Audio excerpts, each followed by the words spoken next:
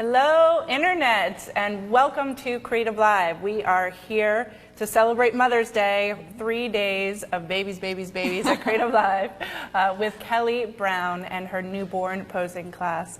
Welcome back to those of you who were here with us yesterday, and welcome to those of you who may have missed yesterday. It was beyond belief phenomenal. The vibe here at Creative Live is incredible, but watching Kelly work, I mean, it truly is an art form. Kelly, watching you work with twins yesterday, it just out of this world. So everyone, we are excited for another full day here at Creative Live. We have about 8 minutes, and my name is Kenna Klosterman. I'm going to be your host today, along with Christy Weber. How are you doing today, Christy? I'm great. I'm excited for more babies all day long. Excellent. Well, we're happy to have you back for your second day here on air at Creative Live.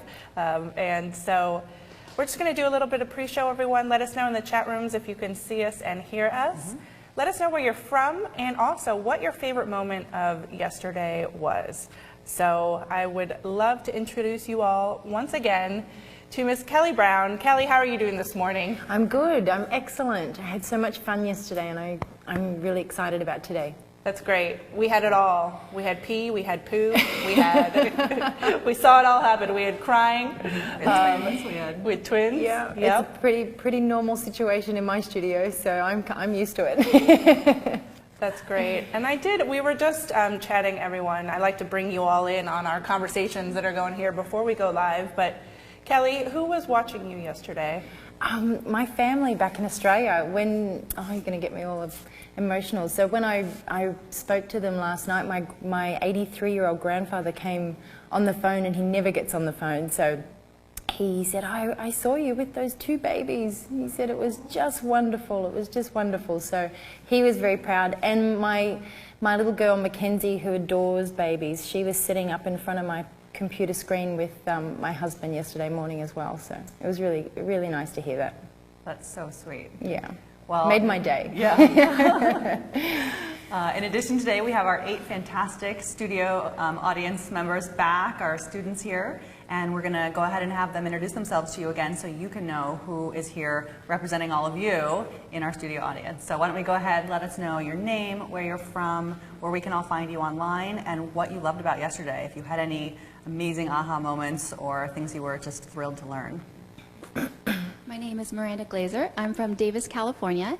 My business is Miranda Caitlin, so you can find me at mirandacaitlin.com, and all my social network links are on there. For me, I was most amazed that Kelly does not give the mothers instructions before they come.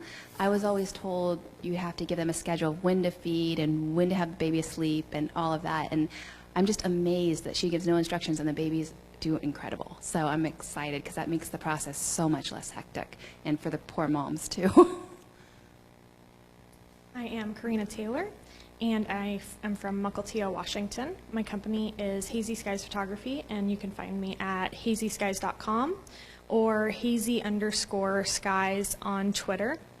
My aha moment would be just how Kelly handles the newborns when posing, when moving from the parents, moving different situations, and how she keeps it happy, calm, not startling, and just how you take care of the baby when it starts to kind of throw a little tantrum and how well you get it back to where it needs to be. My name is Karen Biker. I'm from Grimsby, Ontario, Canada, and you can find me at Reflections of Life Photography, or rolphoto.ca. My aha moment yesterday, I guess, was when Kelly introduced that she has actually like a catalog of props. I thought that was really interesting, so parents can just kind of flip through that and see what they'd like to use for their babies without actually having to look through everything physically. So that was pretty cool. Hi, my name is Helga from Edmonton, Canada. My company name is Helga Heimer Photography. You can find me on the web at helgaphotography.com or Twitter helgaphoto. I think my aha moment was when Kelly was doing the beanbag pose, and how nicely she did the 5 different poses in a transition from back to the tummy. I used to just pick them up, move them around, and that's always startles the baby, and I just find that that's a good point to start doing and it will make my life easier and make the baby's life more happy, I think. So, yeah, thanks. I think that was really good. Hi, my name is Tammy Higashi, and my business is Finding Moments Photography by Tammy Higashi. And one thing that was really helpful for me was seeing her, how she put the pieces of fabric all around the baby to support it, since I've only put it under to lift up their head or behind. And so I think it was really helpful to support them that way and keep them more secure and in position. Hi, my name is Denise Moore. I'm from Columbus, Ohio. You can find me on Facebook on that's wrong. I Heart Newborns, or follow me on Twitter. It's I Heart Newborns 1. I think my aha moment yesterday was when Kelly was telling us never to put a baby in a really uncomfortable position, kind of work along with the baby. And my favorite moment was watching the parents behind the scenes, watching their little babies getting photographed, and particularly the mom who was very emotional. I thought I was going to break down and cry myself. So that was a really wonderful moment. And of course, working hands-on with Kelly, helping her to pose the babies was just fantastic. So I really loved that. Hi, my name is Stephanie Whiting. My company name is Photography West, and you can find me at photographywest.ca. And I'm from Kelowna, British Columbia, Canada. And my favorite moment from yesterday was just watching Kelly work with the newborns and slowly moving them until she got the perfect shot. You know, you waited till that perfect moment, kept moving their fingers, their toes until you got that. So I thought that was really nice just watching that. Hi, my name is Molly Meager, and my company is Ellie Bell Photography. I'm from Olympia, Washington, and you can find us at elliebellphotography.com or on Twitter at elliebellphoto. And my favorite aha moment from yesterday was just watching the patience that Kelly had with the newborns, especially the twins that she was working with, was just amazing. And the flow posing with the beanbag, just moving them from one pose to the next was just like jaw-dropping. It was amazing. Thank you. Well, thank you, ladies. You have definitely summed up what we're seeing. So much of the similar comments here in the chat rooms, but want to give you guys out there some shout outs. So we have Arts and Photos is in Lake City, Florida, where it is hot and sunny. Nancy W. Again, Kelly is the baby whisperer. I've got Julia, says, I'm Julia from Slovenia. Can't wait for the second day sessions to start. Bethany from Texarkana, Texas. Kelly, you are amazing with the twins. Good job. And Carl French says, hello, all. I'm in the forces in the UK and starting my own photography business, and I enjoyed every aspect of yesterday's class. So looking forward to today's lessons. Absolutely. I've got Isabelli from Manila, Philippines. Despite the time difference, I finished the whole day workshop. No sleep, but totally worth it. Nice. Fantastic, yes. And we have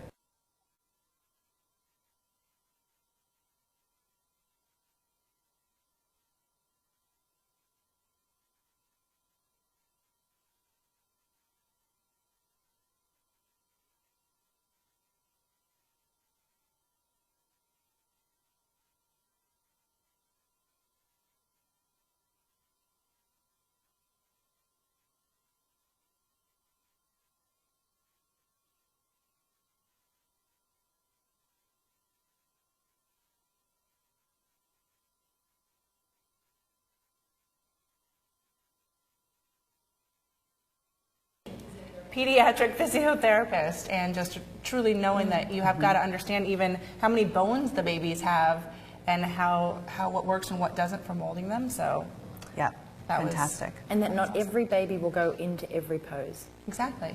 Big shout out to Betty Hodge from Star, Mississippi. Let's see, Carrie from Cape Breton, Canada. We've just got everyone here. Someone from Brazil, Texas, Australia. Vanessa, hi from Perth, Australia. All right, well, welcome everyone. Fantastic. Well, it's that time to get going and start up again here with day 2 at Creative Live and Kelly Brown's newborn posing workshop. I'm going to give you just a quick tutorial about how to watch today's class, how to ask questions in chat, and how to purchase the course videos. There's one place to watch Creative Live, and that is creativelive.com/live. You can take Kelly today on your iPhone, iPad, or Android-friendly device, so wherever it is that you are, you can be watching babies all day long with us here in Seattle. That's right, it's Mother's Day weekend. In addition, anywhere that you are on the Creative Live website, you can just go up to hover over the Watch Live sign there up at the top left and find the broadcast by hovering over that. So anywhere on the site, it's very quickly and easily able to get to the live page. On the live page there, beneath the video that you're watching, you can purchase anytime access to the course videos, as well as the bonus materials, which does include bonus videos that we'll be talking about in a little bit. But that's truly the quickest way to get to adding the videos to your shopping cart, is to do it right there on the page that you're watching. Next, we have the chat rooms. So as we read off, we have people joining us from all over the world, and the best way for you all to interact with us here in our social classroom is to click on that chat icon. It'll pop open a new window, and there'll be 3 tabs across the top. The first tab is the Creative Live tab, and this is for you to have your on-topic conversations with each other. So there's a wealth of knowledge out there with all of you, and feel free to share all of that with each other. The second tab is Creative Cues. And this is where we invite you to ask your questions for Kelly. We have a team of folks behind the scenes who are working with you there in the chat rooms. And Christy and I are here to be your voice. So let us know what your questions are. Put those there in the Cues tab. Let us know where you are joining us from so we can give you that shout out. And once again, there's no need to list out your questions multiple times. We have a list going, and we will get to as many as we can. And we ask those when they're on topic. So be patient with your questions, and as Kelly said, there are a ton of questions coming in on social media as well, so we're looking at those too. Finally, we have the Creative Lounge. Good morning to all of you loungers. Hope you guys are having a good day so far. We invite you to have your off-topic conversations here in the lounge. So get to know each other, have fun, and keep it all friendly there. So like I just said, in addition to the chat rooms, you can also interact with us on Facebook and Twitter. And thanks to all of you who were doing that yesterday on Facebook and Twitter. We have a lot of activity there. So you can go to facebook.com/creativelive, and we'll be looking for your questions and comments there. And for this course, we are using the hashtag #KellyBrownLive, all one word, all together, Kelly Brown Live. So we'll be looking out for your tweets. So let's just talk through how Creative Live works for those of you who may be new. We try to reach as many people as possible for free during our live events. This is a 3-day live event. At the end of each day, we rebroadcast the live event for free for those people who may have missed it earlier today or may be asleep right now. And the way that that works then is those of you who love what you see or who know that this is a course that you are going to need to own, you can purchase anytime access to those course videos plus bonus materials. And for all 3 days, the cost is $149, which is just an incredible value. However, when you purchase it during the live event, it is only $99. So let's take a look at the course page so we can describe sort of what it is that you are able to purchase here when you do that.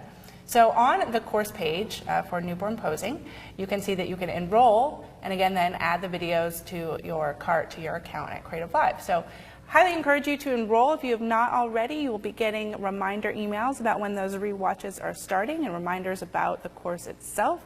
And next to that is again where you can purchase the videos.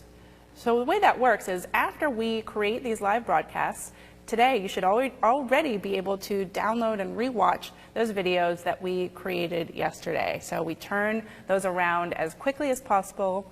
You don't have to wait for a DVD in the mail or anything like that. It's just right there and available.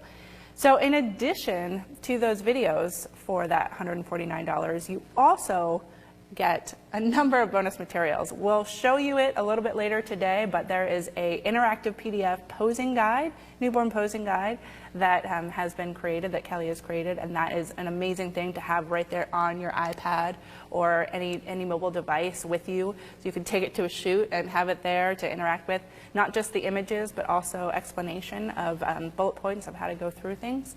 And in addition to that, there are 3 course bonus videos that we did on 2 days ago, the pre-shoots, and those are images we'll see in a bit today about, Kelly's going to show us how she composites some of those, but there are 3 different videos, 3 more babies, so many, many babies. There's going to be a pricing guide included in that. We're going to be talking about marketing later today.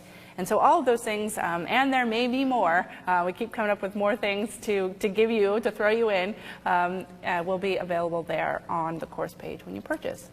So once again, once you do, you can access those videos, download them directly in high definition or low res versions for your mobile devices, or you can also just stream directly from the Creative Live website.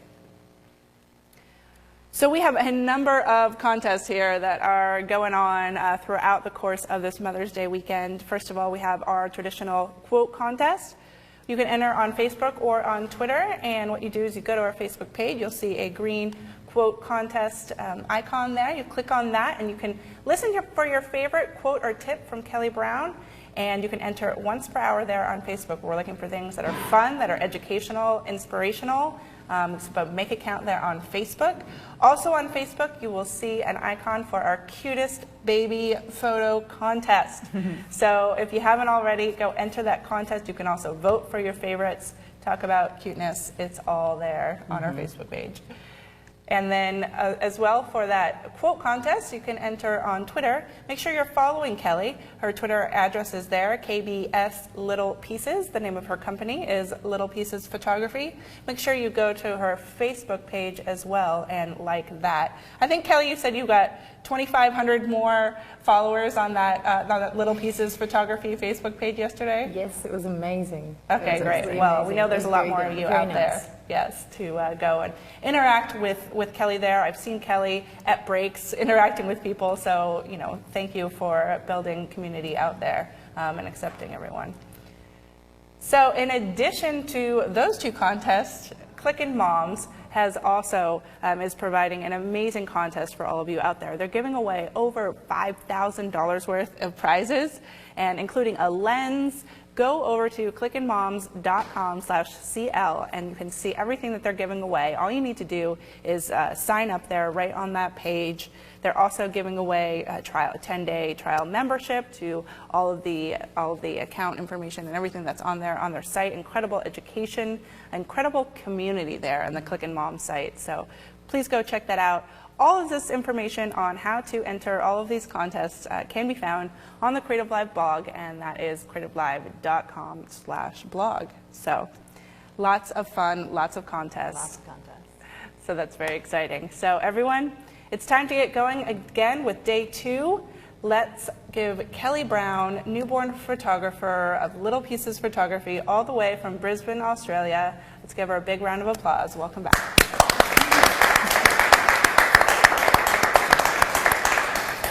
Hi, good morning. Today we're going to start with my post-processing ways with Photoshop. I wanted to actually, before I start, just quickly say how many people had sent me messages yesterday. It was phenomenal. I was blown away. So this is just something, this is my little business from Brisbane that I've been able to bring to you, and I feel so grateful to be here and share it with you. And the amount of questions that came through, I wish I could sit and answer every single one of them, but I think a lot of them I covered yesterday. So if you get an opportunity to go back and watch yesterday, a lot of your questions will be answered during that. But yeah, post-processing. I like to keep things pretty simple when I'm working in Photoshop. I don't use Lightroom. There's nothing wrong with Lightroom. It's an amazing tool to have, and so many people use it.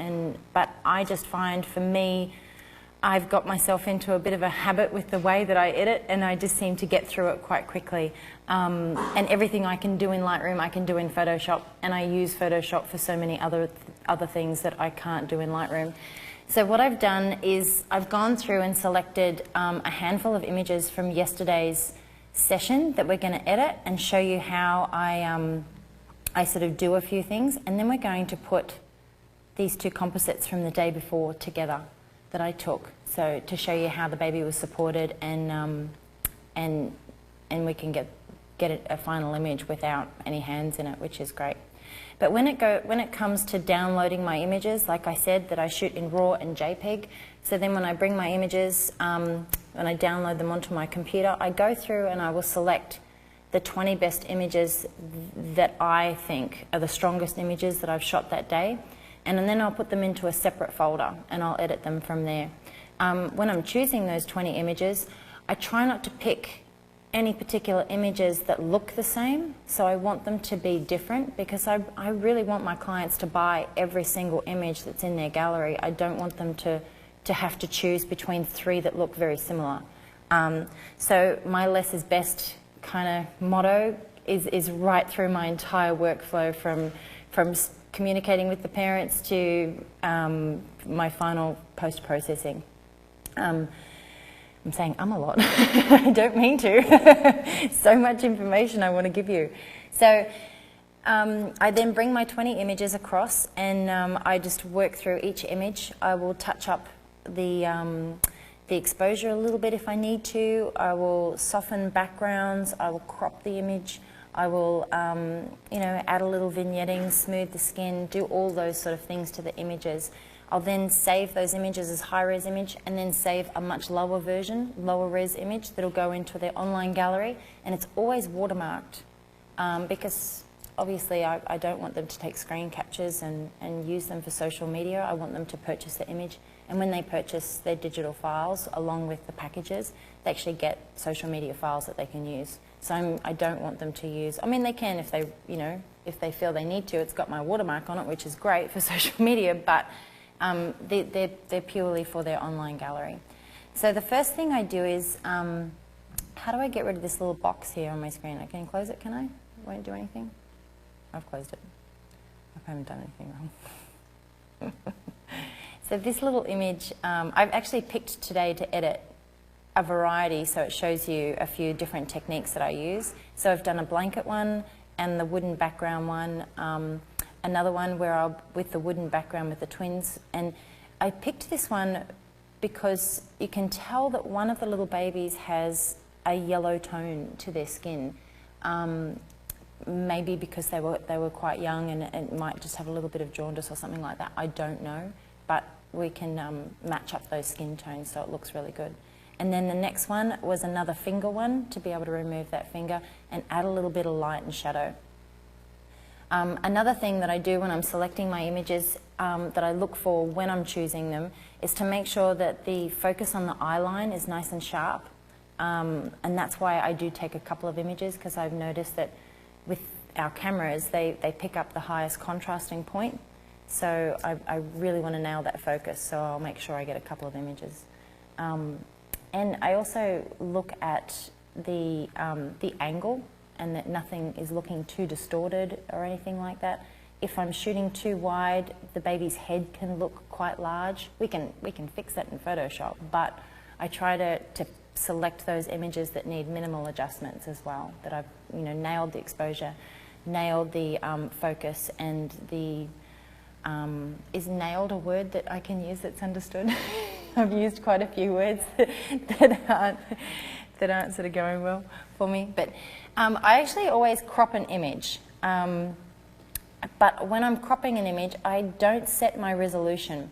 So I'm using CS6 here at the moment. I'm still fairly new to CS6, and my Photoshop background is not great. It's not my strongest point, I'm not going to lie to you. For a long time, I was always so scared to ask people for help. I was embarrassed about my images, and I would look at other people's images and go, wow, they're amazing, how do I do that? So I just spent hours and hours just buying magazines and watching online tutorials and attending as many workshops and soaking in as much information about Photoshop as possible. So that's how I've learnt my process, through a combination of many different ways and techniques. But when I do crop an image, we'll go back to that, I always leave my resolution free. So you can see up here, there's some pre-selections, but we'll go down to size and resolution. And you can choose, you can leave this blank, or you can set your resolution.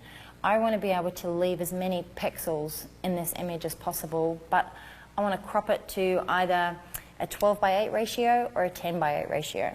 So all of these images that are on the wall that are blown up, they were all cropped to a 10:8 ratio, but the resolution was left blank so that there was the maximum amount of pixels could stay within that image, so that I can blow it up and enlarge it as quite big, if that makes sense. Please ask questions if I'm not explaining something clearly enough. So yeah, I'm just going to put in my 12:8 resolution size. Yep. Upload both RAW and JPEG, and I was wondering what the benefits of doing both are, and are you editing RAW right now? No, I'm editing a JPEG right now. I've imported the JPEG into a folder, and now I've opened it in Photoshop to work with it. It's quite a large file.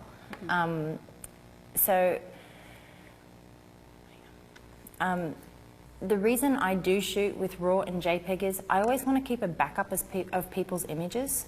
So the RAW files are stored. They're stored as RAW files, and they're always there, so that if something happens to someone's images, or if something happens to, God forbid, my hard drives or computers, I save my RAW images in different locations, so that I've always got a constant backup, just as a lifesaver, because things can go wrong, as people know. So they're there if anything happens. I've had clients come back to me. We had floods in Brisbane and they lost some of their photos, so I was able to help them out because I've always got a backup of those images. So yeah, I'm working in the JPEGs, but I've got the RAWs if those JPEGs aren't high enough quality. But yeah, so I've set my 12:8 ratio, and I've left the resolution free. So once I sort of crop this in a little bit, I don't want to crop it in too much, but just to show you that when I do crop it in, and we can turn it and rotate. You can see how you can change the angle of your shot. I like to leave things fairly flat. So you can see when I go now up to image size that I've still got quite a large resolution in that image at that crop. So there's still enough pixels in there to blow that image up quite large for my clients.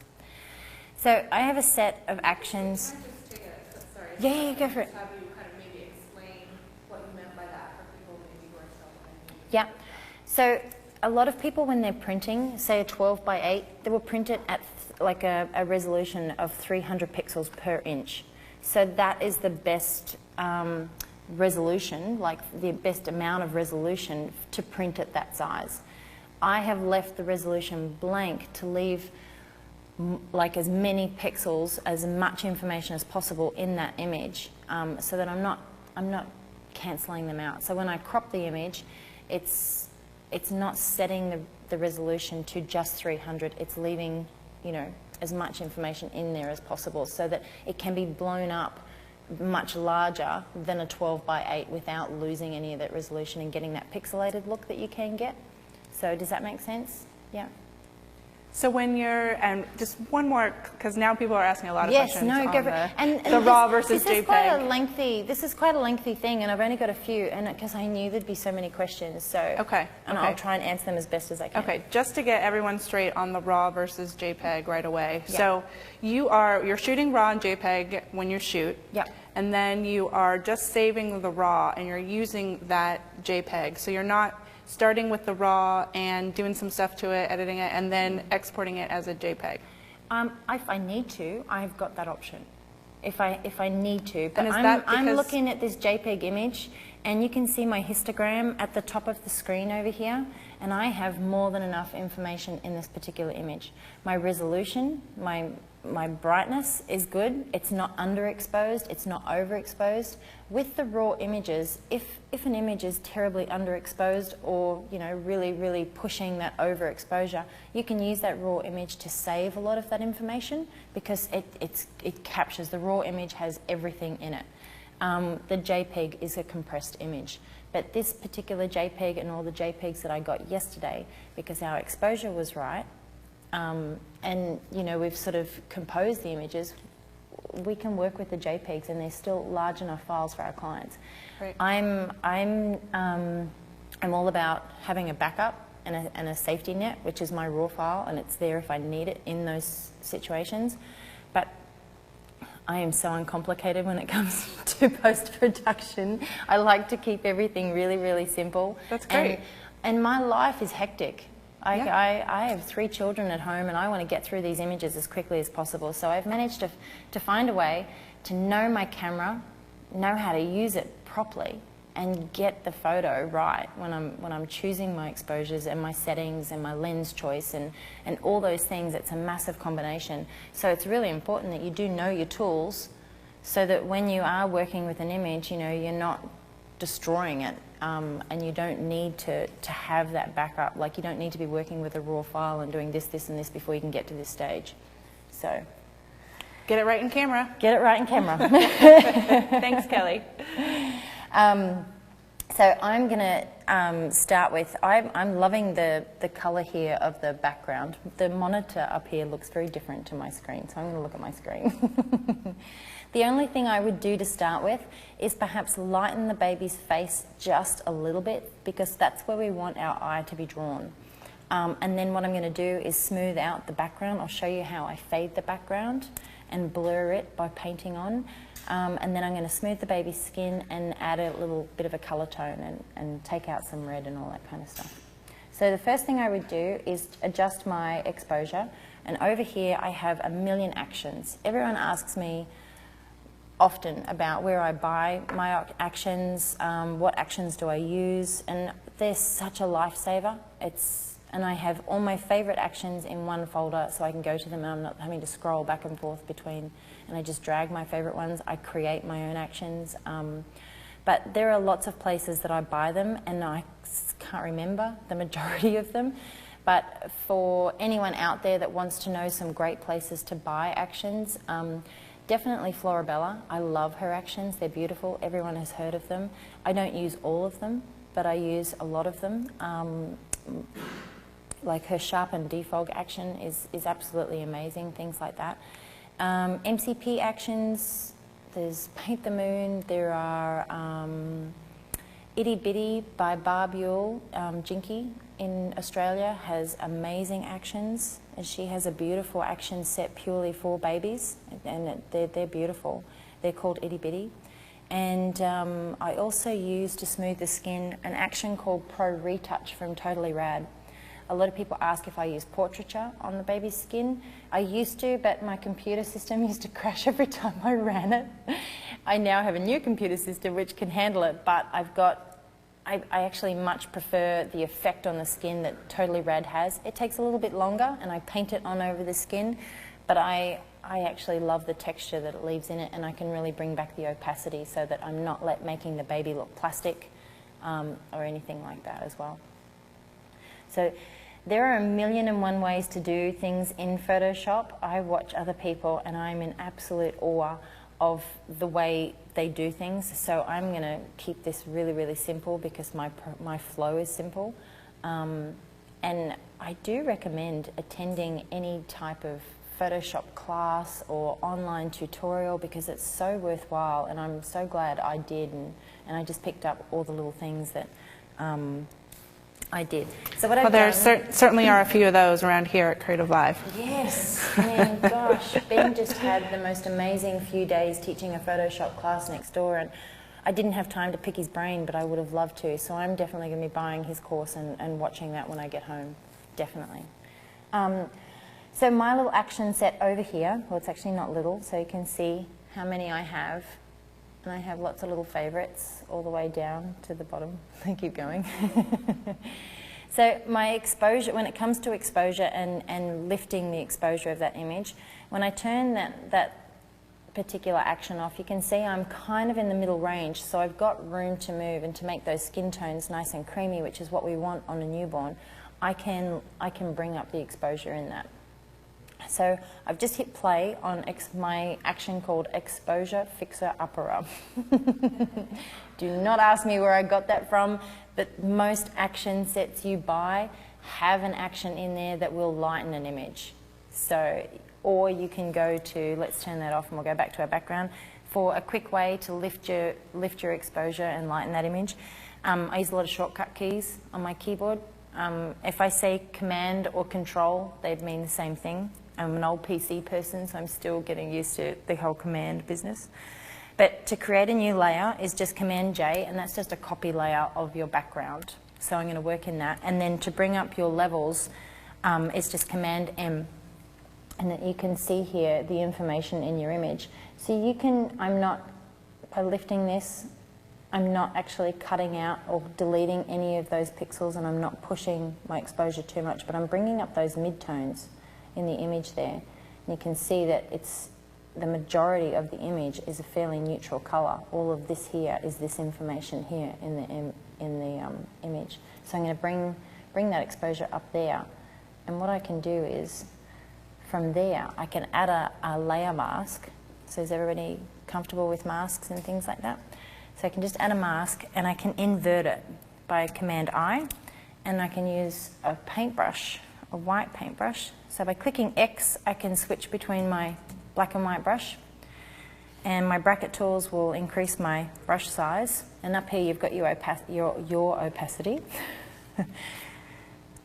And I'm just I can paint this on where I need it, just to lift that.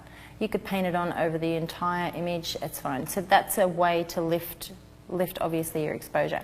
I'm going to go back to my original Exposure Fixer Upper layer, because I'm used to working with this one.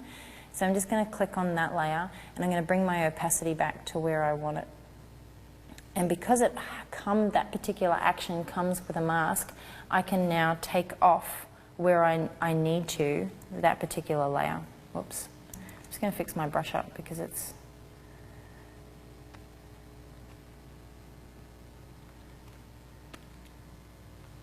Yep, that's better.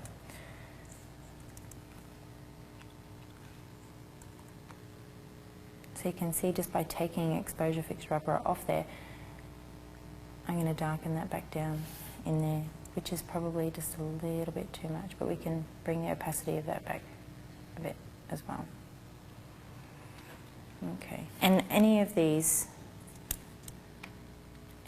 really bright highlights that are on the baby's wrist or anything like that, just so we get an even skin tone. We don't want any bright bits. And on the baby's foot there, it's a bit brighter.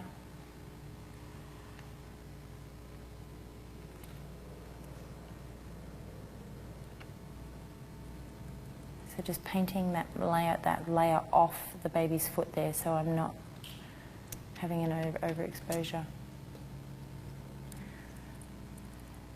I'm speaking softly because it's like I have a baby in the room. It's so quiet in here. Okay. So Kelly, this is sort of your general process, is looking at all the little nooks Yeah. and crannies in there, zooming in, making Yeah. sure that I don't know what I did there. Okay, so by turning, you can see, this is not my computer, so all my brushes and everything are a little bit different, but I'm getting there. Bear with me. So yes, I can paint actually back on here because it's a little bit dark, and we'll bring that back up. So I just switched between my brush, and I'm now just brushing that back on there just to lift it and make it a bit more even. Okay, so to merge those two layers, it's just Command-Shift-E on my keyboard. And I've left from, I use snapshots in my history palette, so I can go back to any of my process at any time. So I always take a snapshot. It's a habit thing that I do, but you can see my original image is a little bit darker, and we've lifted that exposure just gently in there, so it's not too overexposed. Now the reason I didn't light it all the way to maximum is because when I bring out these reds, I'm going to lighten those skin tones a little bit more when I bring out those red tones. Excuse me. This baby had beautiful skin, so I was really, really lucky with that. There are plenty of actions out there to take the red out of the skin. I like to do it manually with hue and saturation, and I can see just by looking at this baby that it is a more sort of magenta-y red, so the opposite of that would be cyan. I'm going to say a lot of these names incorrectly. I apologise, but you know what I mean. But if this was a really yellow-based red, then I would be sort of going to my yellows. So what I'll do is go to Create New Layer, Command J, Copy Layer, and then Command U for Hue and Saturation. And what I'll do is I can see where all the red problems and areas are. But if I go up here to my toolbox and come down to cyans, because it's the opposite in the colour spectrum, and once I've clicked on that, and then once I bring my mouse off there and over here, it becomes an eyedropper. So I can click on my problem area, and you can see down the bottom all this, and it's brought up reds too. So you can see the different reds. There's magentas in there that we want to get rid of. So this would all come back to, you know, your exposure and getting your white balance and everything right. So we shot pretty quickly yesterday. But yeah, the majority of it is the reds too. Oh, there's magentas in here, so we'll get rid of that first. But you can lighten that. You can see just by taking that lightness slider up. I wouldn't take it that far, but just to show you how, you know, how much magenta is actually in that skin. So what we can do is bring that down to probably about 15, and then we can also change slightly. We can adjust our sliders up here as well. So what I'm going to do is just move that to probably about there, and you'll be able to see the difference by turning that on and off, and it's lifted those skin tones up a little bit as well. Does that make sense? Any questions? I'm not going too fast? Okay, so I'm happy with that. I'm going to merge that because I'm not taking any of the reds out of the lips and making him look pasty. Him, it was a little boy, wasn't it? Okay. So what I'm going to do now is soften the background. I'm pretty happy with those exposures. You could, if you want to, do that again, which I will, just to show you. So I'm just going to do another copy layer, Command J, and then Hue and Saturation.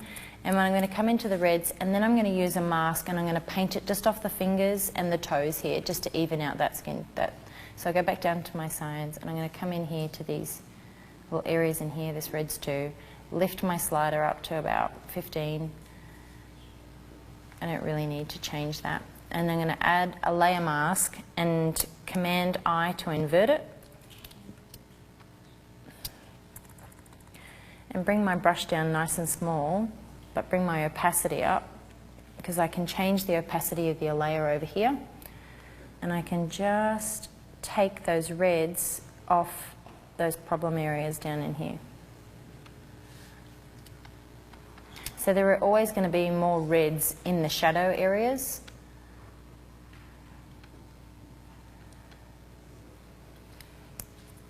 But that's just a little subtle difference. You can see, can you see on that screen the difference?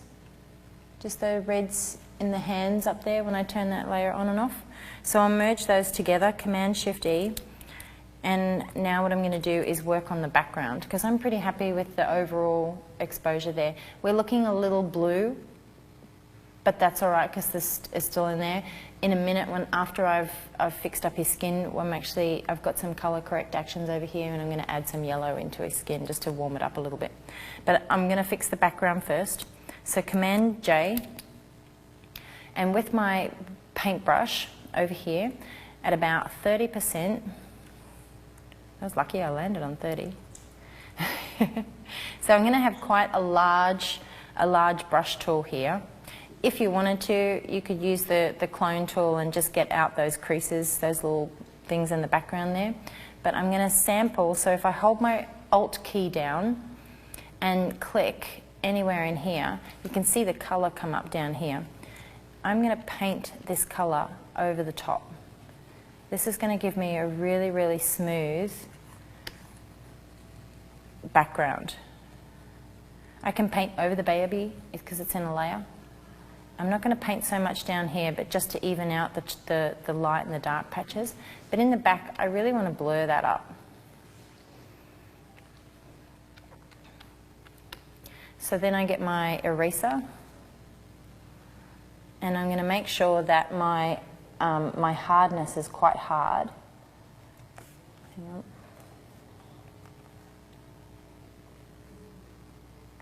There we go. So what I want to do now is bring the that layer off the baby in this particular layer. So I'm just going to come in and around, nice and close to the baby. Are there any questions, Kenna, while I'm doing this? Yeah, let's see. And like I said, I'm not a pro at this. This is just what I do. That's how we all work. Veronica S. had asked if you could elaborate on what you did taking the reds out of the feet and the hands. Oh, okay, so that was just that last step. Yeah. So I basically repeated the first step. So I went up, I created a new layer. I went into hue and saturation.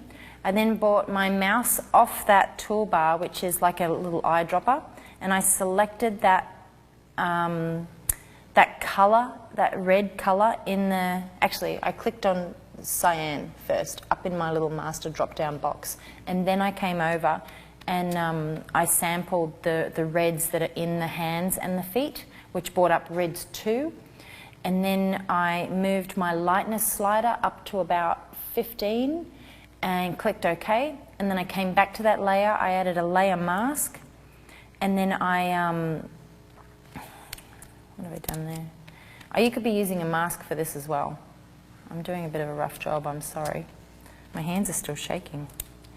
So yeah, and then what I did was added a layer mask, and I inverted it with Command I, and then painted it just onto the hands and the feet to remove it in just that area. So I'm just going all the way around the baby now with the eraser tool. And if I turn the background layer off, you can see where I've erased, so I'm not missing any bits, because believe me, I have got to the end of an image and zoomed in and gone, there's a bit I missed. So I just, turn that background layer off once I've gone all the way around the baby and erase everything, because I'd just rather be safe than sorry. So just by painting over the background there, you can see what a difference that has made. It's made it nice and smooth. There's nothing distracting in the back. And as much as I like to stretch and pull my blankets on the backdrop stand, I'm still going to get some creases. I'm still going to get some, like crinkles. And it's also really nice to fade the pattern if you've got a pattern in a background as well. This is quite a plain background. But yeah, I would just go ahead and merge that. I'm pretty happy with that.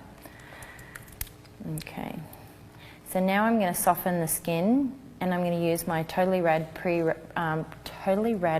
Retouch Action. They've just brought out a new one, which is really good as well. So it just runs and adds a mask, and you just paint that on with a paintbrush. I like to paint it on at 100% because I'm going to be going back and forth over areas, and once it's on, I can move the opacity of that layer down to where it's perfect, and I can take it off areas as well.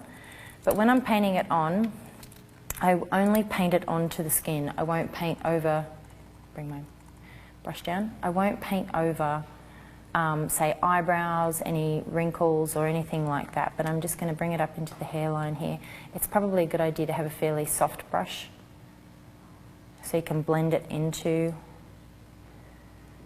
that, but we'll move pretty quickly so you can get the picture. Obviously, you can spend as much time as you like to do all of this. I'm going to bring it over the little nose here. He was cute. And because he's wrapped, I don't have to paint his entire body, which is great.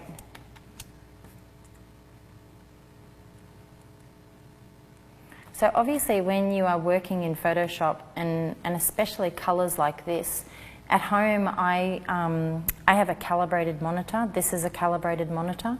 So it's always good to make sure that your monitor is calibrated and you're working in the same colour space as what you're shooting. So I shoot in Adobe RGB, and my monitor and my computer, I'm working in Adobe RGB. So I'm not sort of switching it up too much there.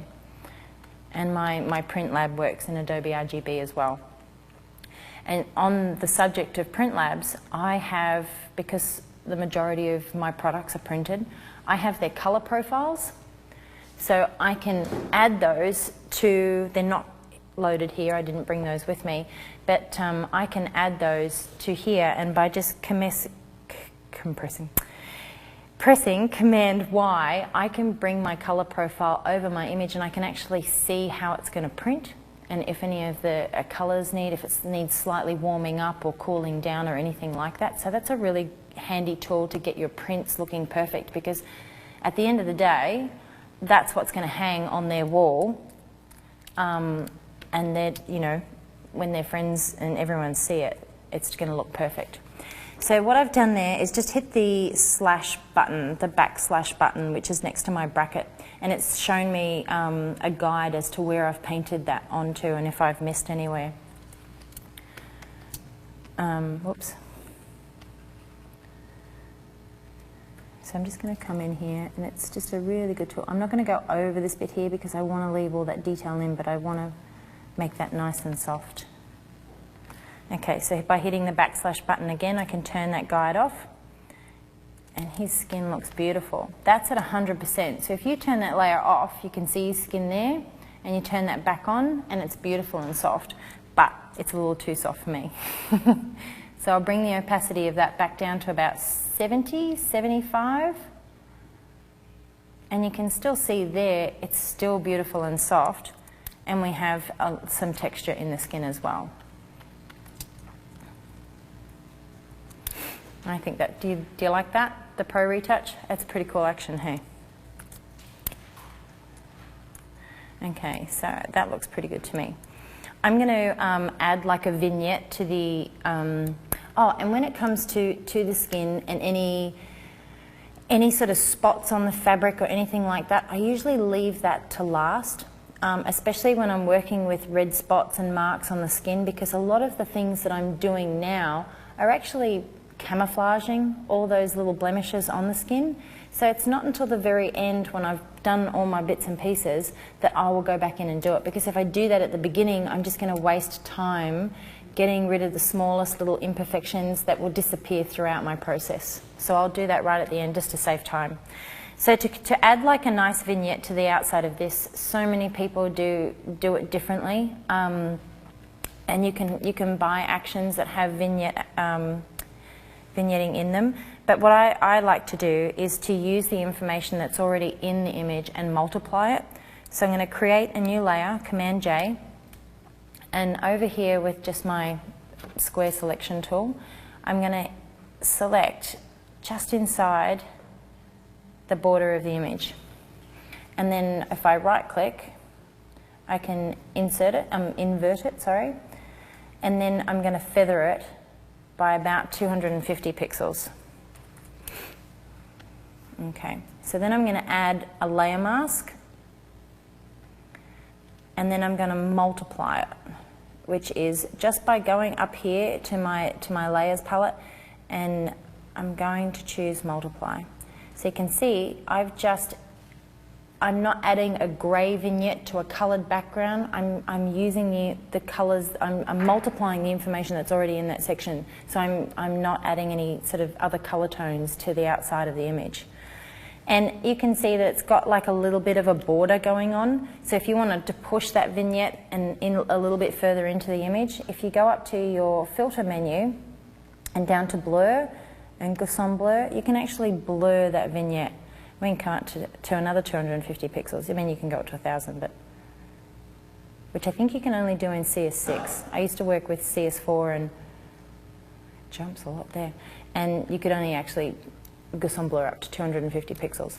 But you can see, I'll just go back by hitting the Command Z button, And just by blurring that vignette, I've really pushed it into the image and not had like that border around the edge. And by turning that off, you can see just the subtle difference that it's made.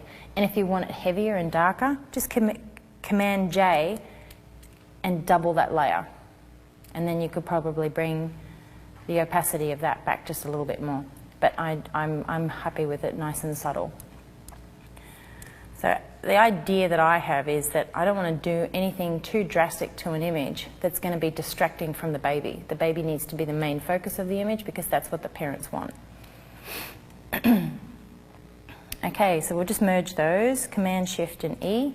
And now what I'm going to do is add some contrast to my image, which means I'm just going to really deepen those shadows and brighten those highlights just to make it pop just a little bit more. And there are many, I've got actions here called bland to brilliant. There's so many different actions that you can use that do all of this, but a way to do it in Photoshop is just, again, with a new layer. And if you bring up your curves again, so Command M, and you can see here, I'll try and bring it up to away from the image. I've got my blacks, obviously, all the way down here. They're not touching the edge. And then I've got my whites over here. By holding down the Alt key and moving these sliders across, it works as a guide. So if I don't hold down the Alt key and I move that down, you can see my blacks really coming in. But if I hold the Alt key down and I move them in, you can start to see where I'm losing information in my blacks with that coming in, and that doesn't look very good at all. So we'll bring that back. And I'm going to bring that in probably about 15. And then if I do the same for my highlights, hold the Alt key in and bring that in, I can see by bringing this in where I'm going to start to lose information in my highlights. But I really want to push those highlights to make him pop, so I'm going to bring it in a fair bit. And you can see just that nice little subtle difference it's made.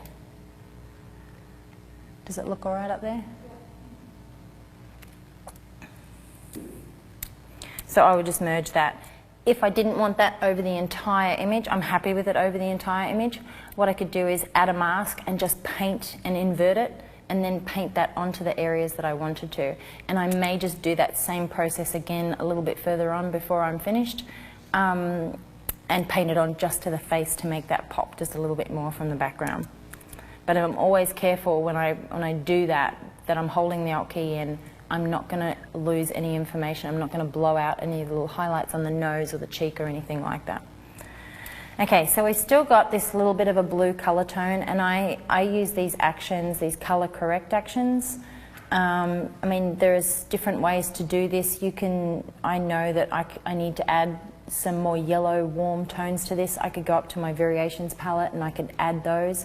I could go to my hue and saturation, and I could move the slider along all those different ways to add those warmer tones in. But I use a color correct blue action.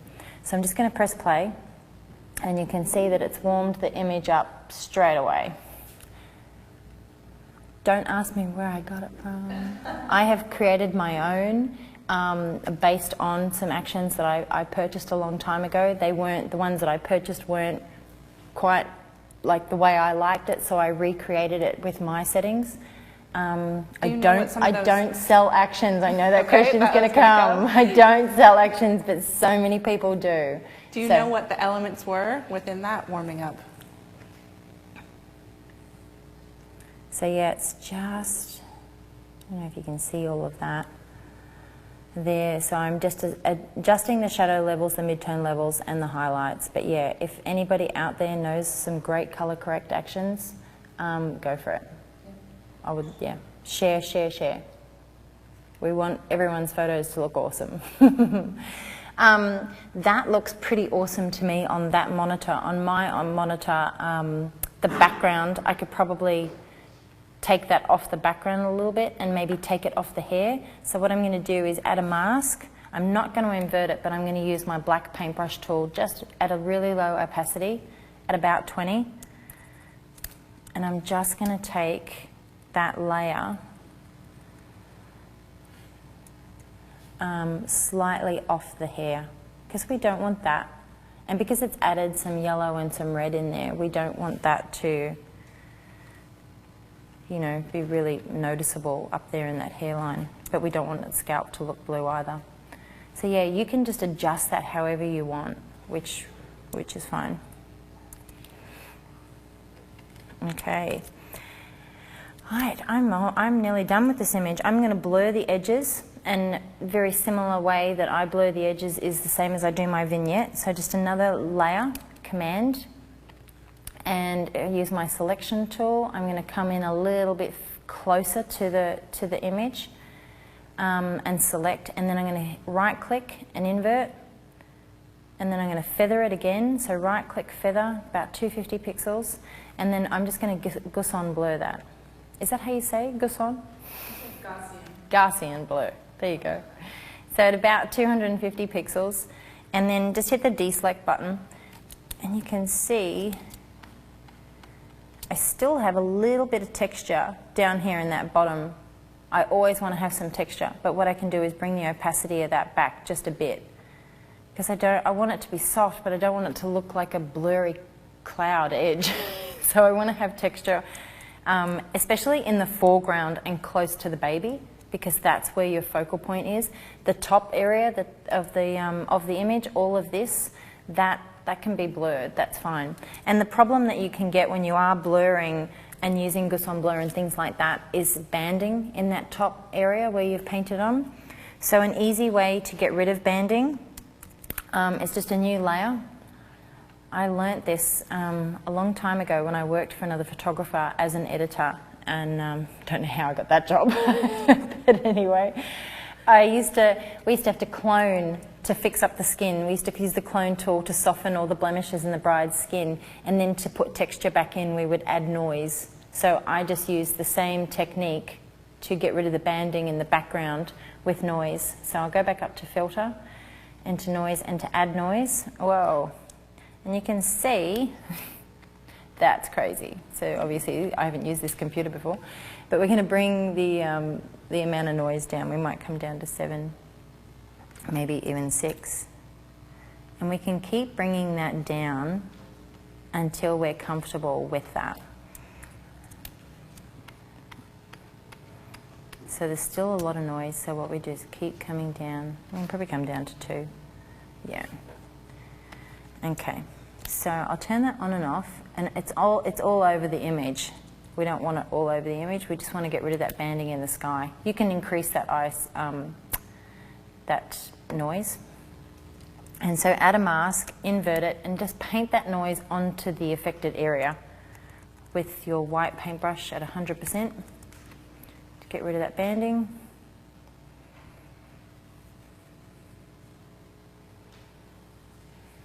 I've been talking so much, I don't normally talk, I haven't taken any snapshots. Anyway, so merge that together, and then if you don't like the look of that noise, you can just add, you can blur it just a little bit. You know, you're getting rid of the banding from the blurring, but you can actually just soften that that noise with a little bit more Gaussian blur. I've got an action here called Paint on Blur, which is one of Itty Bitty's actions, if I can find it. There it is. And I can just softly paint that blur on over the top of that noise, and when you zoom in, it's still there, the banding's gone. Oh, it is on my screen. And it's just softened that noise, which is really nice, and you can bring the opacity of that back as well. There. So I would now probably do a little bit of the sharpen defog. This particular action is just from Florabella, which everyone probably knows about because all of her action sets actually contain this action. It has like a clarify in it, so it really, can you see it on that screen when I turn it on and off? Really defines all the little features, which are great. I'm going to bring that back to about 70%. And if I didn't want it over the entire image, I would just paint it on to the baby's features, because that's what we want to stand out in the image. Excuse me. So I'm going to merge that together. It's okay over the entire image here. You could, you know, if you really wanted it nice and soft, you could just paint it on to the face and toes and the fingers and things like that, but I'm happy with it where it is. And then last thing I do is I have like a little bit of a color tone action that I have that I just play over the top, and it's just like a little bit of a haze. All of my images have it, and I think that it's probably something quite unique that I do to my images so that they don't look like everybody else's images. And everybody has their own little way of editing, you know. Some people like a really desaturated look. Some people, you know, have different little effects that they do at the end just to finish that image off. And this is just an action that I have got that I like the way my images look, and people have said that it's sort of, you know, they look like my image. You can tell it's my image because of the way it looks. So that's pretty cool to me. So it's given me 2 layers here. I'm just going to bring that out a bit. 2 layers here. One's a bit of a haze, and one's just sort of a bit of a colour tone, and it darkens it just a little bit. So I just adjust those shadows. Now, there's something that I use. I don't recommend everyone to use those, but if you're looking for something to finish your images off, there are so many newborn photographers out there that create actions. I know Kelly Ryden has some amazing actions. Kerry Meyer has some amazing actions.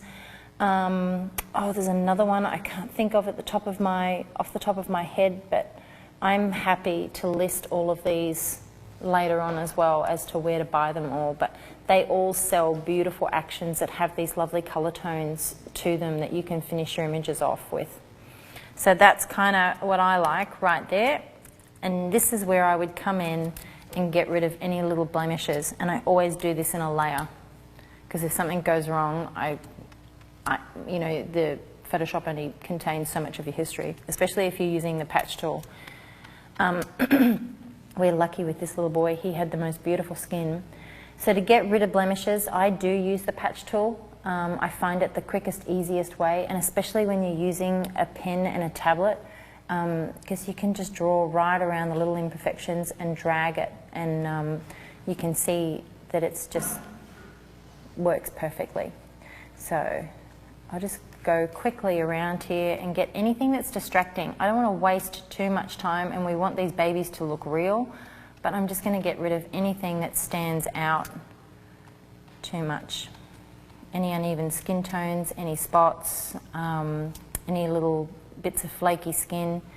If a baby has a lot of flaky skin, it's going to take you forever to get rid of every small bit. So what I do, which I'm not recommending you do, but this is just what I do, is I get rid of the most distracting elements. I'm not going to sit there for hours getting rid of every tiny little bit of flaky skin off a baby, because that would take forever. Excuse me. And the blanket has a mark on it somewhere. And there was another one. There it is. Oh no, it's on the screen. It's a mark on this. I've been looking at it the whole time thinking I'll get rid of that later, and it's on the screen. Nice. That's pretty funny, Kelly. Kelly, can we just stop for a second? We Yes. want to turn Mouse Pose on to your computer so that when you're doing the shortcuts, people can actually see the shortcuts that you're doing. So we're just going to take a minute and ask you a question while they do that. Absolutely. Let's see, from the chat rooms, Cute Baby asks, how much time would you normally take? Sorry, it should be on here. I'm not sure if it's not going. How much time would you normally take for each photo in Photoshop? And do you remove birthmarks or moles? Do you discuss that with the parents in advance? How do you approach that? Yep. I don't remove anything that's not meant to be there. So if a baby is born with a birthmark or a mole, usually, very rarely a mole, but definitely a birthmark, and I get quite a few of them, I don't remove them, but that's why they get their online gallery. And they can come back to me and say, oh, look, we really love this image. Can you remove that? Birthmarks can be tricky, depending on the size of them, to remove, but I generally don't remove them. Because I do get asked a lot during a session, you know, do you soften the skin? Do you get rid of, you know, the flaky bit? I'm like, I get rid of everything that's not meant to be there. Yep. So, but if it's extreme, you know, and I've had extreme, I'm only going to get rid of the worst part of it, not all of it, because it is their baby, and I just explained to them that it takes quite a long time to get rid of that. But yeah, and I'd probably spend 3, maximum 5 minutes on each image. Obviously, images where I have to clone out hands, composite images take longer. Blanket images like this I'd probably spend 3 minutes, but I have actions set up for everything that I've just shown you how to do manually, so my process flow is quite fast. But I will have a session knocked over, you know, in a day, which is pretty cool. Yeah, great. Great, thank you. All right, we have Mouse Posay on, so we can keep going. Excellent, excellent. I'm nearly finished with this, so we're going to save it. I've spent a long time on this image. But please ask questions. I'm trying to remove the spot on the screen. I may sharpen the eye-line just a little bit, because when I was selecting these images, I obviously haven't picked the sharpest image. It's still beautiful to me. And any parent would love it, but I just have a little sharpen tool here, and when I do, I'll actually read these out to you. When I sharpen, I use the unsharpen mask. I've created an action for this. So when I go up to, I create a new layer, I go up to my filter menu and into sharpen and unsharp mask. So this is what that little box looks like, and my settings are at 75% here. My radius is at about 4.3, and then my threshold is at 7. So that's what I sharpen with. I don't sharpen the entire image. I always add a mask and then paint it on where I need it. It's weird seeing that come up on the screen.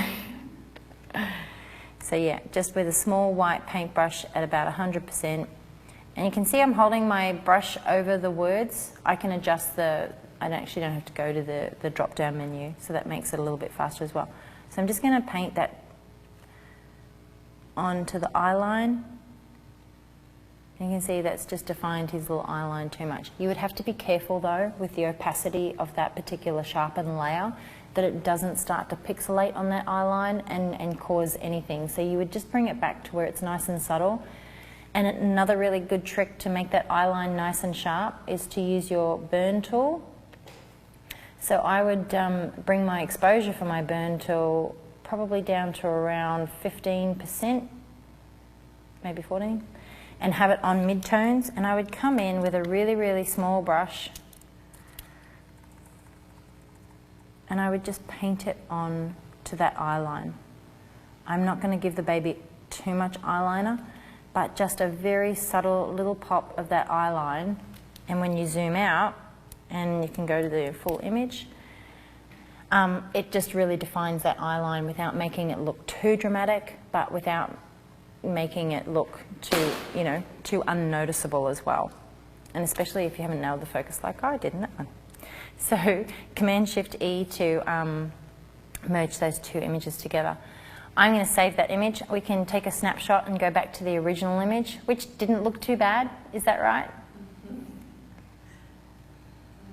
So there's the original image, and there's my finished image, which looks pretty cool. Not bad for someone who's a bit amateurish. But we all have our ways, and we get into such a habit with the way that we do things, and we pick up new techniques, and they sort of go into the flow that we're already used to doing. And I know I want to do things differently, and I have so much fun with some images, but yeah, when I'm working quite basically with these ones, they're just little subtle enhancements that make a big difference.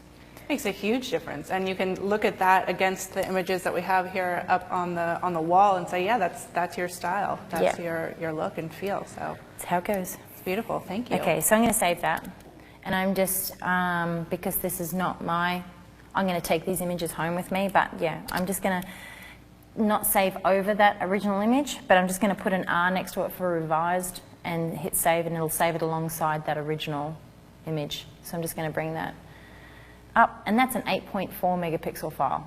That's going to blow up nice and big for these people, any size they want.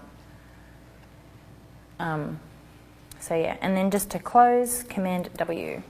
So I want to move on to actually the composite image now to show you how I do that one. Where's the other one? It'll be in there somewhere. But I'm going to open this image, and then I'm going to open the image next to it, and I'm going to paste one image over the top of the other. So they're pretty much taken in the same spot. I didn't move too much without having a tripod. So I'm going to select the entire image, just Command A, and then Command C for copy. And if I go over, there are a few different ways to do this. And then Command V for paste. So I now have that over the top. And if I bring the opacity of this one back, you can see both images there together. So what I did with this particular setup is, if you've been able to see the little show reel that I did on Wednesday with quite a few images, you got to see the dad holding the baby in this particular position. It's a bonus material how I created this particular setup. So I've wrapped the baby and I've positioned it. I've talked to the dad through the process and told him when I'm shooting where to hold his hands, where to move them to, and explained to him how I'm going to put the two images in Photoshop. So it's a pretty cool process. So if I go up here, I can move that image to wherever I want, so to make sure it all lines up properly. And I just want to bring it down just a little bit. And that's a pretty good match up when you turn them on and off. You can see he lifted his little fingers. That's cute. Okay. So what I'm going to do is I'm going to erase this arm on this image, because the background image has got two arms in it. So I'm just going to always go with the easiest image. But I'm going to bring the opacity back just so I can see obviously where it all sort of fits in. Make sure I've selected the layer for the tool to work.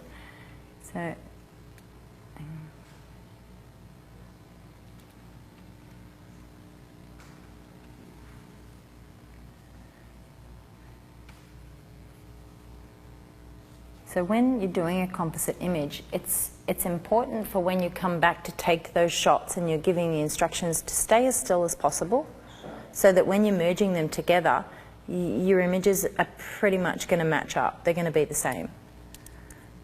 So I'll just zoom in. I'm using the Command and the plus and the minus tools. Oh, you can see that on your screen.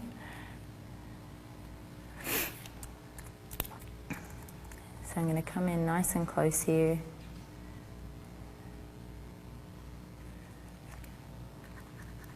So with composite images, you're always going to be doing just a little bit of cloning and touching up in certain areas, because it's very hard to get them absolutely perfect. But obviously here, the weight of his hand pushed down the knit wrap in the first image.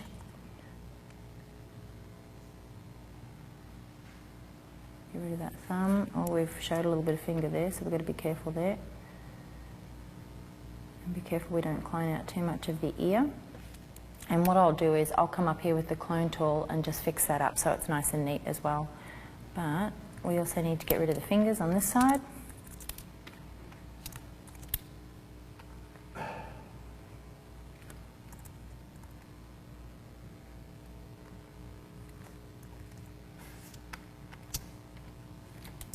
See me leaning forward to see?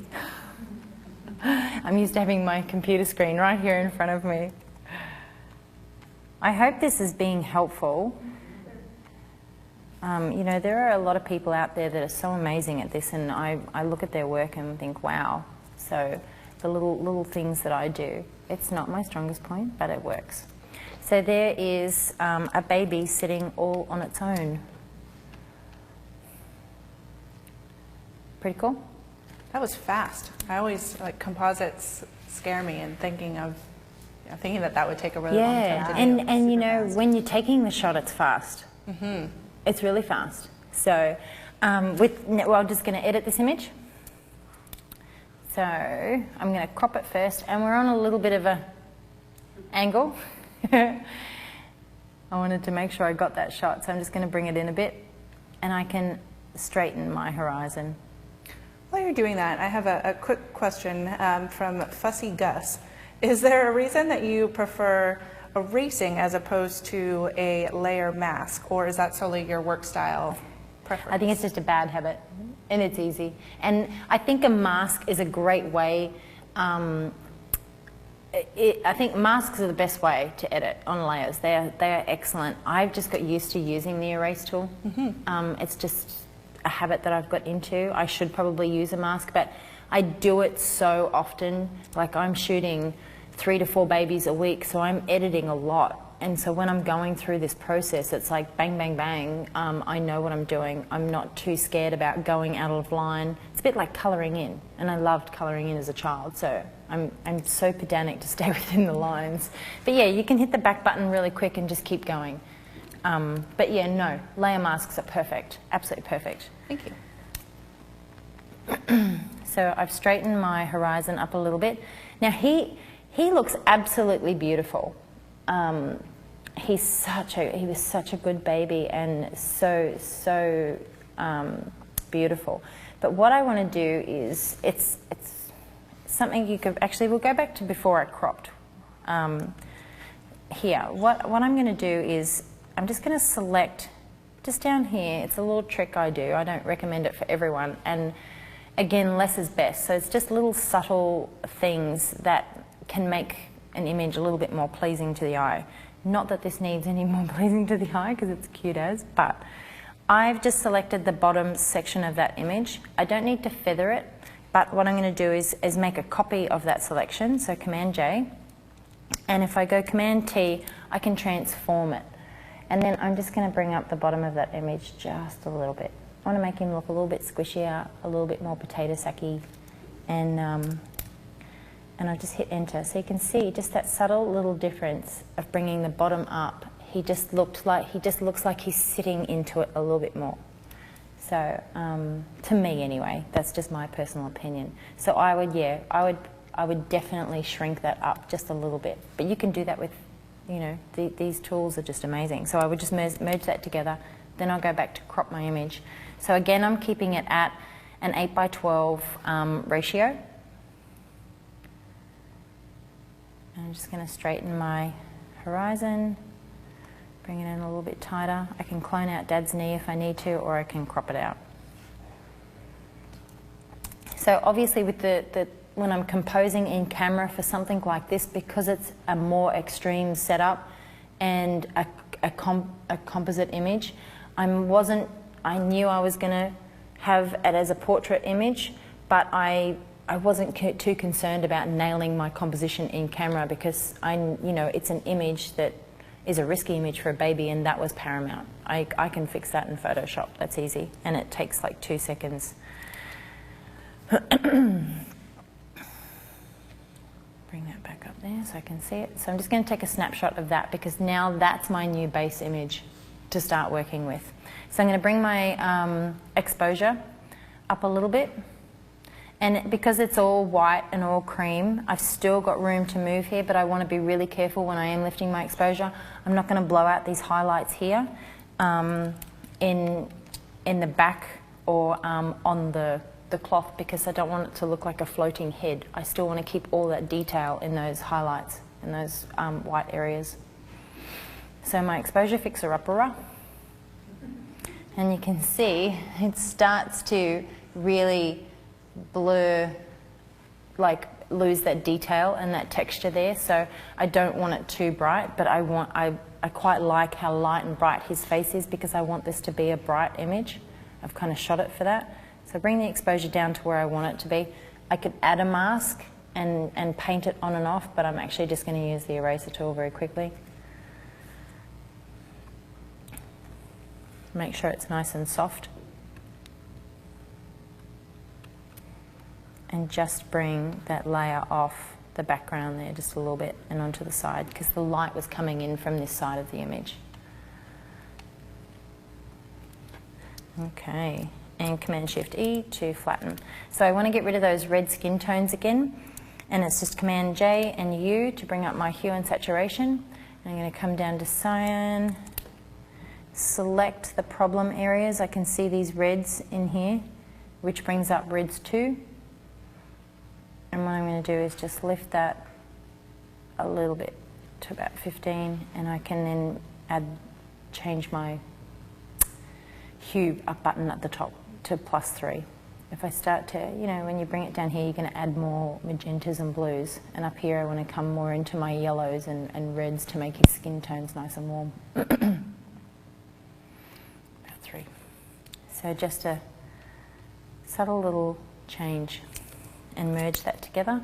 I'm going to soften my background by painting it just a little bit. You could blur it. I like to paint it because I find that when you start to blur the background, it will blur into the baby, and we don't really want that. So I'm just going to paint very, very gently. Not to lose the detail in the background, but just to soften it so it's less distracting to the image. So with my paintbrush at about 30%, a large paintbrush, and I'm going to use the Alt key to sample the background.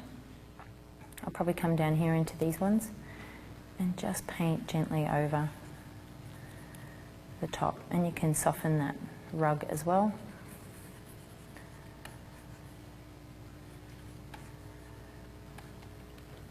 And then erase or mask.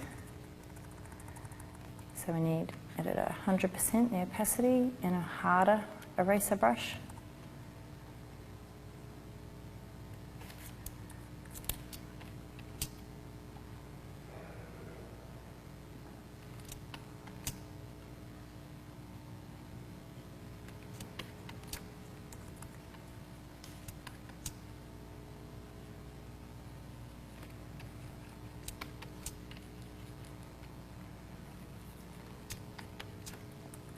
And I think it's really important. I'm quite happy to sit here and share with you what I do, and I think it's really important to not worry about what other people do. I spent a long time worrying about what other photographers did, and I didn't look at my images, and I wasn't happy with them. So it took a long time for me to get to that place of, I'm fine, this is my style, I don't care what other people think, I don't care how they do it. There are a million ways to do it, and if I can win awards with my images, the way I edit and the styles that I have, that's my business. I'm happy with that. I would use the clone tool down here to this little blanket. So you can see that I've pretty much erased all of that except for in here, and we don't want it on the ears. And in nice and tight. Doesn't matter if it blends into the side there because the colours that I've painted on are quite soft. But you'll see just the difference that it's made. So it's just made it nice and soft, taken a little bit of the distracting elements like the shadows up here and the blending of the background into the foreground, just made it a little bit softer. And that's pretty much it I would do with the background. Maybe do a little bit of a Gusson blur around the edge again. But I'm just going to do a quick pro retouch on his face. Do I have time to edit one more image after this? We have about 25 minutes. Oh, excellent. Yeah. Do we have any questions while I do paint pro retouch on? Absolutely. Do we have any in the studio audience? Yes, we do. Excellent. I just have one, and I don't want to slow you down because I don't No, think no, you no, can... go for it. I'm just Okay. going to paint them. When you do add that warmth to them, you said you used one of your actions and you weren't, you kind of created it yourself, so you don't have to tell me right now, but I'm so curious how to get that kind of beautiful, yummy, kind of golden skin tone. Yep. What did you change to get that? Well, I could see just visually, I could pick up that there were a lot of sort of grey, sort of bluey magenta tones. I was heading that way on the spectrum. So what I needed to do was move that. I needed to shift those colour tones into the more warmer colour. Like if you, I did an amazing course with a gentleman called Les Walkling, and he's Australian, and he is like the colour god. the color spectrums and how he explains them. So if anybody is interested in any of that, and that, I would definitely look up on the internet, Les Walkling. I think it's WALKLING and LES for Les. And his website has a phenomenal amount of information about understanding the color spaces that we work in. So I could see, just by looking at the image, that I needed to adjust those. And I mentioned that you can go into your hue and saturation and you can move your sliders. You can create a new layer and go up into variations, and you can add yellows. There are quite a few ways to do it. I use these color correct actions, and I think I asked if anybody knew where you can buy these color correct actions to list it, because I have had them for so long. I honestly don't know, and I've got into such a habit of using them because they work so well, and it's so easy, especially if you don't have the correct white balance in your studio. But it's so important to make sure that you do have a good white balance, and you're shooting within your right temperature of your camera. So understanding white balance, how to set the white balance in your camera is really important, and understanding like the color spaces that we work in, and when your image is sort of moving towards one color space, how to bring it back. Does that make sense? Any other questions from the studio? No? We have one here from Jennifer Gilmore from the chat rooms. She wants to know, does Kelly retouch or enhance every image before her clients see the proofs? And are they basically print ready when they see them, or do you do additional retouching after they've ordered the ones they want? They're pretty much print ready, because I don't want to go back, because I'm constantly shooting. I don't want to have to go back and redo anything. And because, as you can see, this is my process, they're print ready now. So yeah, it's like double handling. I'm not a big fan of double handling. Sure. When they send me their order through, I want to be able to go to their folder and say they want to print this particular image. I want to grab it, EFT it to my print lab, and at the size that I want, and it's done. Great. So it's a really quick process. Nice, so I like to make sure that, and I really want them to fall in love with their images when they see them for the first time. I don't want them to look at them and go, I really wish they'd changed, I really wish she'd got rid of that, or I really wish, you know, just little things. They're going to look at an image of their newborn and think it's beautiful regardless of all those things, but after a while when you look at an image, you will start to find faults with it. I had a lady recently ask me to make a few minor adjustments after her gallery was done, and that's fine. She could obviously see a few things that I couldn't, but they were images that she was in. So, you know, they are print ready, except for if a client requests an additional change. That's perfect, because we have another question here from another reader. CCP Studios Online was asking, if a client asks you to do additional retouching, other than what you offer, do you do that? Do you charge an extra retouching fee? I don't, because the majority of it's done, and it's usually just a slight alteration.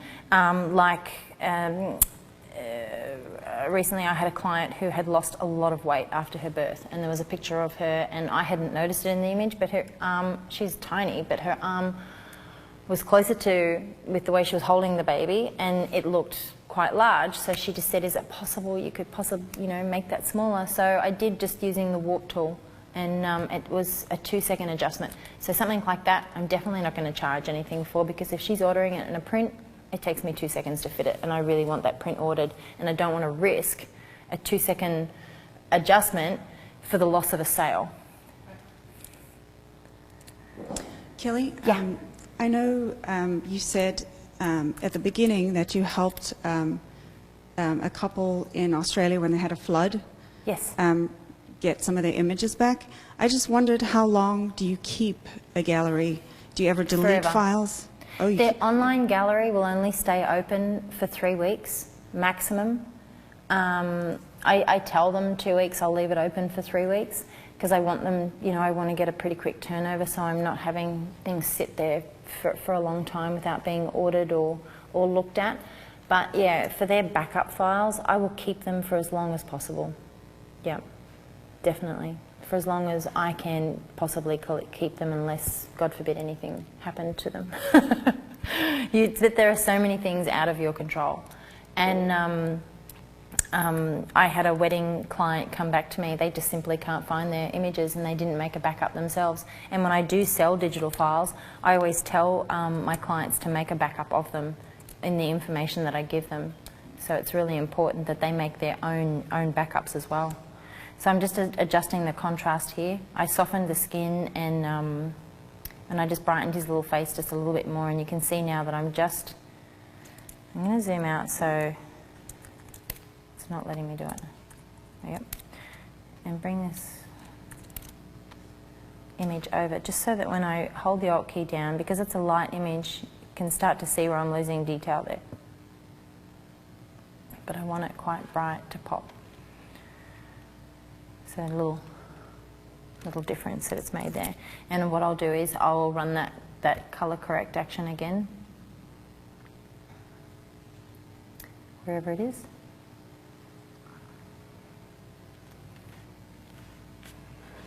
Just over. I don't want it so much over the entire image, but more so on the skin and especially on the fingers. So what I'll do is I will bring it back to where it looks good on the background at about 60%, and then I can play that action again, add a mask, invert it, and then just paint it on where it additionally needs it. So maybe at about 20%.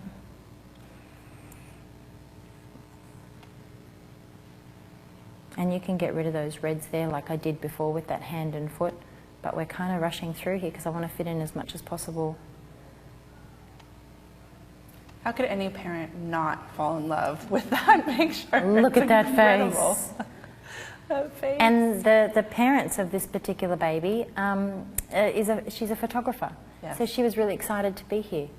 And it was really, really nice to work with them. And he was a pediatrician, so very aware of what I was doing and the environment that he was bringing his baby into.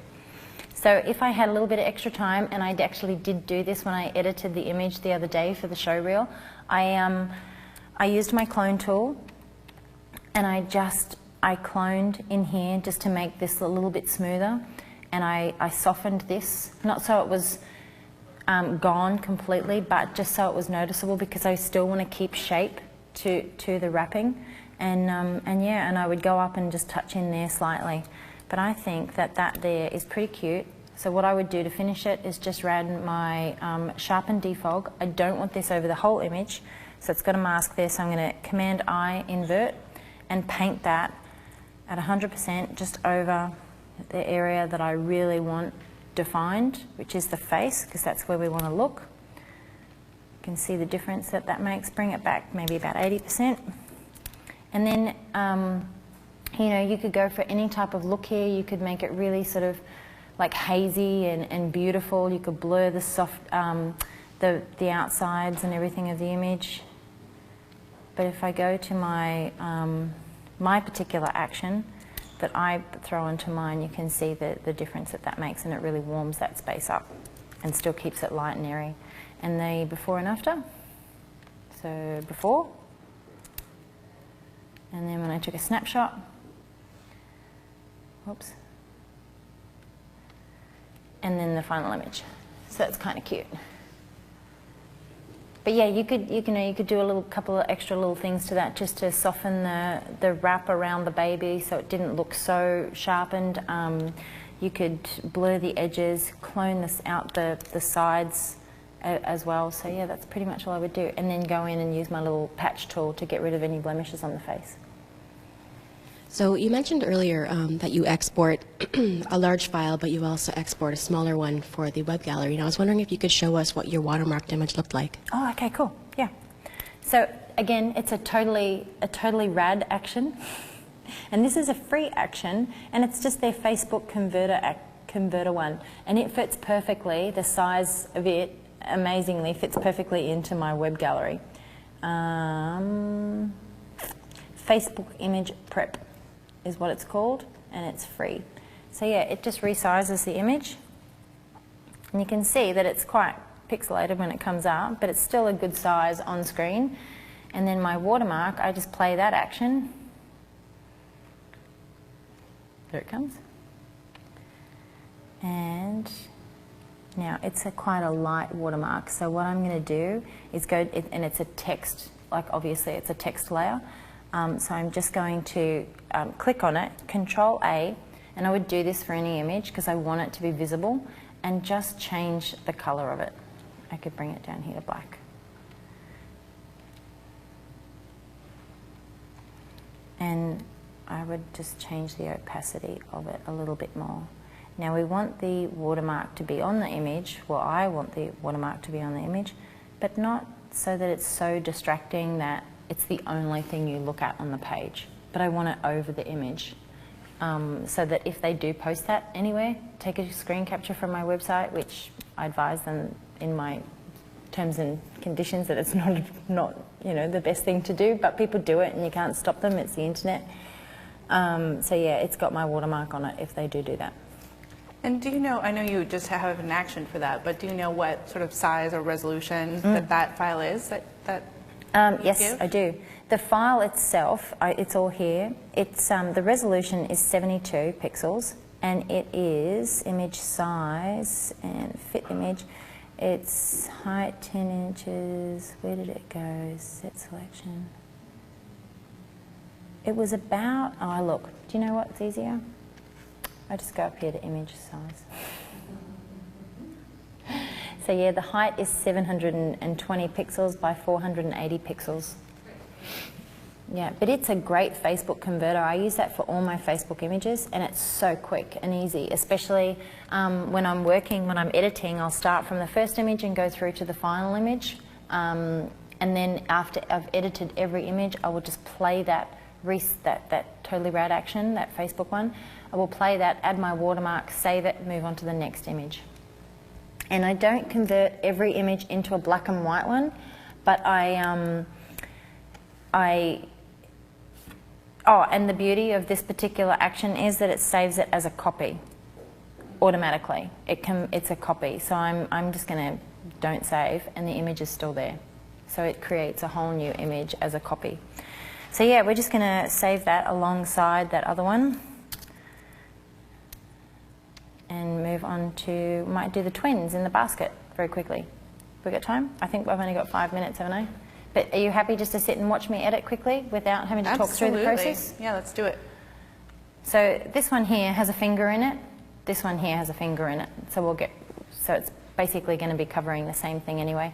You can clone it out, but I found an easy way is to just select a piece of the background that's in behind, feather it by about 22 pixels, make a copy of it and transform it and drag it down over the hand.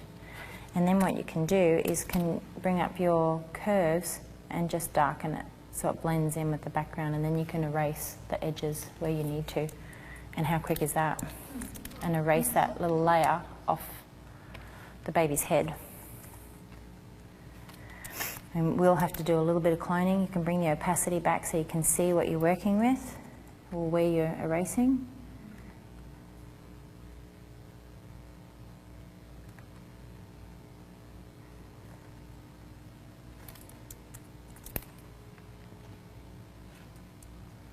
And so the finger's gone.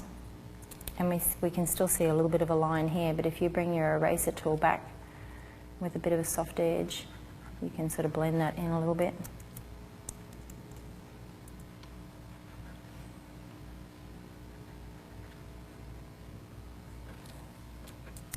And then just with the clone tool, a new layout.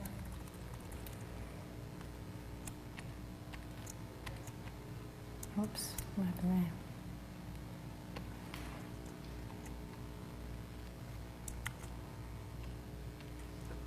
I'm trying to rush. Okay, and we have Helga sitting next to, was that you sitting next to the twins? How cute are they in that basket? Now, I made a massive mistake yesterday, and people wanted to know where I got this beautiful blanket from, and it is not from Brand New Babe. They are the two companies that I use most of the time, the company that made this one and Brand New Babe. But the lady who makes this is from Love That Prop. And her work, she actually, all the knit blankets and the felt blanket that I used yesterday, she makes all of those. So Love That Prop is the place to get all of that stuff from. I'm not going to do this as a 12 by 8 ratio. I'm going to do it as a 10 by 8 ratio. Whoops, not 120. And bring that in just a little bit.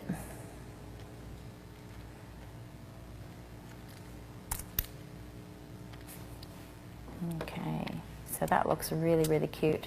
Now we have some yellow going on over here, which I'm going to have to get rid of. So it's just a new layer, and I can see up here in my yellows.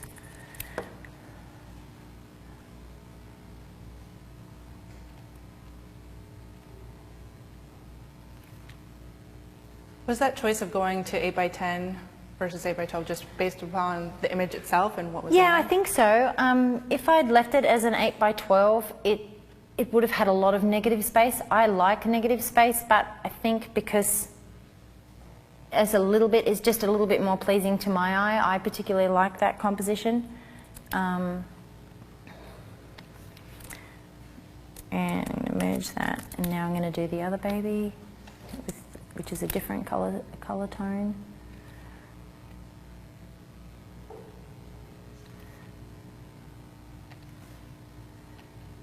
Okay, now that has taken the reds out of the background. You see that? But we don't really want to do that, so I'm going to add a mask and paint that onto just the baby.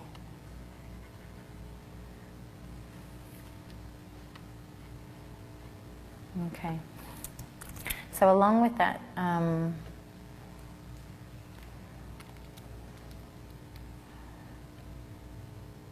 okay, let's smooth this background out a little bit. I'm just going to clone it a little bit down here at the bottom because there's a bit of a gap there. And a new layer.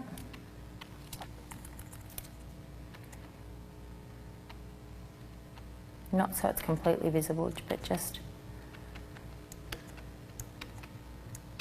so it's softer.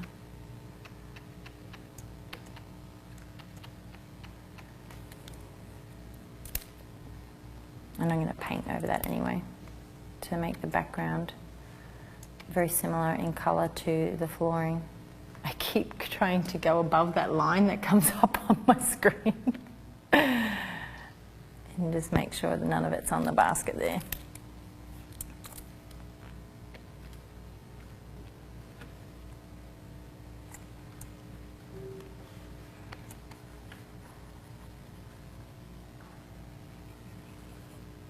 I have this piece of ply in my studio at home, not this exact same piece, but I do have a piece of ply, and it's a great backdrop. And you can stain them, paint them, and they have great texture in them.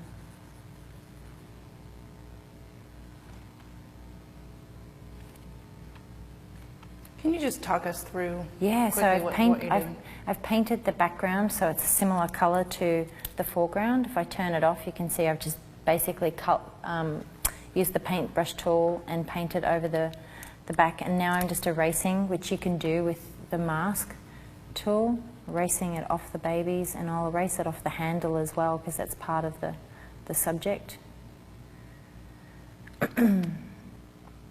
Do you find, this is a question from A. Bilger Photography, do you find that your clients prefer a horizontal crop versus a vertical crop? We're seeing a lot of horizontals here at least. Yeah, I do a lot of horizontals. They look good in print and they fill spaces.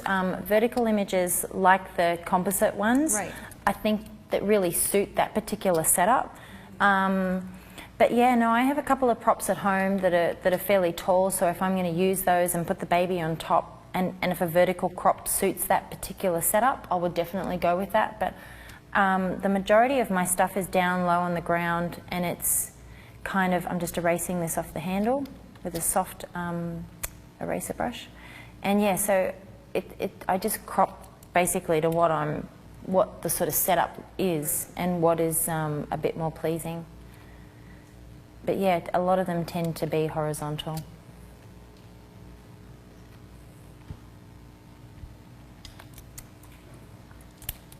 And now just turn that back layer off to make sure I haven't missed any bits and pieces.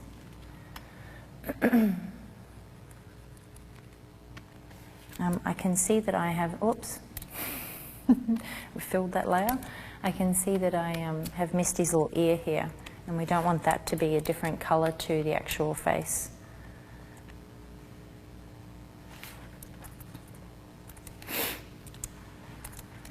Okay, and turn that background layer back on, and you can just see the difference of darkening that it's really made the twins actually pop out just a little bit more.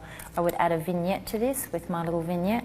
Now, before I showed you step by step on how to do it, but I've actually created an action that carries on those steps from this process, because every image is obviously going to be a different ratio or a different size, or I want a slightly bigger vignette or a slightly smaller. So I will select the area and then press play, and it goes through those processes of multiplying it for me, and then I'll just blur it if it needs it. And you can see that that's just added such a difference there. And I'm going to go in and retouch that skin. When you're editing, you make sure you get up and walk around every 20 minutes and stretch. Don't sit there all day. You'll end up with a Can I just ask a question while you're doing that retouching? Yeah. So then would your client galleries contain 8x10 crops, 8x12 crops throughout? So what do you mean? So- Like, would there be a variety? Yeah, exactly. And it actually include that information in the information that I give the clients, that each image is actually, this afternoon when we go through pricings and products, I'll actually show you that information, but it will talk about that each image is creatively artworked by me, and yeah, that's what I would normally do. So I'm just going to finish this off really quickly because we're running out of time. But yeah, it's my choice as to what I think, because I'm the photographer and I suppose the artist, and I think that should be my call. I don't really want them to tell me how I do this. And I think that they like coming to me, but occasionally when they order, say, an 8x10 print of a 12:8 ratio, I will explain to them that they're going to lose parts of the image. But yeah, but I can usually get around that anyway. Or I would ask them if they would prefer an 8x12 because of the particular ratio. Okay, so I'm going to add some contrast. I'm going to use my Bland to Brilliant. It's massive, so I'm going to bring that right back. And it's all, yeah, I'm pretty happy with that. And I'm going to get rid of the blues in the baby, but I'm going to add a mask because it's only on the one that I need to match with the yellow.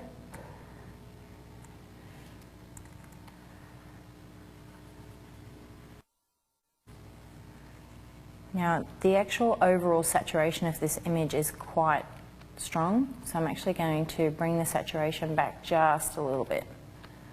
And obviously, if I had more time, I would fine-tune this a little bit more and even out the skin tones between the two of them, but I'm just trying to give you an idea as to what I do with an image and how I get to a finished product. So I'm going to blur the outside, and again, I've created an action for this, which is just the Gusson Blur, which saves me lots of time. So I've brought that back.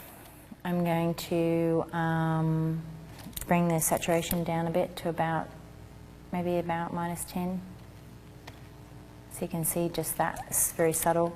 Use the sharpen defog and paint that over the babies.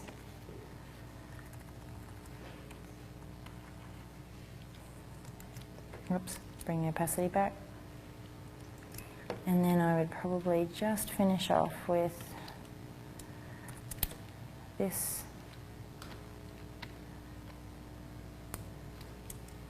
And that's probably where I would just go in, adjust any blemishes, fix those. And then, so we have a before and an after. Kelly, I just realized like a second ago that I'd already forgotten that we had started with an image that had that finger in the head, you know, and it's just so amazingly beautiful. Yeah, and how quick was it to get rid of that finger? Yeah. Incredible.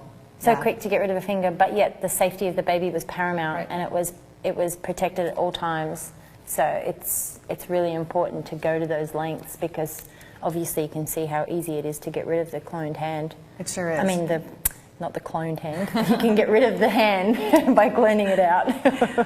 Well, we've just learned so much from you this morning. I mean, everything from keeping the skin tones really creamy, adding in the warmth, especially the focusing on the babies, making them the absolute focus of the image, and all your tips and tricks to get the images exactly the way you want them. And I think that really, for me at least, was the most important takeaway from the whole thing, was that it's about the way you want the image, and your encouragement to everyone else out there that it's about the way you want the images too. It's your process, and that's the way you approach your post-production, keeping it streamlined, keeping it simple, and making it fit your style and your lifestyle as well, so the post-production doesn't, run your life. Right, which it can. Yeah, we actually had we spend too much time in this chair. For a lot of photographers, it really does. And we had one viewer in particular, Amy Katrina, say, please tell Kelly thank you for making that comment about not worrying about other photographers' images or how they do it, that it's really about how you do it and how you want to do it, and that's good for everybody. That's right. So we're going to take our first 15-minute break. What are we going to do when we come back? We've got more toddlers out there and babies. We have 2 families coming in with toddlers. Excellent. Be lots of fun. All right, so back shooting when we come back from our 15-minute break. What is so cool is that we just got to see you work with some of the images that we shot 2 days ago during our pre-shoot. And before we go to break, we just want to play you a little highlight reel of that day, because there are 3 bonus videos that are included, and those were the ones where she shows you how she wraps and does those composite, how she shot those composite images. So we're just going to play that for you right now before we go to break.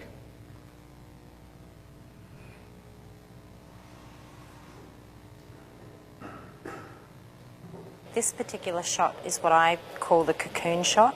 So I'm going to wrap him nice and tight and have him sitting upright here on my backdrop. And now what I'm going to do is just going to bring his little chin forward. He's tensing up a bit there. On top of his hands. And that way we can see all of his face and we can see his hands. How cute is that? And we're going to bring the dad in, and he's going to help me support all the way throughout this shot. And that is it. We're going to do a sibling shot here, and we have little Mark and little Peter, and he's 2.5, so being that age, they're a little bit unpredictable about what they're going to do in a new environment. So we're going to pop Mark in the basket, and then we're going to attempt to bring Peter in and get a shot of them together. I'm just going to bring his arms up into position before I put him into the basket.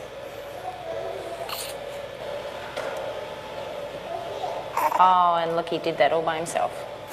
1, 2, 3, Peter. Good boy. Can I have one of your best smiles? Nope. Good stuff. High five. And that is it. Oh. I love it. I love it. We had a lot of gasps and ahs in the studio audience here, and that is what we are about to see more of with those siblings and toddlers when we come back from break in 15 minutes. But again, everyone included in, for $149, you can purchase not only 3 days of content of learning from Kelly Brown here and all the videos that we're creating, but also the posing guide, which we'll show you again a bit later, that's interactive. Also these 3 composite bonus material videos, pricing we're going to get to later today, all about marketing, and there is just a beautiful package that Kelly is here handing us. So when you purchase that right now, it is only $99. So I would highly recommend you go ahead and get that done, get that taken care of right now, so that you don't forget and miss out on that discount price during the live event. So we will see you all back for more shooting in 15 minutes. Thanks, everyone. Thank you, Kelly.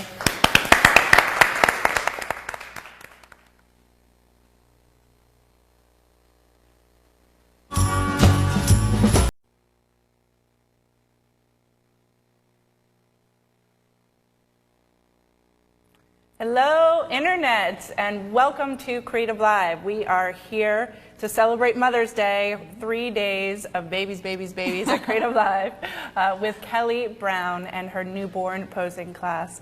Welcome back to those of you who were here with us yesterday, and welcome to those of you who may have missed yesterday. It was beyond belief phenomenal. The vibe here at Creative Live is incredible, but watching Kelly work, I mean, it truly is an art form. Kelly, watching you work with twins yesterday, it just out of this world. So everyone, we are excited for another full day here at Creative Live. We have about 8 minutes, and my name is Kenna Klosterman. I'm going to be your host today, along with Christy Weber. How are you doing today, Christy? I'm great. I'm excited for more babies all day long. Excellent. Well, we're happy to have you back for your second day here on air at Creative Live.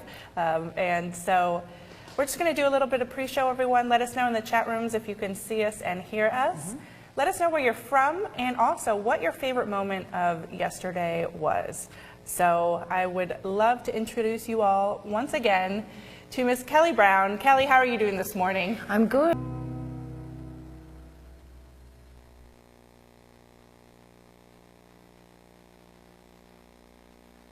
Hi, I'm Scott Robert Lim, and on May 13th, 14th, and 15th, I'll be in San Francisco teaching Crazy Stupid Light, a free lighting workshop on Creative Live. See you there.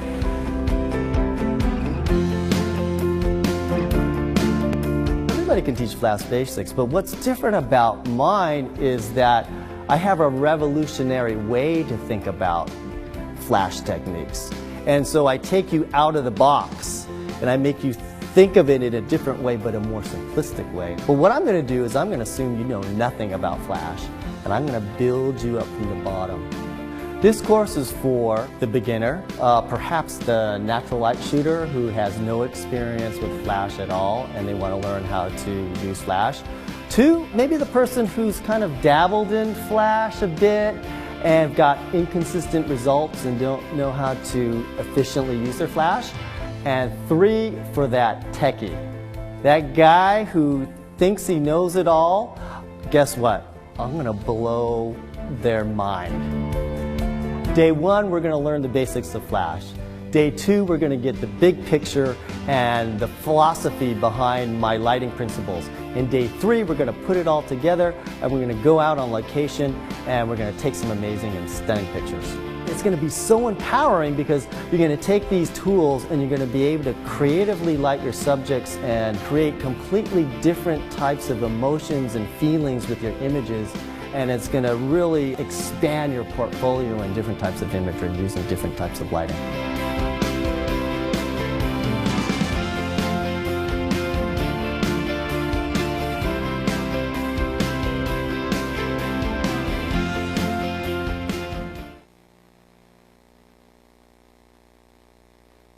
Hi, my name is Brooke Shaden, and on May 16th, 17th, and 18th, I'll be in Seattle teaching a course on Creative Live called Fine Art Portraits. I'm super excited to see you there.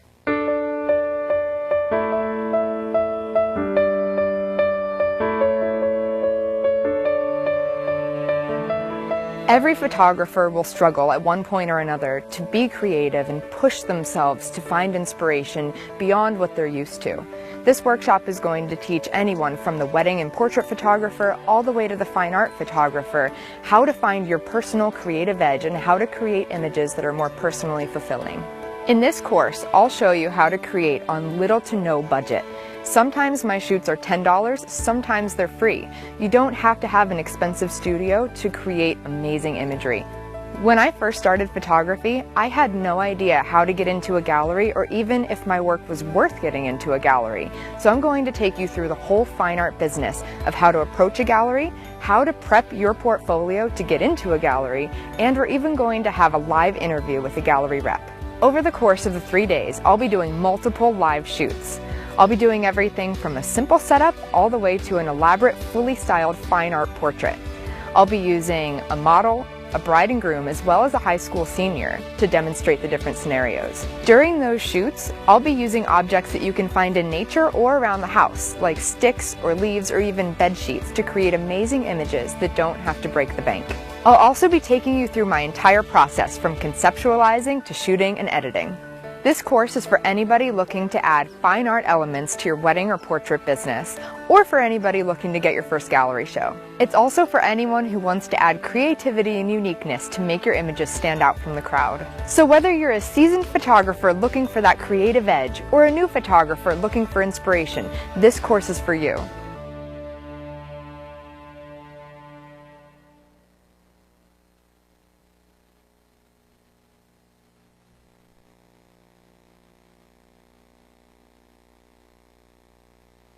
Hi everyone, I'm Arika Dorf. On May 23rd and 24th, I'm going to be teaching a course on Creative Live all about pet photography.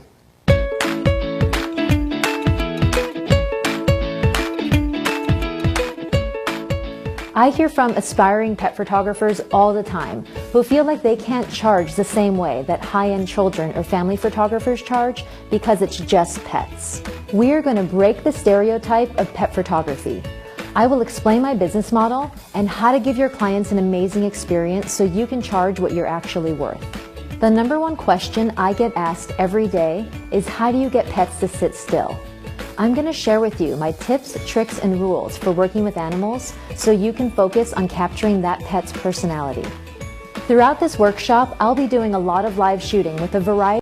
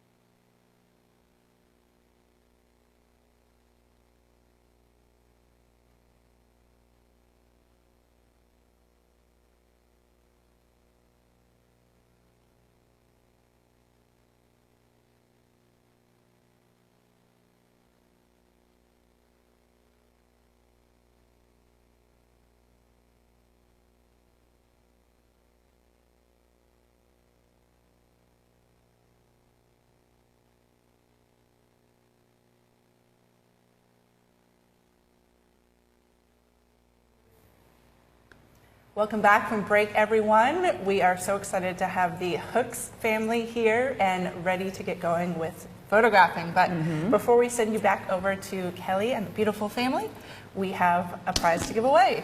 That's right. We have another prize from Triple Scoop Music, a gift certificate for one of their single songs. And Triple Scoop is such an incredible company for photographers because they have a huge database of amazing songs. A lot of them are original to them, and they're all available with really easy licensing. So you can use them in your galleries, in your portfolios, on your website with no worries about what's appropriate and not, which songs are you actually allowed to legally use. This is made just for you, so Triple Scoop is amazing. And the winner of our giveaway today is Corinne Noel. She came in from Twitter, and the quote that she wrote in was, "I really want them to fall in love with them the first time they see their images." So great quote, good point. And how could you not fall in love with those images that we just saw Kelly put together? So with that, everyone, just another reminder that we have a number of contests going on right now, one of which is that cutest baby photo contest on Facebook. So that's on Creative Live's Facebook page. Go check that out. You can vote for photos already up there or submit your own for the chance to win a $200 gift certificate to any course that you would like towards any course on Creative Live. All right, Kelly, over to you. Hi. We have such a beautiful family here. It's actually really nice to have two siblings in the shot. I think this is probably one of my favorite shots. So we're going to see how they go, how they sort of adjust to this situation, because there's quite a few people here and there's lots of things for them to play with. So we're going to go nice and slow, and I'm going to get mum and dad to help as much as possible. We have a little baby girl and two boys. So what I'm going to do is wrap our baby first, and then I'm going to get the boys to lay down, and then I'm going to put the baby in their arms. The reason I'm going to do a lay down shot on my beanbag is because we have a 20-month-old little boy who can be really unpredictable. They're not, they cannot hold a baby, so we need him to lay down and have mum and dad nice and close so that the baby's safe and he's also safe. And we have a big 4-year-old brother who's going to be the main child to hold the baby, and we're going to put the 20-month-old in around. So I'm going to take her and wrap her, and then I'm going to get mum and dad involved by coming with their children and showing them where to lay and just to be next to them, so it's nice and supporting for them and comforting, so they don't get scared, because they've never met me before and they're not quite sure what my camera is if they haven't already seen one before.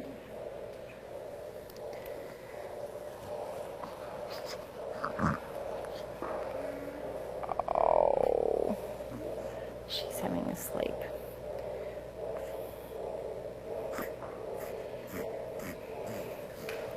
She's beautiful, absolutely beautiful.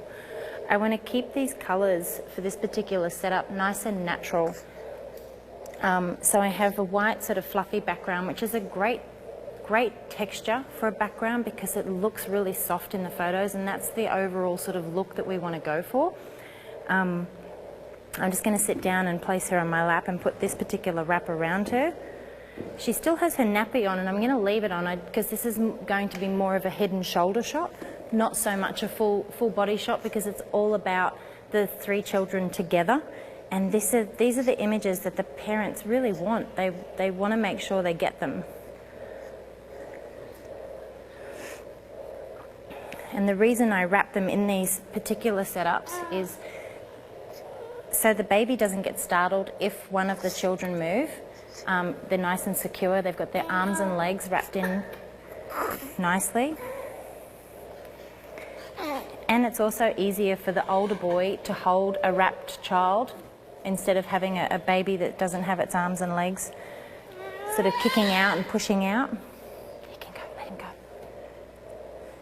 He wants to run around. He wants to be in a photo, yeah? Yes. So we're going to give this back to mum. It's not absolutely necessary to have the baby asleep for these shots because they're wrapped, so they're nice and secure and they're safe. But having them sleepy is good, but it's not a big deal. I actually have an image up on the wall over there, and the baby was awake in that shot. I think I mentioned it yesterday, but he just happened to blink and I caught it. And I think that it looks really peaceful with the baby asleep because all the photos of him with his eyes open and awake, where he was cross-eyed or one eye was open a little bit more than the other. So he didn't look comfortable, but the one with his eyes closed, he looked really nice and snuggly in there with his brothers, and it just happened to be a perfect capture of them smiling, which was great. I'm not too concerned about having an arm out and if she wriggles her fingers out, but I really want to make sure that the elbows and the shoulders are wrapped in nice and tight so that she feels secure and safe. Because there's going to be a little bit of wriggling going on this mattress here.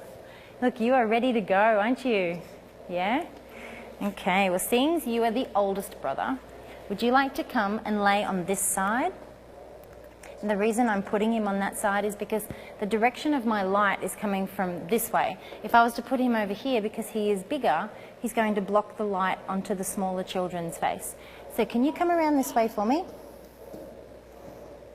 And what I want you to do is crawl up there so your head is up here and your bottom is down here. So sit up here for me and we'll help you. There we go. Can you lay down? And you can bring your legs up if you like. Put your feet up there. Good boy. And what I'm going to do is stand above them and shoot down. So I'm going to get you to come in.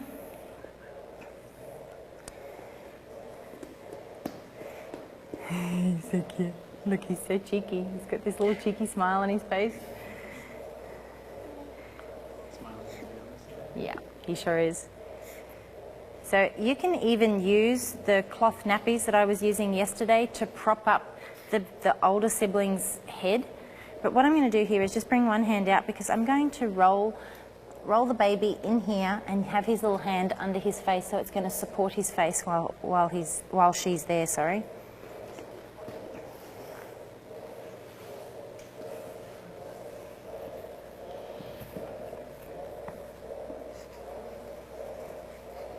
So I'm just going to slightly position her before I put her down. Isn't she beautiful? Okay, now if you can get him to lay down on his back, that's it. And you...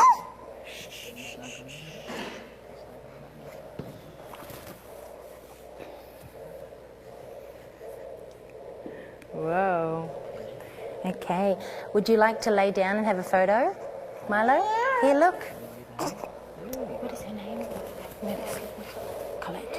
Okay, now if you put your arms out nice and wide for me, that's a boy. I'm going to put Colette in here for a little cuddle with you.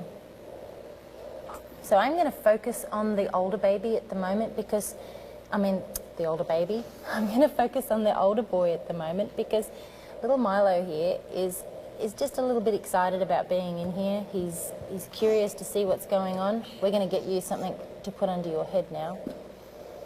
But you can see just by bringing that hand in, up underneath her face there and that elbow around, it's going to make her face come up and she's not going to bury it down in here. Okay, now how strong are you? And put one hand there for me. Now I want you to lay really, really, really still there, okay? And you hold on to her for a second. Can you pass me 2 of those? Thank you so much. So this is what I would be doing in my studio at home, is getting the parents really involved in this. Okay, and I'm going to help you wriggle down just a little bit. Can I give you a little pull here? 1, 2, 3. There we go. Good boy. Is that better? Is that more comfortable? Would you like to lay up here? So if he doesn't want to do it, I'm not going to make him. I will continue on to take some photos while I have 2 out of the 3 children set up. But what I'm going to do is take a photo and then I'm going to show Milo the back of my camera. So we'll just get Colette's little hands in here, up a little bit more so they're not in front of her face and we can see her face. Just keep your arm nice and still there, sweetheart. Good boy, you are strong. Okay, and then I want to bring this arm here all the way around.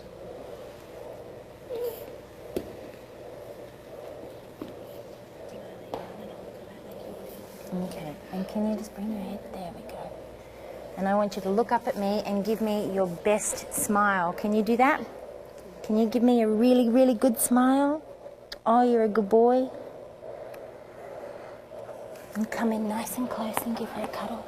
Oh no, just move your head. That's a boy.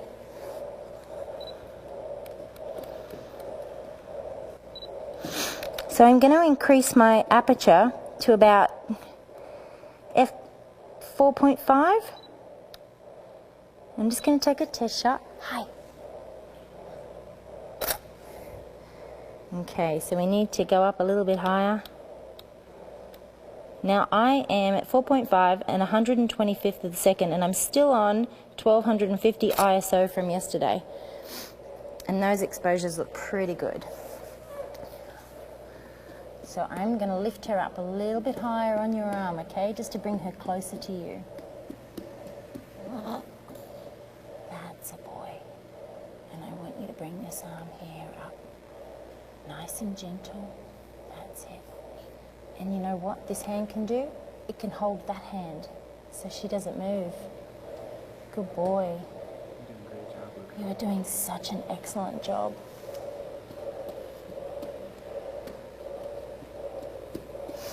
Okay. Now can you rest your head against Colette's head? Good boy. And look in here for me. You don't have to smile if you don't want to, but you can look at me. You look very handsome laying there with your sister. And how old are you? 4.5. 4.5. Okay, hold on to this hand. Good boy. Okay. And looking up at me. Good boy. Turn your head in nice and close. Oh, I love it. Thank you. Here, look.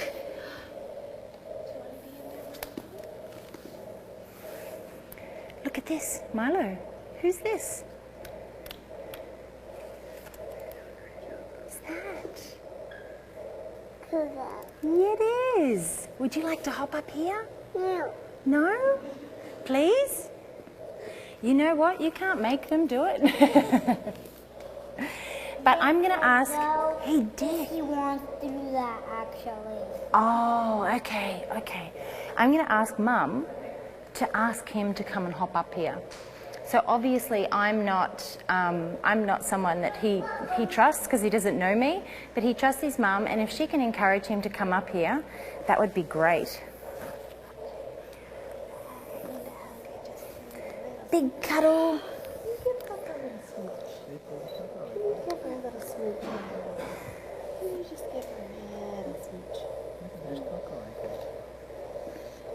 Did you see this? Did you feel this? Did you feel how soft this is? Is this like a sheep? You are doing so well. High five.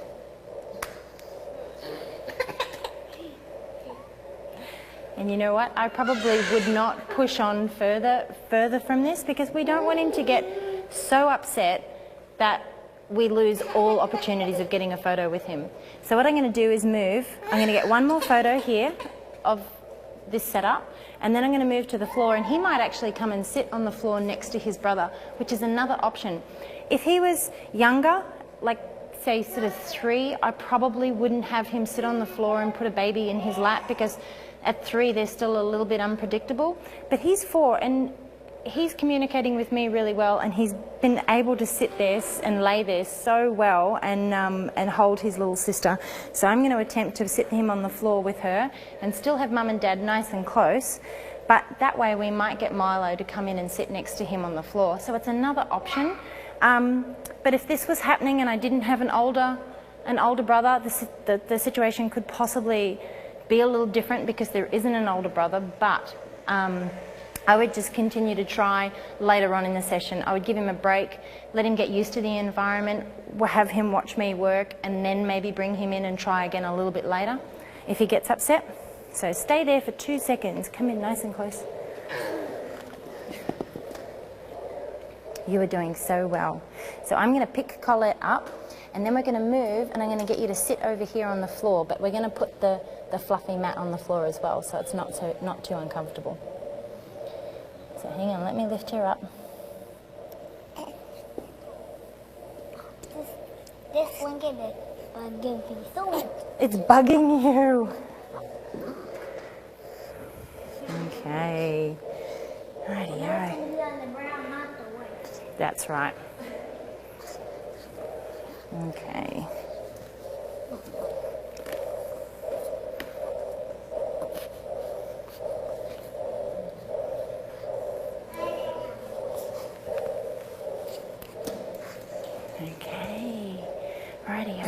come and sit down for me?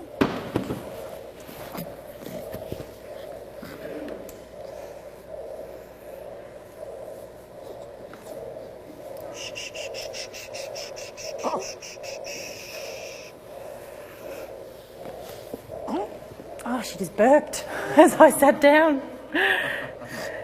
Good girl. Okay, so having patience with the sibling setups, now she has the hiccups, is definitely a must because they're so unpredictable. You never know what they're going to do. But yeah, we have our light obviously over here to my left. So if you can sit down here, cross your legs just like me. Colette has the hiccups. And can you turn a little bit towards the window? That's a boy. So we have enough room now that if Milo wants to come and sit down during this setup, he can.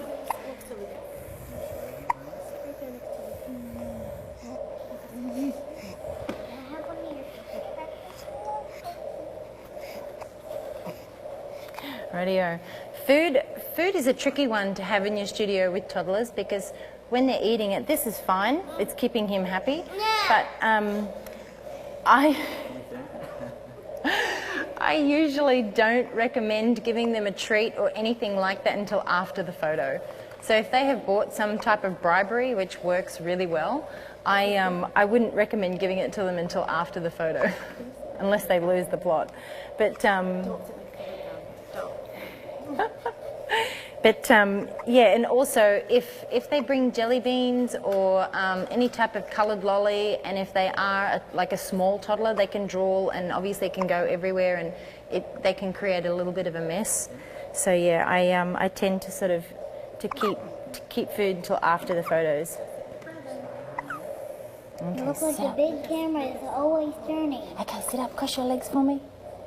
Okay, we're going to pop her in your hand. So Dad, I'm actually going to get you to come onto this side so that way he's not blocking my light. And that way, if Colette's head needs to be supported at any time, his hand is going to be right there. So if you can sit down and put your back to the wall and your feet out towards me. And just scoot that way just a little bit, but come forward for me. Perfect. And that way his hands are nice and close to support at any time. Can you hear those hiccups?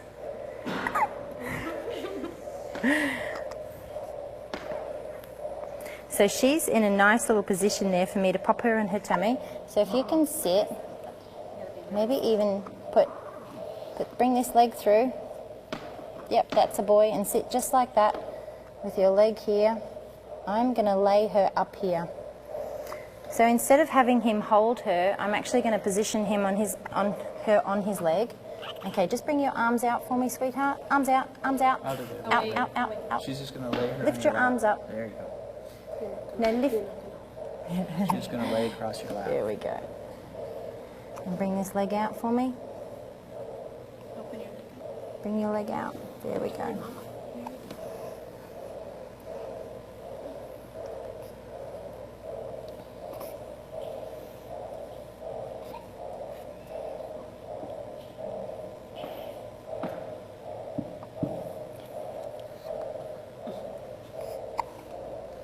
Okay.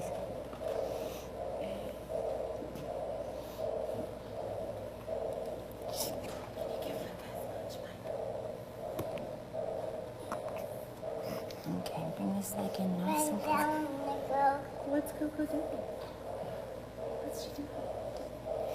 Yeah, what's she doing? Okay, I'm just fiddling here with my wrap just to bring her little arm and elbow out. Daddy. What is she doing? What a good boy you are.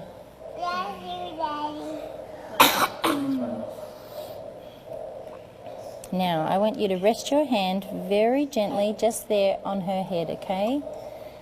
And so this would be a shot where I would have Dad's hand in here just supporting the back of his hand. I'm going to bring this foot in a little bit closer. No, in a little bit closer. That's it. Would you like to sit down and have a photo? No? Okay, so just place your hand on the back there again. So Dad is nice and close in case anything happens. And when I'm ready to take the shot, what I'm going to do is just ask Dad to bring his hand out carefully. But keep it nice and close. Can you give Luca as much? What is Luca holding? Who's Luca holding? Okay, Dad, just bring your hand out. Hi, Milo. Luca. Luca.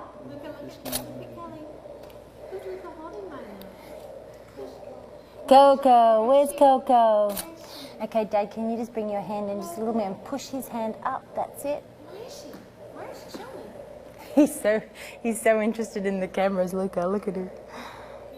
Okay, just bring your hand out, Dad. Okay, Luca, where's Kelly? Hi. Boo. No. Whoops. Okay, come and have a seat. Good boy. Where is Milo? No, he just does not want to be a part of it.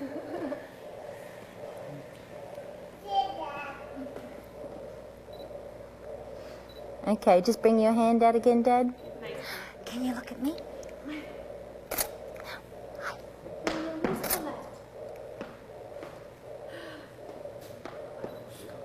Okay, just bring your hand in. Just bring your hand in, Dad. Can you show me what her shoulder? Where's her ball? Look what I have. Who's that? Brother. Yay! Would you like to be in the photo? No. Can you sit down here for me? Can you sit on my fluffy mat? Please?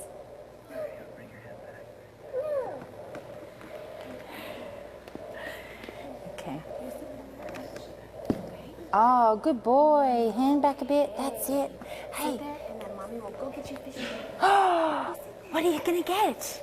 What are you going to get? Milo, what is Mummy getting? Okay, Dad, hand away. What is Mommy getting? Hi. Milo. Put your hand on your tummy. Just keep an eye on his head, the hand there, yeah. Put your hand on your tummy. Where is your sister? Put your hand on Luca's leg. Oh, she's squirming the hand on. Just bring your hand away, sweetheart. That's a boy.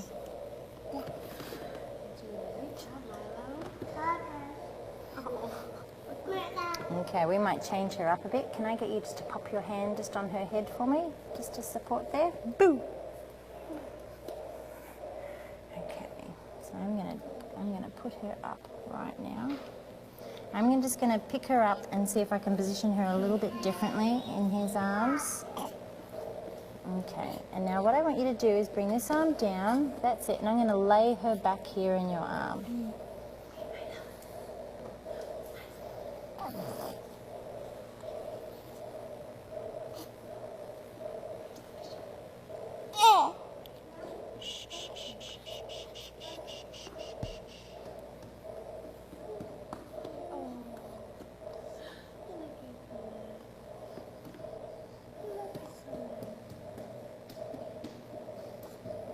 That's Mr. Mission Man. What do you call him? Mr. Mission Man. Mr. Mission Man. He is on a mission, isn't he? So I'm just positioning Colette, and we'll attempt one more time, but if he doesn't want to be in the photo, then we'll just move on. Okay, my love, this is our last chance. Come on, honey. Come on. Fishy crackers. Okay, sit nice and still here. Down with Luca, and I'll go get you, and then after that we'll go get fishy crackers. Oh, yeah. And chocolate crackers. And some water and juice box.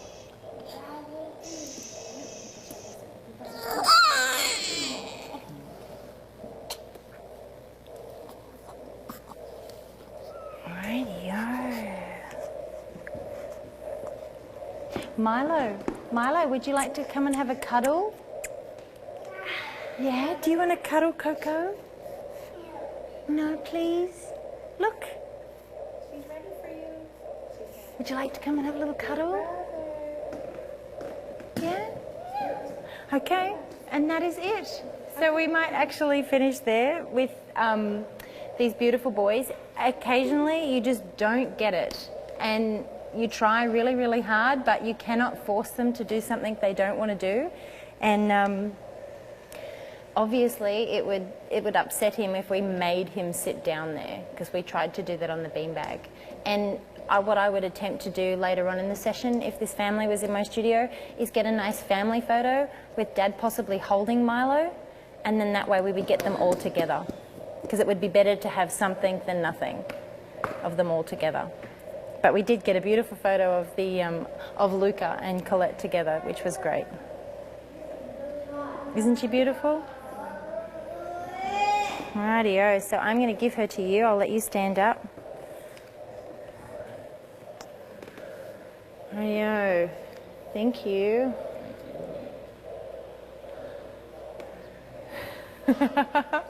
Isn't he gorgeous? You could play with him all day, couldn't you, in your studio?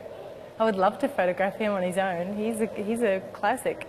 Absolutely. Do we have any questions? We do. Well, thank you so much. And thank you again to the Hooks family. In that scenario then, it was brilliant to see how not everything goes perfectly, and that's the way it is. So in that scenario then, with the shoot with this family, would you ever set up a reshoot? Do people ask you for that? Or I know you explained about the family shot. Yeah. And then would you focus on more setups of just the baby alone? Yeah.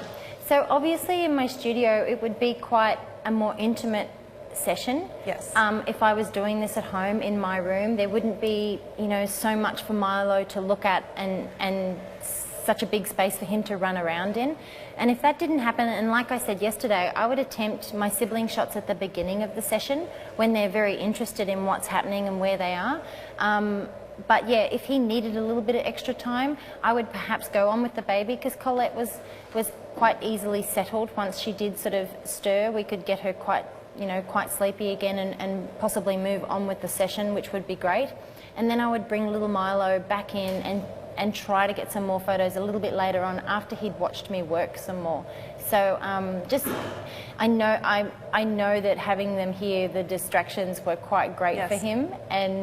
But he's 20 months old. They're going to do what they want to do, and you can't really force them. But we can try and encourage them. And I would have just given him a little bit more room to move, a little bit more time, and then attempted it again, definitely. But I probably wouldn't reshoot, because that's just what happens on the day.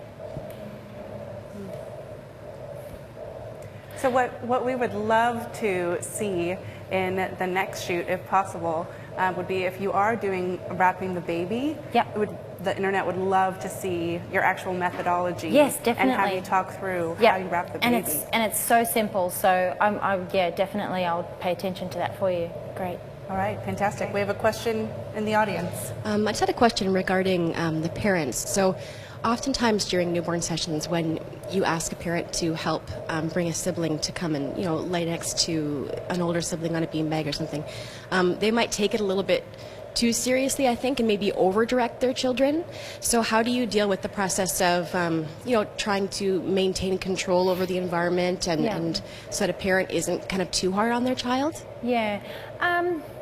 Do you know, that's a hard one, because everybody's family dynamics are a little bit different. So I always have quite an assertive voice when I am working with children, and I will tell them what I want. I sort of get down to their level and just try to make them as comfortable as possible. And if I sort of sense that something like that is happening and one of the parents is maybe getting flustered because the child won't react, I can sort of try to reassure the parents that it's okay, we can actually attempt this again in maybe half an hour. And then what I'll do is I'll just sort of say to them when I reattempt it, why don't you just let me take him for a bit and see if he'll do it a little bit differently for me, and then once I get him into position, maybe have them place the baby in his arms up on the bed. So yeah, give them some control as well over a different aspect of the session, because they come in and they sort of have these visions, like they see images of sibling shots on my websites and they want them for their children. So I suppose if it doesn't work the first time, try again, have persistence, but be patient, definitely, and just sort of help guide them, because even though they see the images and they want them, they don't necessarily know how they're achieved. Right. So give them clear direction and sort of be quite, you know, not firm or anything like that, but try and be as, you know, directional as possible, I think is the word I was looking for. Great. Well, our next baby is ready. Yes. So we have another little boy, and he's 2.5, isn't he? 3.5. There we go. So I have an Alexander. I'm going to use the same setup that we did before because it's nice and easy with the textures. And I'm going to give a little pillow here and make a little well in the middle of my beanbag again.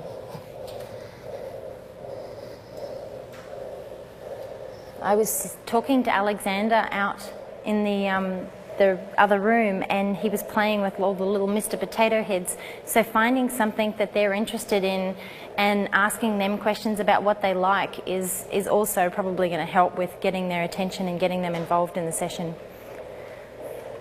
So Alexander, would you like to come and have a photo? Yes, come over here to my special beanbag. Yeah, Mummy's going to come with you. Come on over. Okay, so I'm not going to get him up there just yet because I want to show you how I'm going to wrap the baby, and I'm going to use a different wrap. So he's just going to come over here to where we are so we can all see what's happening. Yeah, come around here, Alexander. Okay, well, I'm going to take your baby from you. So being able, sorry. Oh, hello. So being able to say to the parents, I'm going to take your baby, is also reaffirms to them that I'm confident enough in taking their baby. I'm not asking if I can have her baby. I'm just going to say, I'm going to take your baby now because I'm getting ready to do this shot.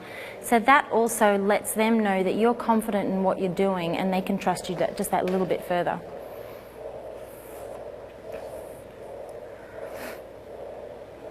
So he's nice and wrapped up in here.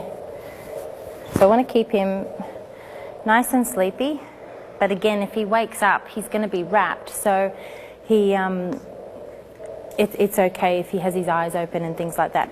And when I am photographing them with their eyes open, I just try to get that focus on the eyes and see if I can get the baby looking directly at the camera. So I have a little stretchy wrap under here, and it's basically just laying it in my lap, and I'm going to put the baby in the middle of it, but we'll pull him out of his other wraps here, and he's not wrapped up too much, which is great.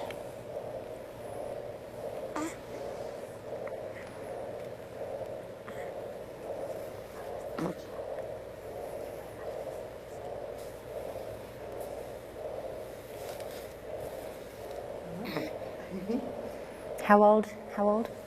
11 days. Oh, wow. So he was really wrapped up under here. I'm just trying to pull it out without waking him too much. Yeah, if you can pull that would be great. There we go. Okay. Hang on, I'll help you. All right. He stayed asleep. I'm going to fold his little legs up and I'm going to bring his hands up to his chest so that way when I do put Alexander in his brother's arms, we can use those hands again to lift the face so we can see it in the photo, because that's really important.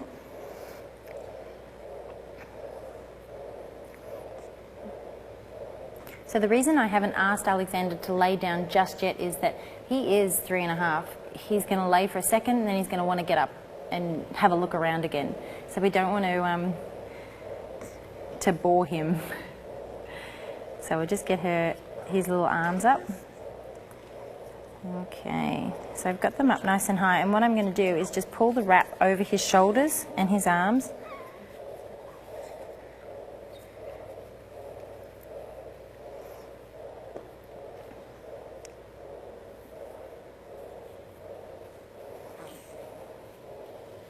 Okay.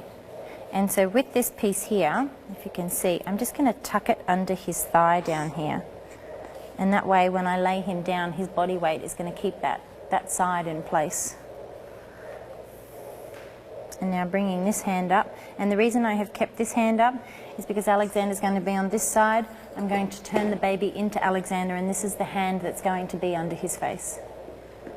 So I'm just going to bring that up to his shoulder for the first part, and bring that wrap over the top so he's nice and secure.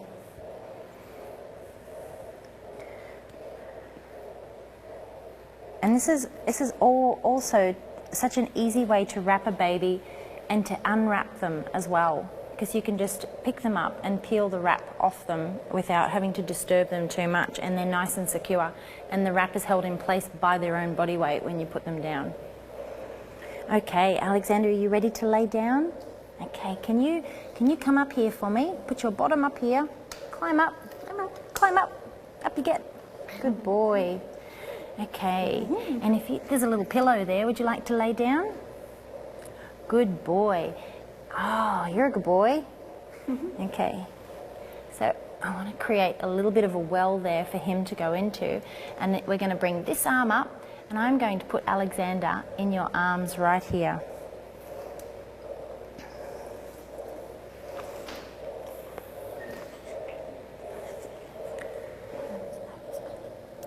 So putting him down, bottom first, I've still got hold of his head.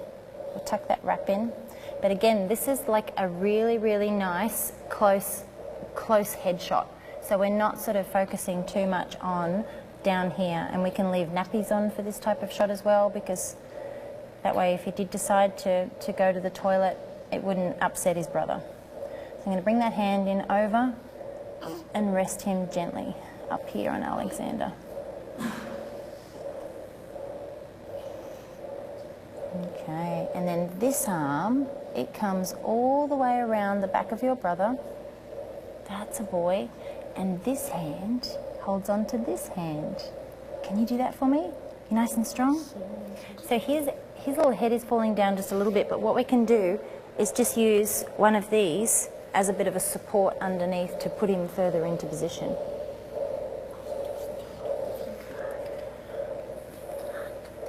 Okay. And we're ready to take our shot. You are doing so well.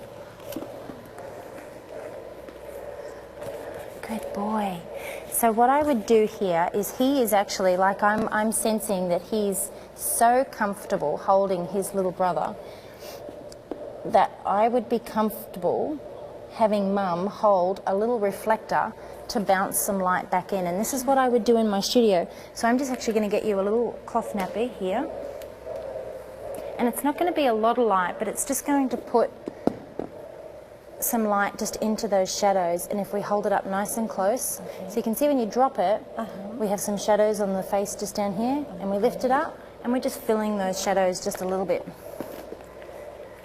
So camera strap around the neck,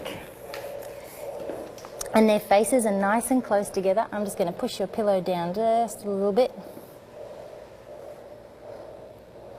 Good boy. And can I have one of your beautiful smiles? Yes. Oh, you're so cute. Good boy. Oh, that is absolutely perfect. And getting that connection and getting that reaction in the older child's face is what sells the pictures. It's so cute. And now can you, oh, sorry, my lead was on your toe. Can you put this hand back over here for me? Okay. And give me one of those beautiful smiles again. Alexander? Good boy. Oh, that is so good. Thank you so much. Would you be able to give your baby brother a little kiss for me? Oh, good boy. Oh, and a butterfly kiss?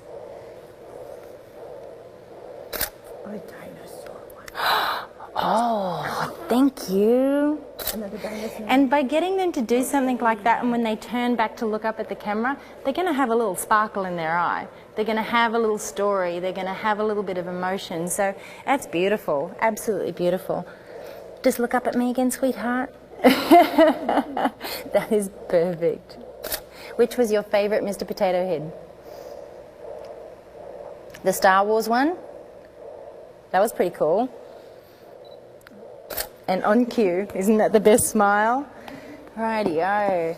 And because in this situation, because our baby's so sleepy, I would do a very quick setup on this beanbag with the same backdrop and the same wrap without the brother, just to get one of those extra shots that's so easy to do. So what I'll do is place my hands under here. You did so well. And so now Alexander can jump up. Thank you.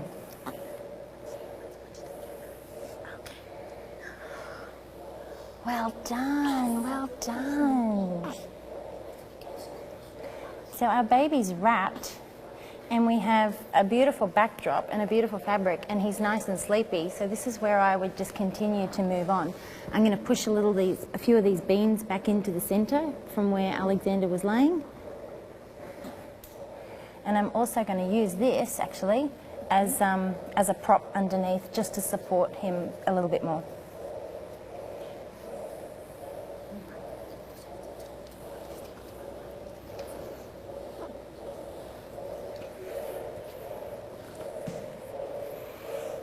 So I might just adjust my wrap just a little bit.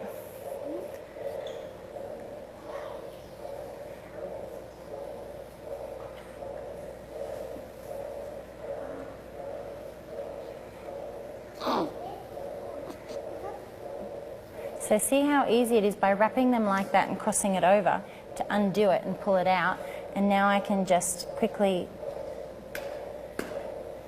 pull it around the sides of our baby.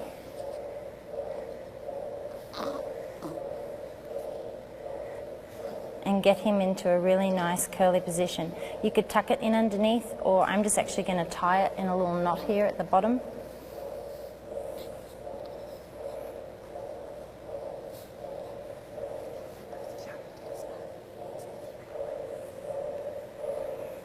I love the texture of these cheesecloth wraps, and they're nice and stretchy and hold everything in place.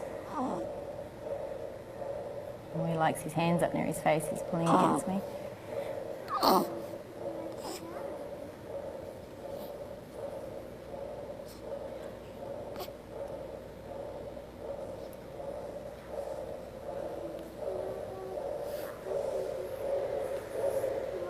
Okay, I just want to position his legs up a little bit more so he stays in that nice circle shape. So I'm not lifting him, I'm just using the cloth nappy underneath just to support him.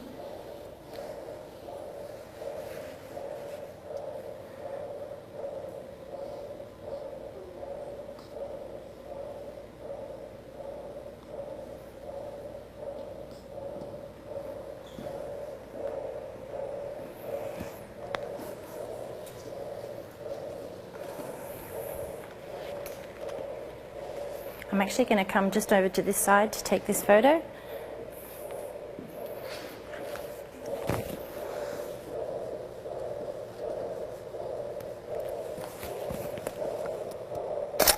Oops, sorry, bit trigger happy there.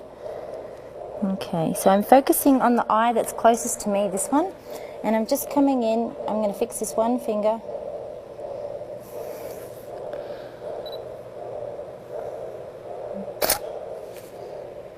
There we go. So that exposure is quite bright, which is fine because it's still within our range, but that's it. And that's where I would move on from a sibling shot onto a back pose, and then I would slide that furry blanket out. I would have my next blanket underneath and then go into that side pose onto the tummy and continue with my flowing process. And I'm done.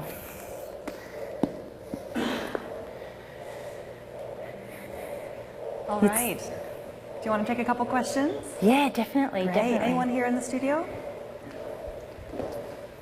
Sure, I have a question. With the sibling shots, if the toddler is not participating, would you ever recommend or use like a sticker on a baby or like a Cheerio or something that the other one would go and find? So Helga, can you just repeat that? What I'm going to do is just turn my heartbeat monitor off. I've had it playing throughout this session. So it's a little bit noisy over here. I can't hear you, sorry. Go for it. So with the sibling shot, when you have a toddler and it doesn't want to participate, would you ever recommend or use a sticker on a baby or like a Cheerio or something so they can go and look for it, any find type it? of bribery is wonderful, but I actually did a video 2 days ago with the baby in the basket and a little boy. So I was really hoping to get these beautiful lay-down shots to show you how I pose a toddler with a newborn when I lay them down.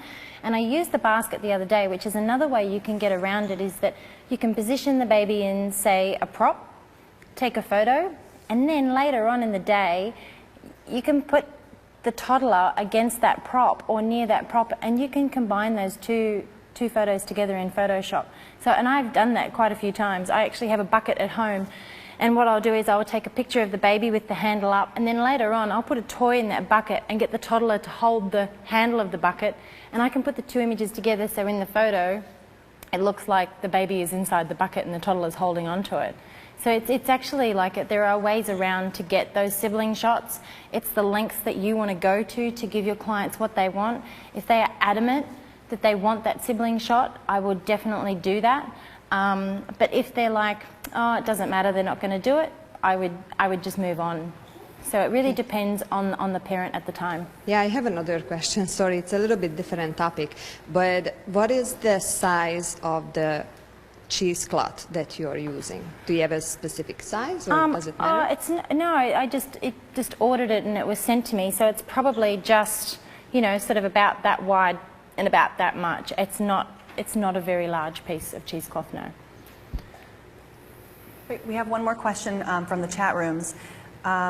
And actually a number of people have been asking this, MK Brown as well as a few others. What do you suggest for girl siblings, older siblings? Do you have them wear, you know, a dress, clothes, bare-chested like the boys? How do you approach that? Yeah, when they tell me that they have siblings, and they tell me, they usually say that they have an older sister, an older brother, you know, is it all right if we get photos with them?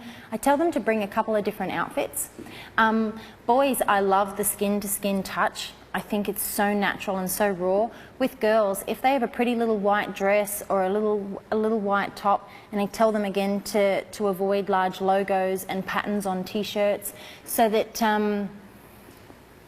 yeah, if it's not distracting in the photo and we still get those beautiful nice colors. And depending on what they're wearing, I'll then set my scene up that will match their outfit.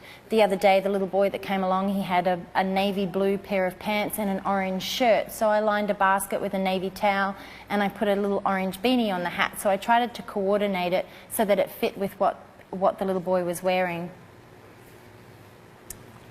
That's great. I think we're going to hand the baby back over Definitely. to Mom, and getting ready to head on out to our next break. I just, again, mesmerizing. I love what people are saying online because I wanted to read a couple of things over to you, Kelly. We have Shannon Williamson who said, it's so good to see that even pros have moments when their things don't go exactly to plan. I know I've had a session with a 22-month-old and a newborn with no big brother, and I got down on myself for only getting 3 good shots of the baby and the 22-month-old together. And so I'm thankful to see pros in action and know that I'm doing right by not forcing them together. This course is awesome. And that, I mean, that's the truth. Yeah. We think that everything goes according to plan for everybody, for people who are successful that we look up to. No, it's the same for all of us. It's the same. So you are seeing the real deal. That's it. The real deal. It doesn't always work. It's all about knowing how to, what to do in those moments, and that comes from experience, and that also comes from, you know, the incredible instruction that you can get from people like Kelly who've been there, who've mastered these techniques, and that's exactly why this is such a valuable workshop. 3 full days of Kelly shooting, showing you posing techniques, showing her post-production, talking about marketing, talking about all the different parts to the studio, your studio setup. And not only that, but the bonus materials that come with it. There is a newborn posing guide, which we'll show you again here, just a little sneak preview of it. It's absolutely amazing. It's interactive. You can use it on any of your devices. It's broken down into chapters and covers everything from creating the perfect environment and lighting, like we saw yesterday, things like today, from working with siblings, posing with parents. It just goes on and is absolutely gorgeous and is something that you can refer back to time and time again. Also included in the course is a pricing guide, which I know Kelly's going to get to later, and I think that is just an invaluable thing for photographers. And you'll get all the bonus videos that we shot the other day of the extra shoots that led into the composite images that you saw this morning during post-production. So if you are interested in having these files and these course materials to keep with you and to continue to learn from, just look at the bottom of your screen, the buy button. It's $149 for the full 3 days plus all the bonus materials, but if you get it now or during this course before the end, it's only $99, which is just a remarkable value. Awesome. So let's find out what we're going to do from Kelly when we come back from our 45-minute lunch break. What are we going to do? We have 2 parents coming in. We have 2 sets of parents coming in with their babies, and we're going to pose them together with their children with their child, and on their own with their child, and maybe do some hand shots. See how we go for time. Awesome. And Great. just one more comment based upon what you were saying about all those bonus materials. Anna Luna said, I purchased this because alone the attachments are so invaluable. I've watched many Creative Lives, and this is my first time purchased. So excited. I just did a newborn shoot on Monday. I wish I had seen this first. Well, congratulations to you and purchasing your very first Creative Live workshop. So everyone, we will see you all back in 45 minutes. Have a great break. Thank you, Kelly. Thank you.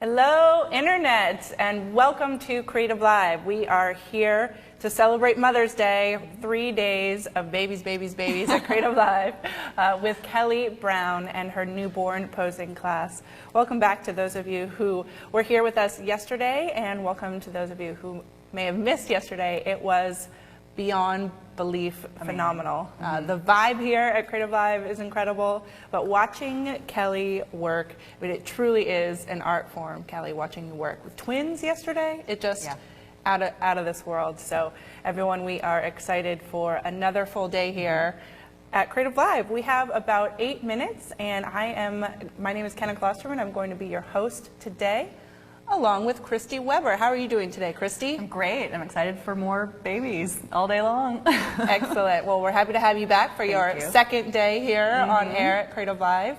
And so we're just going to do a little bit of pre-show, everyone. Let us know in the chat rooms if you can see us and hear us.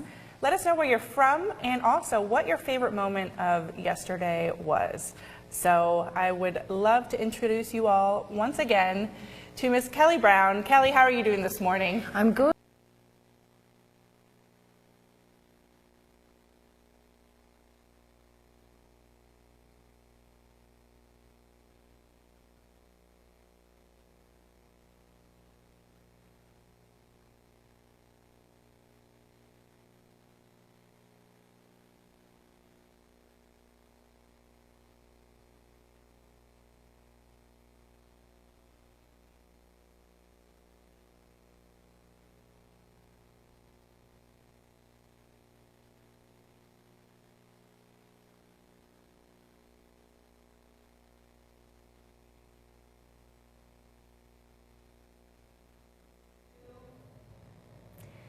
Welcome back from break, everyone. We're thrilled to have you here.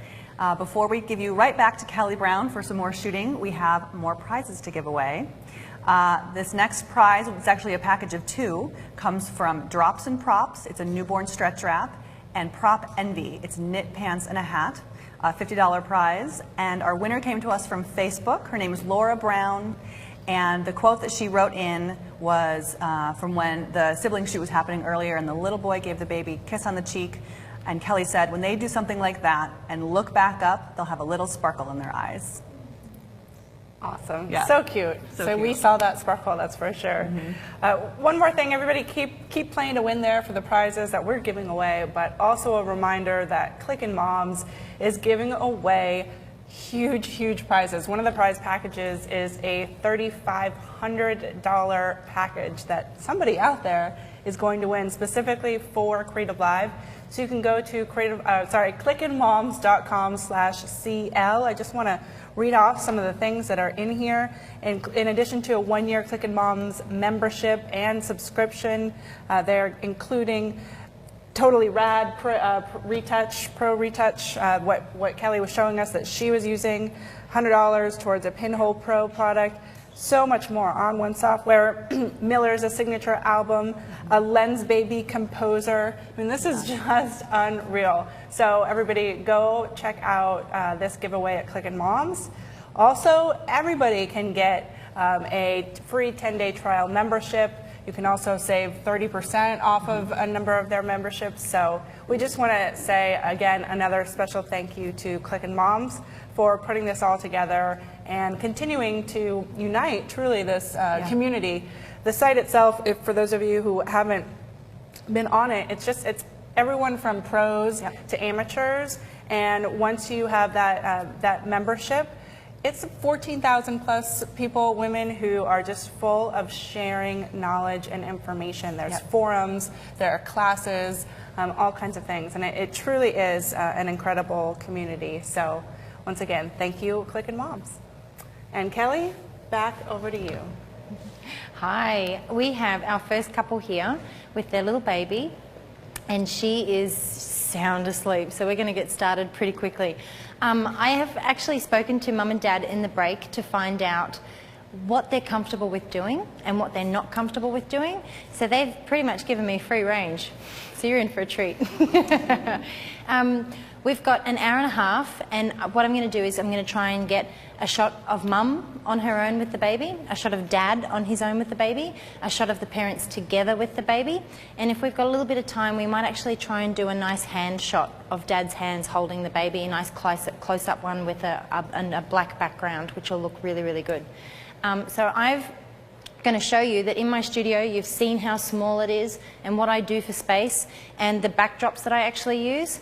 I have a great wall that's painted in a really neutral stone colour, so it's perfect as a backdrop for a light shot. For a dark shot, I use a piece of black fabric, and it's just a stretchy piece of fabric that I raise my backdrop stand and I clamp to the sides. So I'm going to use that today. And I also want to use a nice light coloured background. And because I don't have my beautiful wall, and we've got some pictures hanging on the walls here, I'm just going to use one of my lighter coloured wraps, throws, and that'll be just a nice, firm, even background that'll be blurry in the background anyway, but it'll be a great colour to work with. So I'm going to set my backdrop up first with the black, and then when we do the shot of them together, I'll put the lighter colour on there.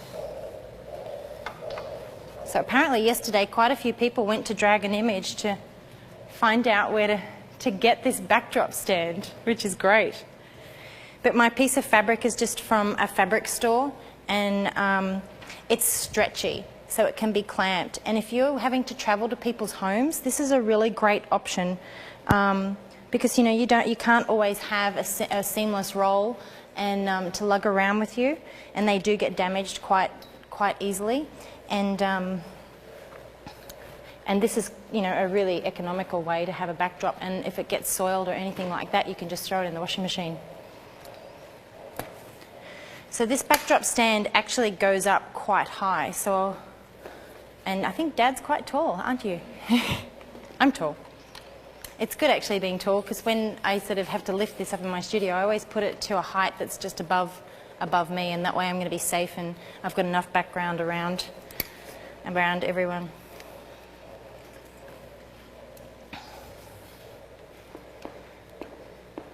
This particular stand also comes with 2 extra bars, so you can make it double the width as well if you had to do a large family shoot with it or something like that.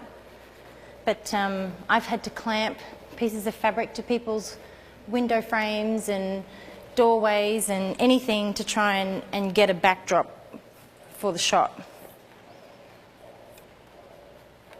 Kelly, can you tell everyone online again what kind of material that's made of, that stretchy black fabric? It is like a stretchy, I don't know what you call it. Is it like a cotton? It's not a cotton, it's more like a synthetic.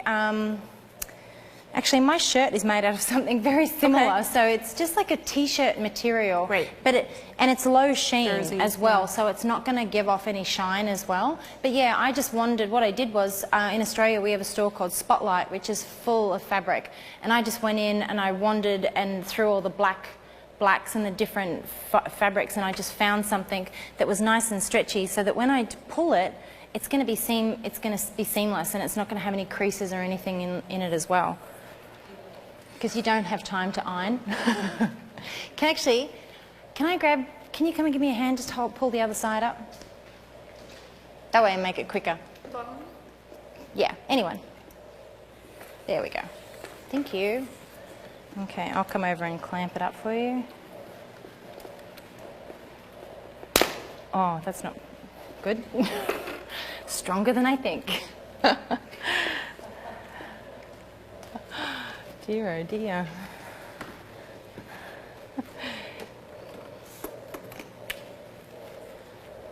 Okay, so it's just the cheapest, easiest option. I actually had the option to use a beautiful seamless backdrop here, but I wanted to show you what I do in my studio because it's so easy, and it's easy to transport if you have to go and photograph in someone's home. So our light direction is this way, so I'm going to bring our parents in front of the backdrop stand here so that they're in the light, and the light is also going to bounce in behind. And if I need to, I'll bring in a reflector as well. I'll just lift this side a bit more. Is that about right?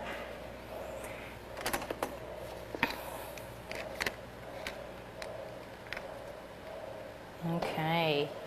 So I'm going to shoot Dad first, and the reason that I shoot the Dad first is because when I do the shot of them together, it's usually when the mum is holding the baby, especially when there's a height difference, because I'll get the Dad in nicely around the mum and make that beautiful, nice, close connection between the two of them.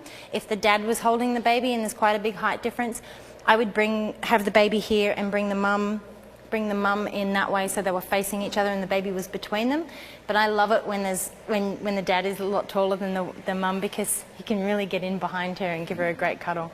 So I'm going to do you first. If you can just pass your baby to your wife. All right. She's beautiful. And how much did she weigh again? 10 pounds. She's gorgeous. Okay, come on over. Alrighty-o. So we're going to get Dad to take his button shirt off first. Do you want to go behind the screen? No, I'm okay. Cool, it's only women watching anyway. Right. You're going to make their day. All right, let me take that for you. Alrighty-o. So, are you comfortable with taking your shirt off? Sure. I never, when it comes to the mum and dad shots, I will never tell the dad to take his shirt off. I will always ask them, and usually they've seen images of the dad holding the baby against the skin. I don't want to show his whole body, but I really want to show that connection and that skin-to-skin touch. And it's just all about them then, not about a shirt in the background or anything. Everything is about them in the image, which is beautiful. Okay, so get that one off. Oh. And what is her name again? Annie. Annie. She is adorable. Right, come on over. So when it comes to telling the dad how to hold their baby, I like to make it as comfortable as possible for them, and I also have to show them, because I'm going to say, right, I want you to hold the baby. They don't know how. They can't visualize what I'm trying to do or the best way to have the baby's face visible or anything like that. So it's really important to give them clear instruction and show them where to have their hands. So let's just go over to our backdrop a little bit more. Careful there. Just come forward to me just a bit and turn towards the light. And she's like a big baby, so I actually wouldn't put her in a position where she could potentially fall or anything like that. She needs to be supported because I can feel how heavy she is. Like, we had 6-pound babies in here yesterday, and oh God, look at her. She's just adorable. So I just really, really want the dad to hold his baby up towards his face to show that, like, just that bond and that connection. So what I'm going to do, I've brought his hands up. I'm directing him. I'm touching him. Hope you don't mind. I'm actually going to put her head and her arms up in this hand and her bottom in this hand. And then once she's in her hands, I'm going to make some final sort of fine-tune adjustments with hands and feet and things like that.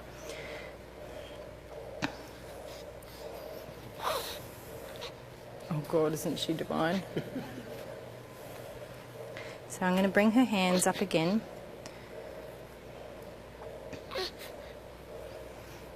So while I'm placing her in your hands, I want you to keep your hands roughly where I've put them.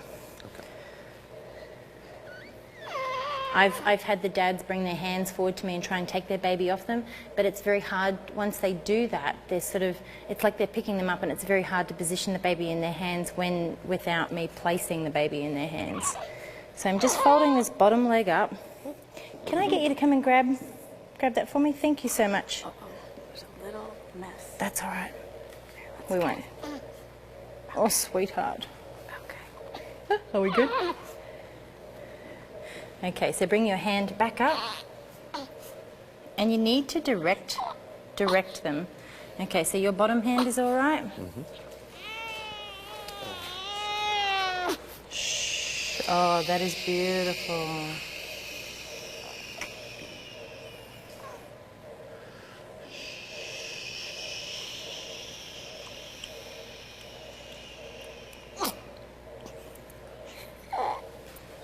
On me. Oh, is she peeing? She is.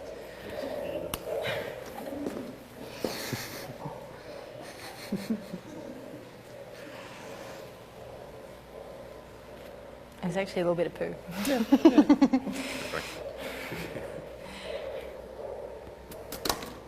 Okay, so I'm going to get ready to take this shot, and I'm going to grab my camera just in case there's a special little moment that I'm not going to miss because I've got my camera on me and not on the ground.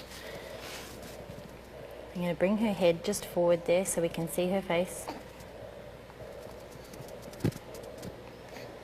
Okay, that's it. Now she has the most divine cheeks, so I'm going to position her cheeks on your thumb because I don't want to cover those. And I actually really love this arm hanging down, so I'm going to get a shot of that. I'm going to get a shot of the arm hanging down, and then we might position it back up underneath her little face there.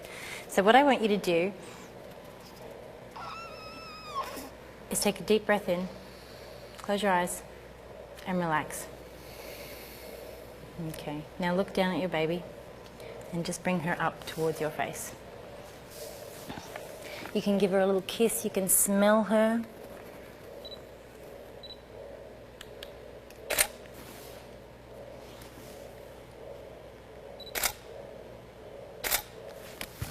Isn't that beautiful? Okay, so what I'm going to do now is position her little hand. So I want you to bring this palm out so it's nice and flat. She's having a stretch. And while she's doing that, we're going to bring that hand in underneath her face. Oh, a big stretch.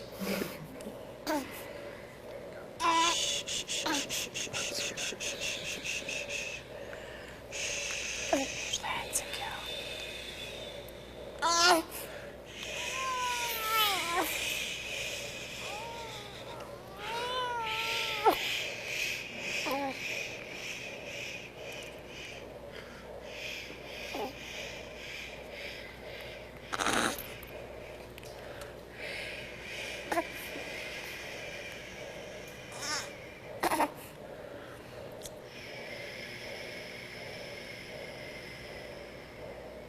I didn't need to do anything. His dad's awesome.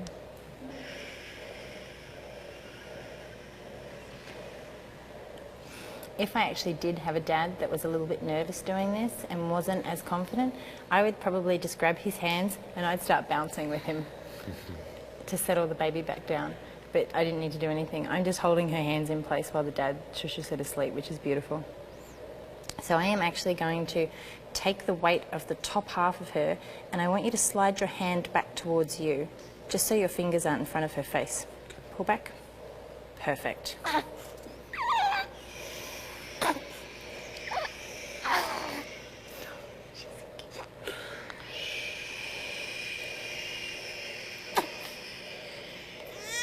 Oh, Annie. We can bring this back arm down.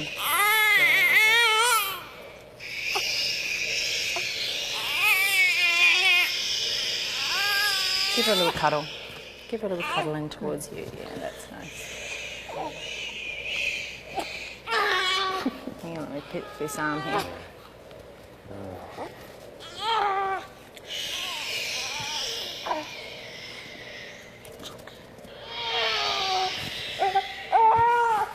Alright, okay. Oh, she's looking for food on Dad's chest. So I'm going to take her and I'm going to settle her down because I don't have a shirt off, and you can go and wipe that. So in a session at home, I would definitely take the baby at that point, because they're starting to look, when they wake, and they're starting to look for food like that. I don't have anything they want. I'm not going to hold them in a position that's anywhere that's got anything close to their mouth. So I can just gently rock them back to sleep.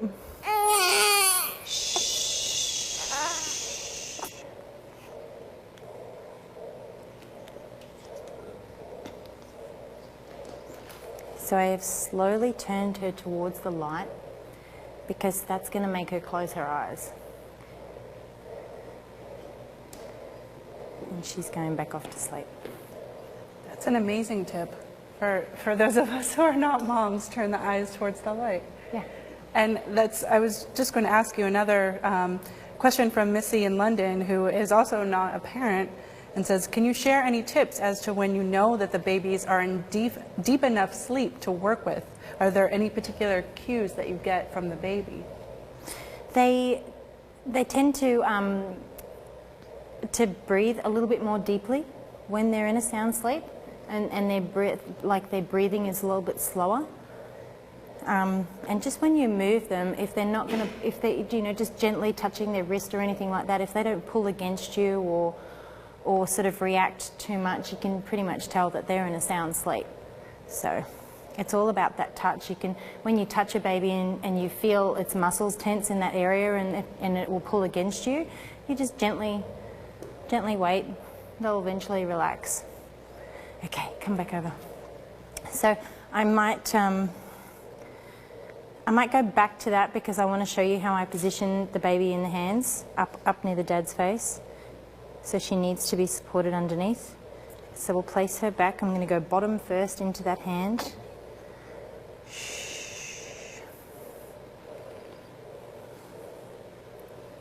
So as I'm rocking her, I'm just gently moving my hand. All right.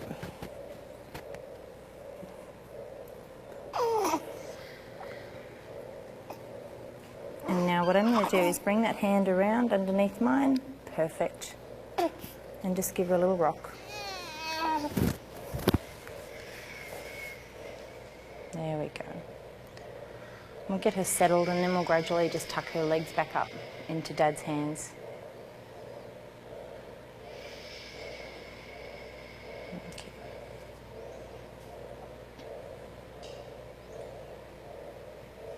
Just crossing her legs.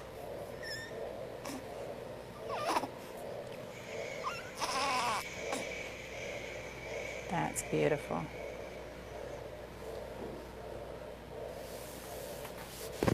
So the only thing I want to do now is bring this hand in underneath Dad's fingers. So keep gently rocking.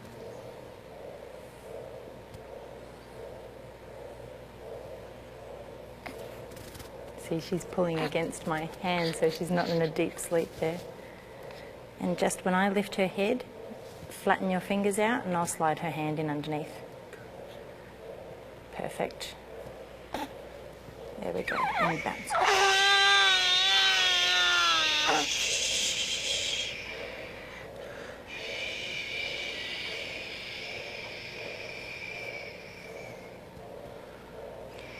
that is perfect.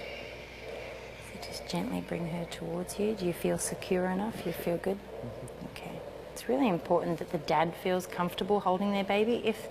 If you've got them in a position and they're uncomfortable, it's not safe for the baby, and it's not good for the dad. He's gonna feel really unsure of himself. Okay. So again, just breathe in, relax your shoulders, and look down at little Annie.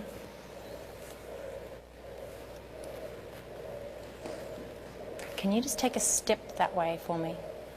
Thank you. Only because my backdrop is not that wide. Being a black backdrop, I can actually create more black in an image, so I'm not too concerned about my composition here. I'm just really focused on nailing that connection between the dad and the baby.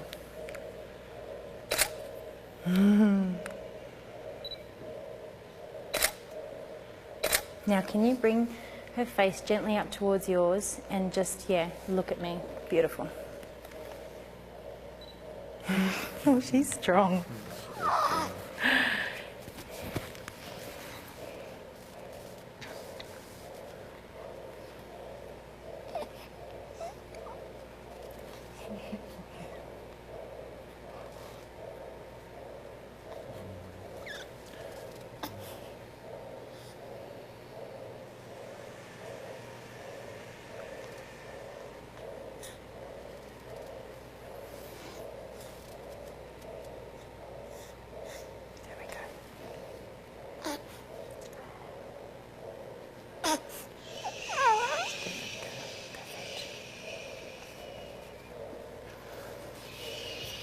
Okay, rightio, and just bring her face up gently towards hers. That's it. Now I'm going to come in a bit of an angle and just lean into her, rest your face on hers. That's it, I'm going to come in nice and close.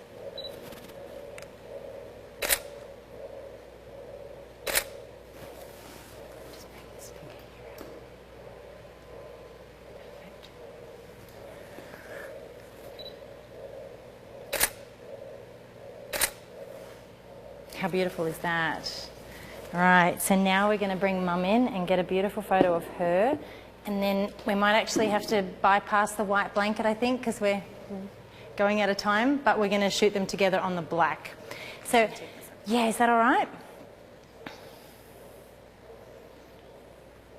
Dad has quite a fan club online. Woo! Okay, so when I'm positioning the baby into Mum's hands, I will keep, like, she's asleep, so I'm going to leave Annie there for a minute while I show Mum how I want her to have her hands. And I wouldn't have the mum hold the baby looking down like that unless it was a more intimate type of photo that we're going for, but we're going for a portrait where you can see both of their faces and you can still get the baby nice and close to get that connection as well. So what I'm going to do is we have our light to my left. So we want this hand, the hand that's closest to the light, to come up and rest on Mum's collarbone. And I'm going to put Annie's little face up in here, so it's going to be facing the light, which is going to be beautiful. And then this hand, it's going to hold Annie's bottom. So when I place her in your hands, I'm going to put her head here and her bottom here. And I'm just going to bring her hair back, is that all right? So that it doesn't tickle Annie's face or any other part as well. So just with this hand, push back into my hand. Beautiful.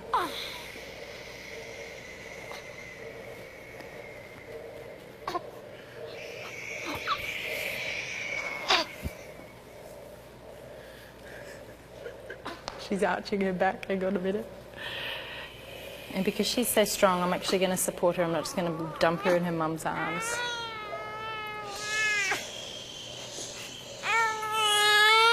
Okay, I'm going to take her back.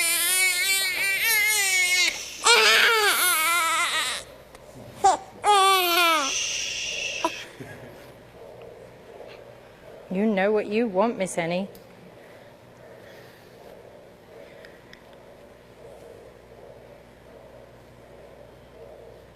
The minute they smell their mum, and if they're slightly awake or just, you know, sort of fussing, the first thing they're going to want to do is feed. Is she a good feeder?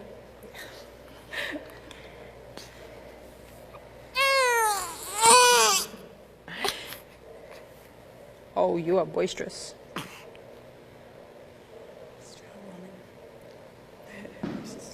She's so strong. I can't believe the muscles in her back and everything. Look at her stretching.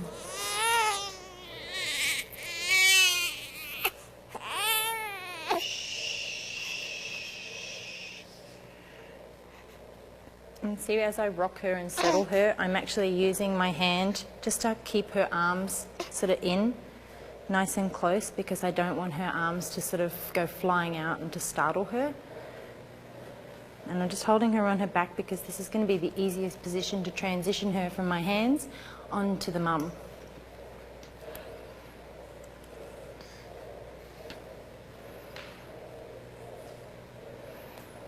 Okay, Miss Annie. Let's go. Okay, bring that hand nice and high up onto your collarbone, right here. And see if we can trick her.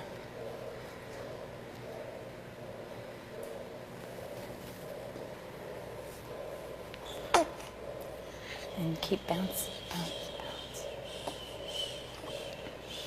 That's all right.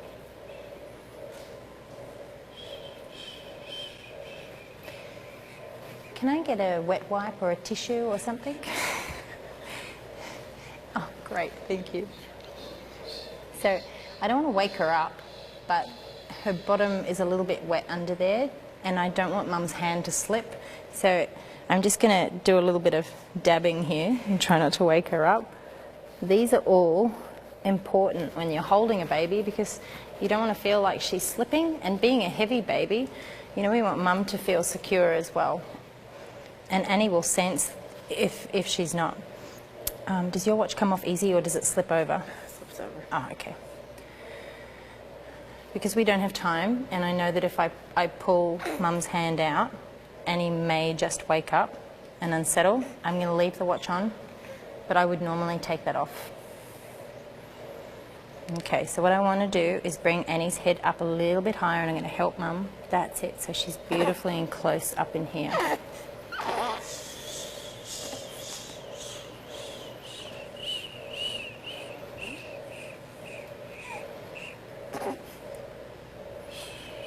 And my hands, just while she's settling into that position, are just stopping her arms and legs from flying out. That's all I'm doing.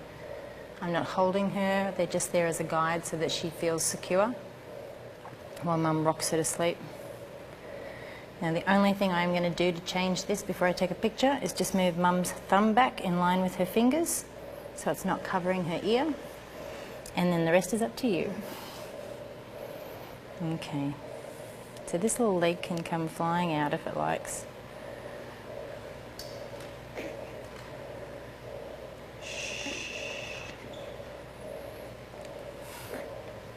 Keep dancing.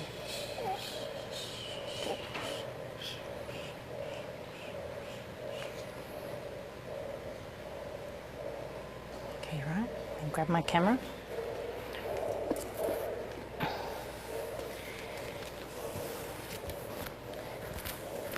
So what I'm going to do is ask Mum to turn a little bit towards the light. Just keep gently swaying. That's it, because she's not sound asleep. And turn a little bit more back towards me. Okay. And what I want you to do is just bring her, pull her in nice and tight to you. That's it. Okay. I'm going to get an exposure shot. Okay. So I could possibly bring in a reflector here, but it's not too bad. Not so bad that I'm absolutely desperate for one. Okay, so when you're ready, just get comfortable. That's it, pull her in nice and close. Take a deep breath in, you can stop swaying and breathe out and just relax. That is beautiful. So I'm going to come up in nice and close to get that beautiful angle. Just turn into Annie just a little bit more. Now I am shooting at around, and stop rocking. They do that without even knowing. Okay, and just lift your chin forward just a little bit more towards me and look up at me. Bring your chin forward just a little bit more and rest into Annie. Beautiful.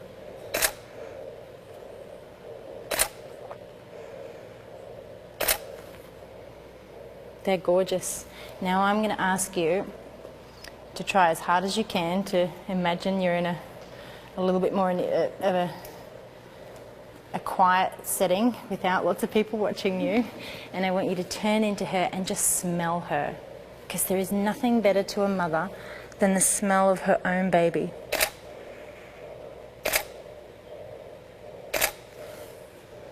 That is beautiful. And that's how I would do that. So I have an image of the mum looking at the camera. I have an image of the mum looking down at the camera. I have her smelling. I've got some great options there. I also got some images of the dad smelling, kissing, touching his baby with his face, and also looking at the camera. So I've got a really good variety there without having to do too much except for make sure that Annie was comfortable in their arms. So come on in. This is where I would bring the dad into a nice shot together. Okay, so instead of having Dad directly behind, I kind of want them to turn slightly in towards each other, but still have your arms around her, giving her that massive hug. That's it. And being side on and turned into each other, you know, they can lean on each other and I can get that beautiful connection together and you can get their faces all in line, which is lovely. If he was behind, he's going to look further away from the camera and not really in it. I want him in the picture. This is their family, so it's really important to get that connection. So she's leaning into you, I want you to lean back into her. Perfect. And how adorable is Annie there? Okay, so just bring your chin forward to me a little bit and rest in. That's it, nice. Okay. And take a deep breath in and relax. I know it's hard. That is beautiful.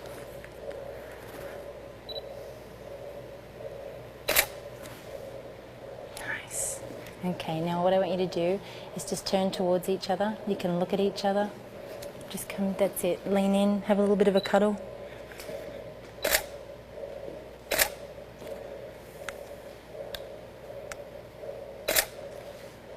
Right. This is a pretty important subject right here, but the connection right there between the two of them, that's where my focal point was, on the mum and dad's eyes. But I'm shooting at around f.4, so I'm still going to have, you know, a baby that's like nice and sharp in that image. But the connection between the two of them was more important than anything. All right, we're done. We are. Thank you so much. That was absolutely beautiful. I loved every second of it. Are you okay? Let me help you.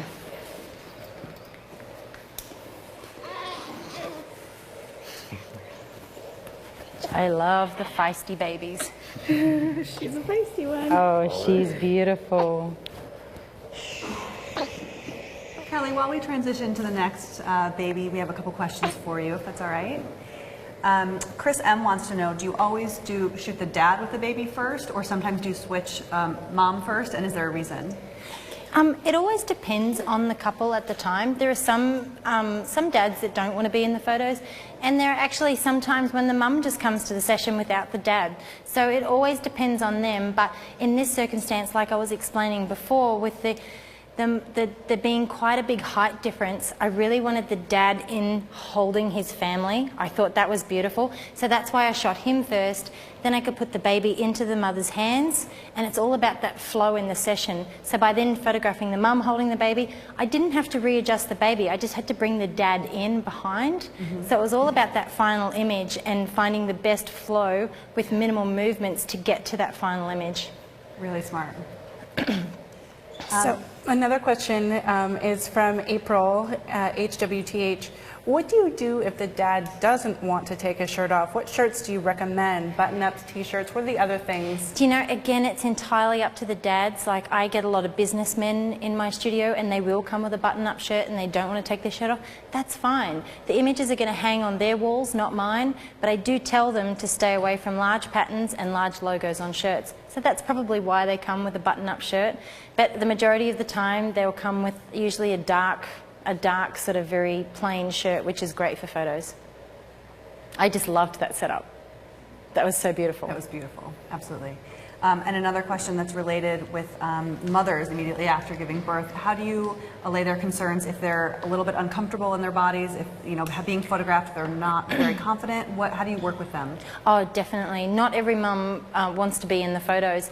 I try to encourage it with every parent that comes into the studio to at least have one photo with their baby, because even though at the time they may not feel like it, in years later down the track, they're going to cherish those moments with their child that stays this big for a very short amount of time. They're going to cherish those images forever. So I tell them that. I say, look, you don't have to buy this image, but please just let me take a picture of you with your baby.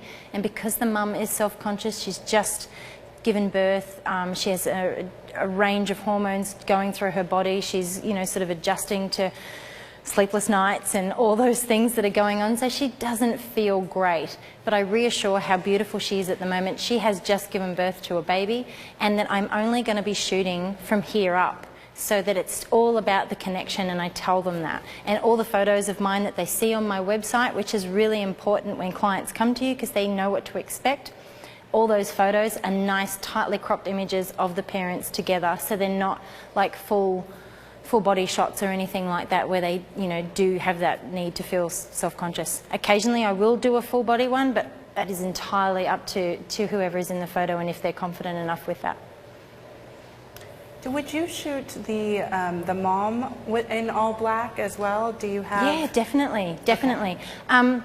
By bringing them, by angling my black backdrop and bringing them slightly forward, the light is actually going to hit the backdrop, and there will be a difference in shade of black from the mum's shirt to the dad's shirt. And if you light it properly, if she was in black, I would definitely throw a reflector in there to throw some more light on her shirt so I don't lose detail in it, because sometimes when the parents are in black and I'm shooting on a black background, it kind of looks like floating arms and legs because you can't see any detail in their clothing. So it's really important to light it properly, and if they are wearing black, use a reflector to throw more light on their clothing. We have 2 more parents, yay! I'm actually going to do something a little bit different with this mum and dad and the way that I position them for a variety of images. So I'm actually going to photograph the mum first with the baby. And then I'm going to photograph the dad and then bring the mum in on the shot. So I'll show you what I mean with that sandwich with the baby in between being held with the dad. Because this particular baby, I already know because I spoke to them in the other room, loves to sleep on dad's chest without a shirt on. Doesn't she? Okay, so what do you have on underneath? Is just a white singlet top? Yeah, it's just a little tank top. Are you comfortable with taking your other top off or not really? Not really. That is perfectly fine. And do you know what, we can deal with that? It's absolutely beautiful. So what I'm going to do is just position your baby up here nice and close to your face. Then I can crop in nice and tight, and you know, the clothing or anything like that, nothing wrong with your clothing, but none of that is going to be terribly, you know, it's not going to be the focal point in the image, and it's not going to be a big thing. It's all going to be about this connection with holding the baby up here. We can take this print off. No, here it's if that fine. helps. Okay. It's fine. I actually like the dark. Okay. Come on over. Now, do you have a watch? Would you normally have your glasses on in a photo? You can leave them on? Perfect. No, it's waking up. Oh, she's so cute. Oh, she has a nappy on. Hang on. I'm sorry. Hi. You can help me with that. This is what we call a cloth nappy. What do you call these? Diaper. A diaper. Hi. Shh. Look at that. She just smiled at me. Okay. So I'm just turning her over because of the way I want to position her on the mum, and to gently rock her back to sleep. I'm sorry.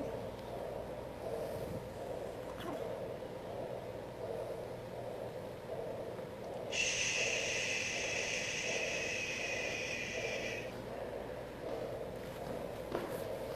She's like, I was comfortable there with my dad. What are you doing to me?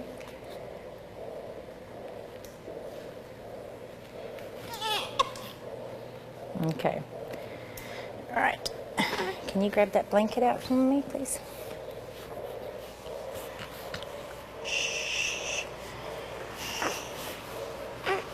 Okay. Now, because our light is this way, I want to bring, what's her name again, sorry? Annalise. Annalise. We had an Annie and an Annalise. I'm going to bring Annalise onto this side of Mum's shoulder, and Mum's actually going to turn away from the light because we want the light to really be on the baby. So I'm just going to pop her up on your shoulder here. Okay. Bring your hands in underneath her bottom for me. Perfect. And I'm going to, hang on, she's grabbing hold of my arm with her arms. Oh, baby girl, it's okay. There we go.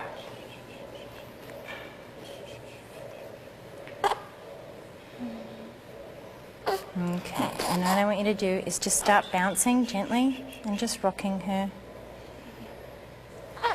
You're okay. Okay, just bring your bottom hand away and to make sure you keep your top hand around the back of her neck. So I'm just folding her feet up underneath her there, just so it's easier for Mum to hold her legs and her bottom together.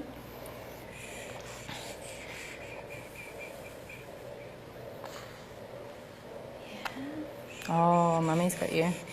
Does she have a dummy? A dummy? A pacifier? No. I did see a baby with a pacifier. So I'm going to turn her head this way. Okay. And that way there we go.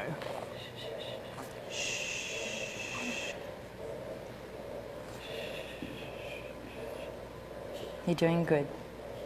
So giving our mums and dads, like especially first-time parents, giving them reassuring words and telling them that they're doing really well. From the minute they bring that baby into the world, like it doesn't come with a handbook. So we need to remind them how well they're doing, because no one knows what to do with a baby. I mean we do, but every day's new, isn't it? Oh yeah. Every day's so different and new. So she's pretty much into a good position here. I'm just going to adjust her slightly, and this bottom hand is just going to bring her up a little bit closer. Okay. Perfect. Keep your hand on her back there just while I move her up. So I'm telling Mum everything I'm doing.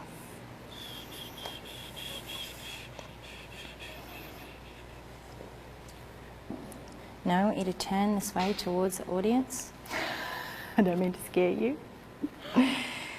Because look at the light falling on Annalise's face there.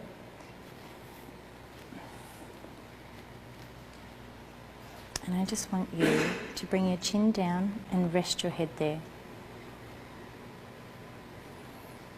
Okay, and come around a little bit further for me. That is beautiful.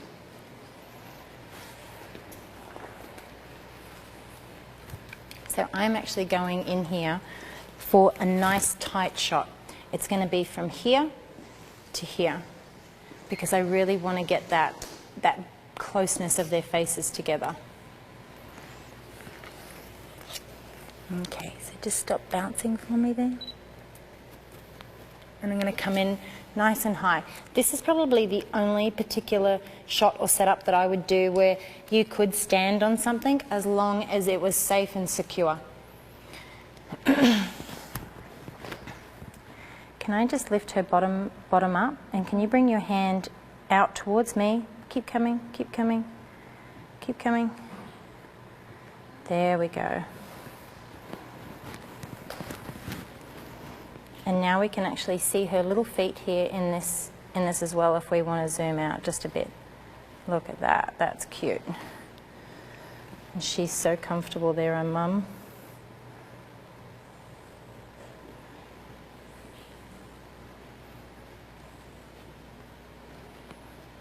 Okay, now just turn, and can you just take a little step back this way towards the window? Perfect, just so we've got that backdrop right.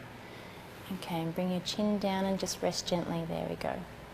And back this way towards the line. Don't be afraid to direct your clients, because they don't know what to do. So it's really, really important to make sure that you are giving them clear instructions.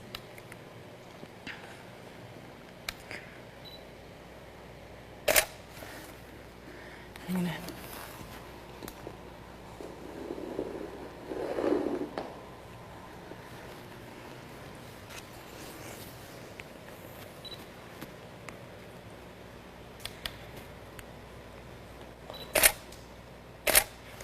She just closed her mouth. How beautiful was that? Okay, now can you just bring your chin forward and bring your head around to me? Perfect. You can rest your chin on top of her head just gently. Just straighten up for me. Perfect. And a little look up at me. So this is where I focus on the mum's eye in the first shot. It was Annalise's eye line because mum was down. The connection was there, but the main focal point of the image was on Annalise. But now mum's looking at me, I'm engaging in her eyes. I really want to get that focus straight on your eyes. Okay. And just lean forward into her, that's it, and relax. And you can ask mum for a little smile here.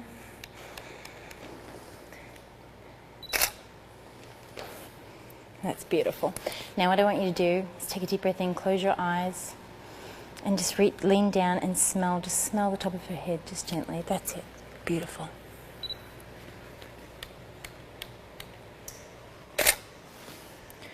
That's beautiful. Okay, so you could keep going and getting some shots from some different angles and things like that, but we're going to move on to Dad. Dad's also pretty comfortable with taking his shirt off for this next shot, so it's going to be great. So come on in.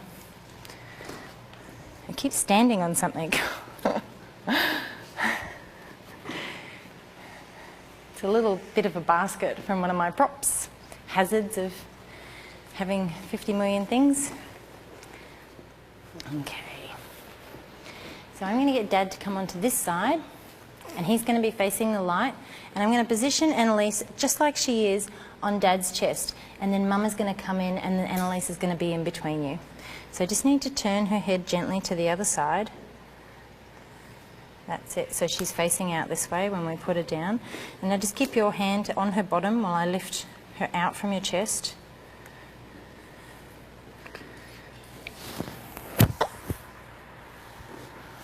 Okay, and hand up under her bottom. Perfect. Okay, she can bring that arm down.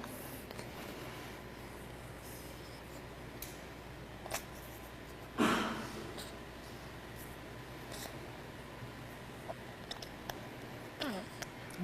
there we go. She's going to get herself comfortable. Okay, there we go. Yeah, and just use your thumb at the back here, that's it, just to keep her head in position. And put these fingers down, that's it. How cute is that? Hopefully she doesn't look at me like that. This is so cute. Okay, just step this way for me. It's like we're dancing. Okay, and I want you just to lean slightly towards me. That's perfect.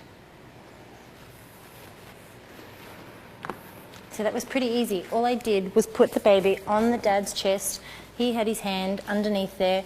I moved her face forward so it's chin to shoulder rule. Placed her hand underneath her cheek to raise her face out from his chest, and I'm using Dad's thumb at the back here to keep her head from going backwards, but his fingers are gently just on the back of her neck here and her back to make her feel nice and secure.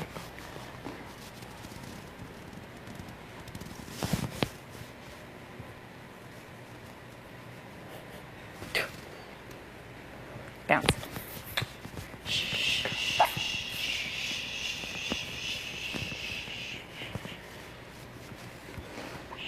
If they don't want to put their hand under their face and they keep pulling it out, just tuck it in under their chin so it's still in that focal plane.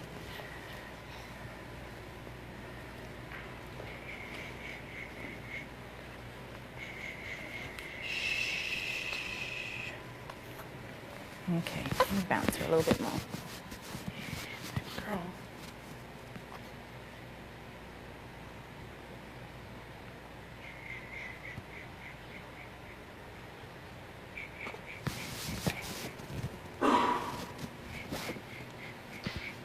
Oh, no scratching.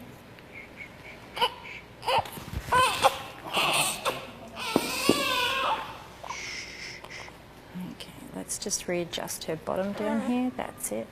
Bring your hand away from her bottom. I have her, and there we go. So just a slight adjustment because she might be uncomfortable. We don't know, they can't tell us.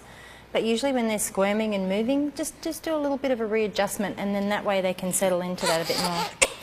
I might just bring this over here. Yeah, I've got that hand. Yep, bring your hand down. No, down and away. Down, down, down. I've got it. There we go. So now I'm just going to bring her out here. You've got her bottom. I'm going to readjust her. Oh. What's up?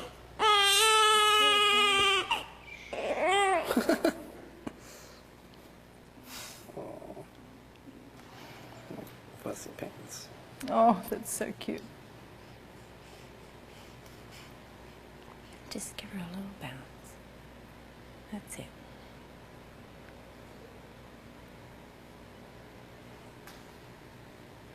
She's kicking these legs out. I want to get this hand out from her face. You can see that it's covering her face. It's very cute, and you could get a safe shot like this, but I'm determined to get the right shot, so I'm going to adjust that hand. I'm actually just going to bring it down, I think. Come on, little girl, cooperate. I hope she doesn't have hold of any of your chest hairs there. There's lots of it. Come on, little girl, cooperate. Shh, it's all right. I'm just going to lift her head out gently here. There we go.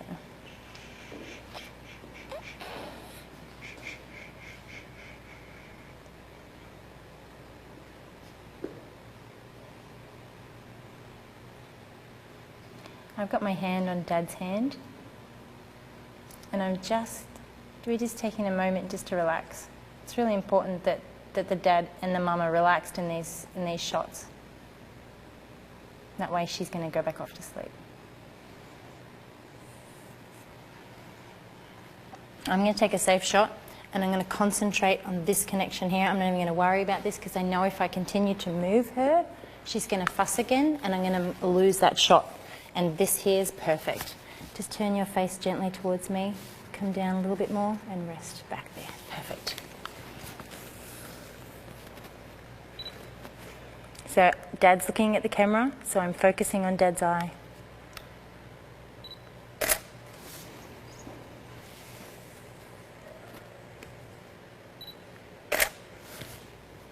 Okay, and just turn into her. You can kiss the top of her head, smell her.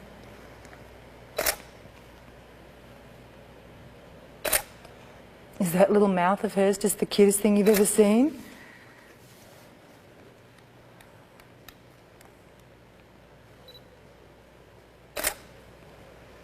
Just bring your chin towards me, turn your head towards me a little bit. Keep coming, keep coming. And now rest down and just close your eyes.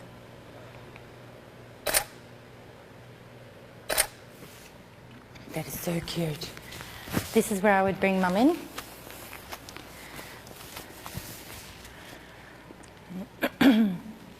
Now if you can take a step backwards, just very carefully. That's it, and just come towards me, both of you. Okay, so if you just bring your arm in and around. Oh, she's pooing. Don't move, don't move. You almost got real bad, though. I got a little. That's all she needed to do. I'll let you clean up your husband. Okay. We'll use a wet wipe to get that out. Okay. Right, now that that's out of the way, come in nice and close. Now what I want you to do is put your arms around your husband. That's it. There's one piece of hair underneath your glasses I'm going to pull out. I want you to come in. That's it. So this is a beautiful, intimate sort of photo here where we can get them looking at each other. We can get them looking at Annalise. Just going to fix her toes under here.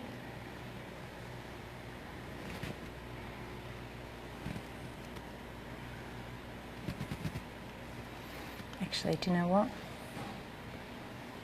Bring your hand up here. That's it. And come in nice and close. Okay. Just turn towards me slightly with your faces. Beautiful. You can look at Annalise if you like. Look down at Annalise, that's it.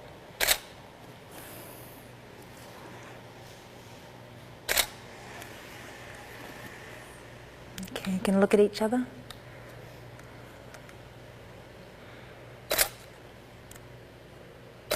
Okay. Close your eyes, take a deep breath in, and turn and look at me. And lean in towards each other. Just lift your head slightly. Just lift your head up slightly and just lean in. That's it. Beautiful. Looking up at me.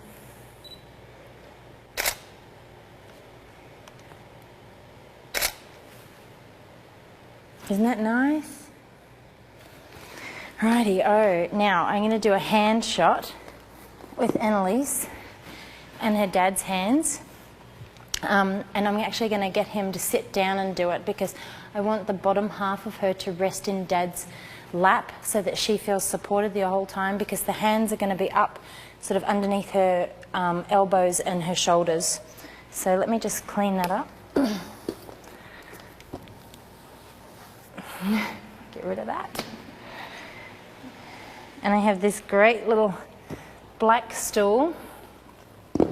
So come around the front and sit down, and what I'm going to do is position Annalise in Dad's hands from here. So bring your legs together. This is what I'm looking for. Just so she doesn't do anything again. Okay. Just pop her down onto your lap. Okay, and we're going to turn her over in a moment. I'm actually just going to grab this little stool so that I'm sitting comfortably in front of Dad to position Annalise in his hands.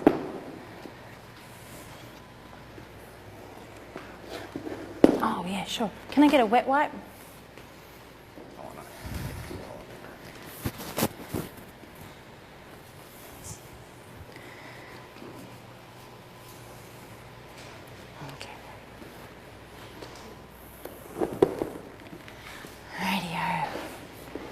So when we do this particular image, I would normally have placed Annalise in Dad's hands, but we've come down from that shot, so we're just going to keep going from there. So yeah, he's going to have his hands crossed over like that, and they're going to support her elbows, and they're going to support her head. So I'm going to turn her gradually. You can just relax if you like for now. Look at her, flat out.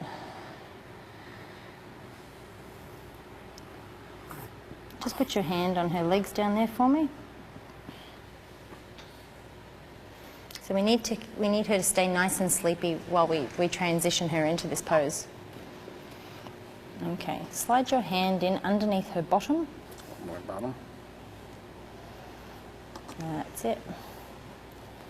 Bring this hand back over. And we're going to roll towards this way. This way? Just gently. Just gently roll. That's it. I've got a head. You just concentrate on the bottom half. There we go. So once she's positioned in Dad's lap, he can scoop his hands in under the front there, which is going to be great. So just leave her little legs back there to be comfortable. Okay, I'm going to tell you when to do it. Because the dads are helpful. They're so helpful. They want to do as much as they can to help. But I'm going to actually position her first, lift her, and then Dad's going to slide his hands in under, and then I'm going to put Annalise in his hands.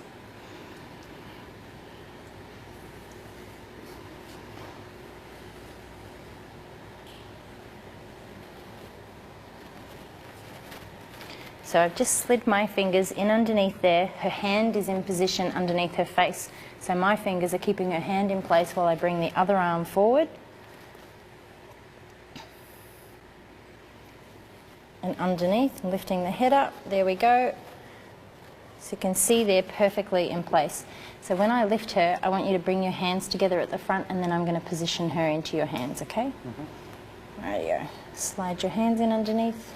Perfect. But what I want you to do is just bring them back towards you. That's it. And just relax. That's so cute. It is so cute. And you know, this is such a great photo for them to have because it's all about the baby, but it really shows the size of them.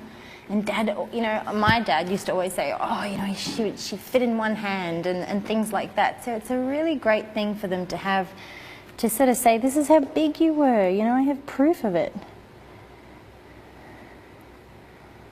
And just turned her head and her chin around towards her face there. Bring your thumb in towards your fingers. That's it. How adorable is that? Do you know what I am going to do? Could you just do me a favour? There's a navy blue towel just above you there. Could you pass that to me? Thank you. I want this to all be black for this, and this is going to be a beautiful black and white image. So I'm just going to put this in behind here. We don't have to move, but it's just going to create a nice dark background. It's very, very simple, and we can make that black in Photoshop. So I'm sort of coming in really close here.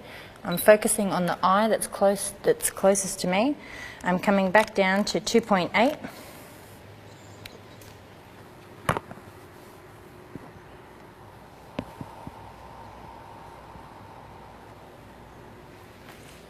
Just relax these thumbs and just lift her gently. That's it.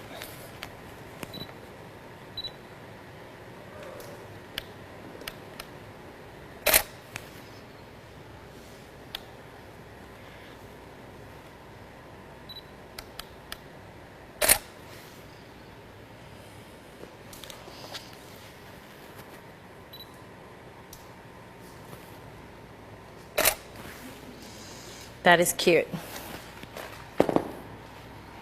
So she's safe. She's not being held up above the ground or anything like that in any dangerous position. I'm hoping you're comfortable. Yeah. Maybe a little hot. The towels all over you. But that's what I would do, something like that. So I'm pretty stoked with that. I think I'm done. Anybody want to see anything different? Well, we do still have, well, first of all, that was absolutely amazing and incredible. The intimacy that you are able to create, that word keeps coming up in my mind. What an intimate moment in time for the baby, but also for this family, and you capture that immediately. We do have a good 20 plus minutes before break, so. Do we really? We do. Oh, excellent, excellent. Well, I might get a picture of Annalise inside a prop. If everyone's happy for me to do that? That would be awesome. Great. So are you happy to sit there just while she's comfortable? Because she's asleep. I don't want to disturb her until I put her into the next setup. Oh, it's exciting when I get to play.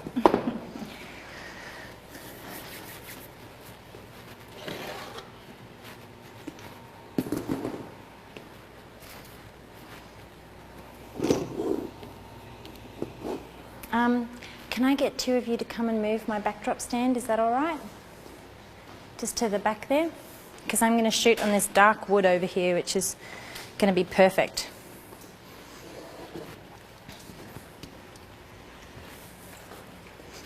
So I've got this beautiful basket. I'm going to put her, because she's in this position, I just thought that I could put her into a prop from that position, that same position, so I don't have to move her onto her back, I don't have to move her onto her side or anything like that.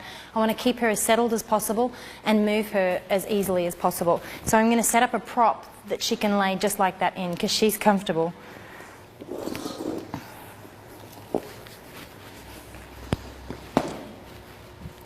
So again with my towels.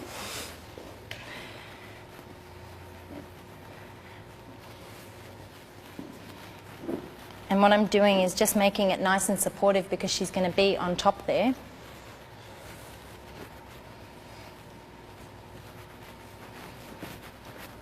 And we want to create a little bit of a shelf like Dad's hands.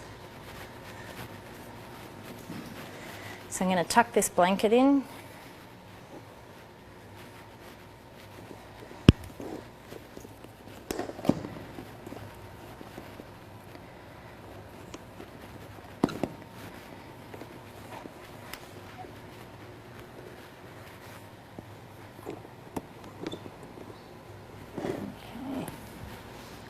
don't want to see that white underneath, so I'll just use this brown underneath that. There we go.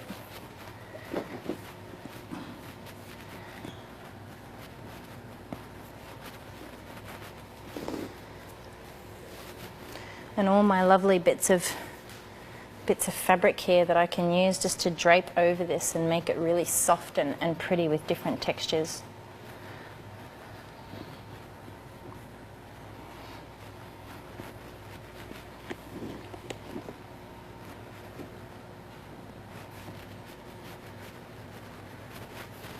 Okay, I haven't had a chance to, well, I probably have had a chance, but I keep forgetting to use all my bits and pieces that are up here. And she's got this beautiful dark hair, and she's so girly. I'm going to put a little bit of bling on her, which matches in with my brownie taupey colours that I'm using as well. So I'll just move my prop back here, where I'm going to be photographing her. And I'll put that on her when she's in there. Now, are you able to just spin around towards me with it on her? Just carefully, carefully. Okay, so that way I can just pick her up and I don't have to move far from Dad to the prop. But I would rather me carry her over there than put her in the prop and then move the prop, because that could be dangerous because she's on top of it. So I'm going to slide my hands in underneath yours. We'll do this as carefully as possible to keep her nice and sleepy.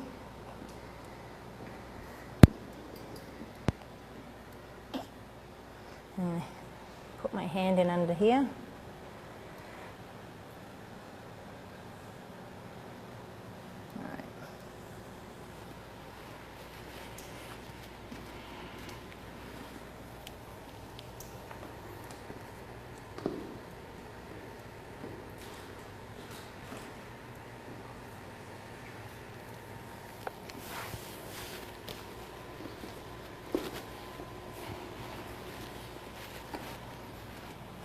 Isn't she just adorable?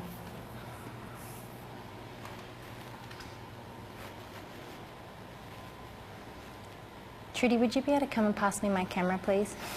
Sorry. And I might just get someone who hasn't helped me yet to come and sit beside our baby in the prop.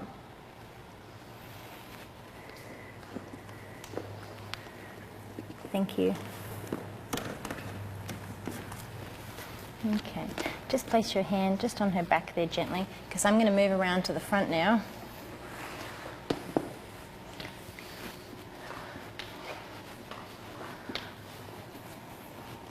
So I want to cover up all this white in here.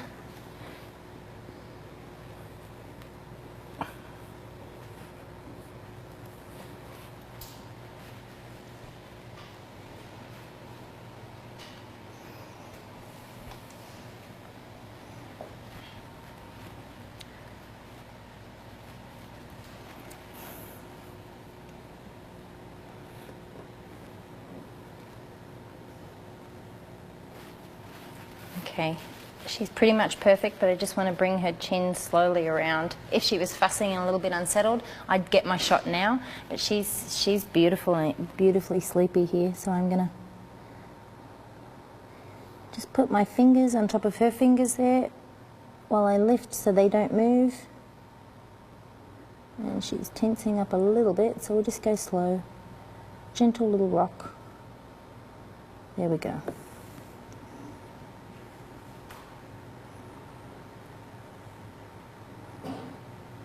And I'm just stopping her from bringing that elbow back down.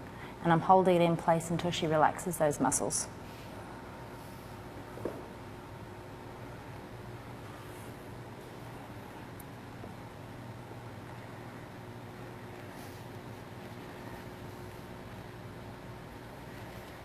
Okay.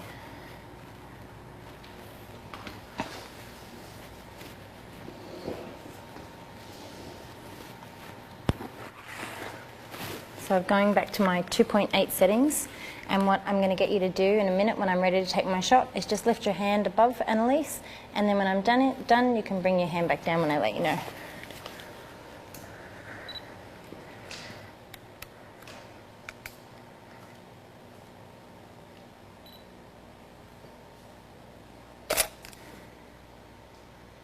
Okay, that's pretty good. So just lift your hand for me. Another one. And I'm going to come in nice and close and get one of her little face.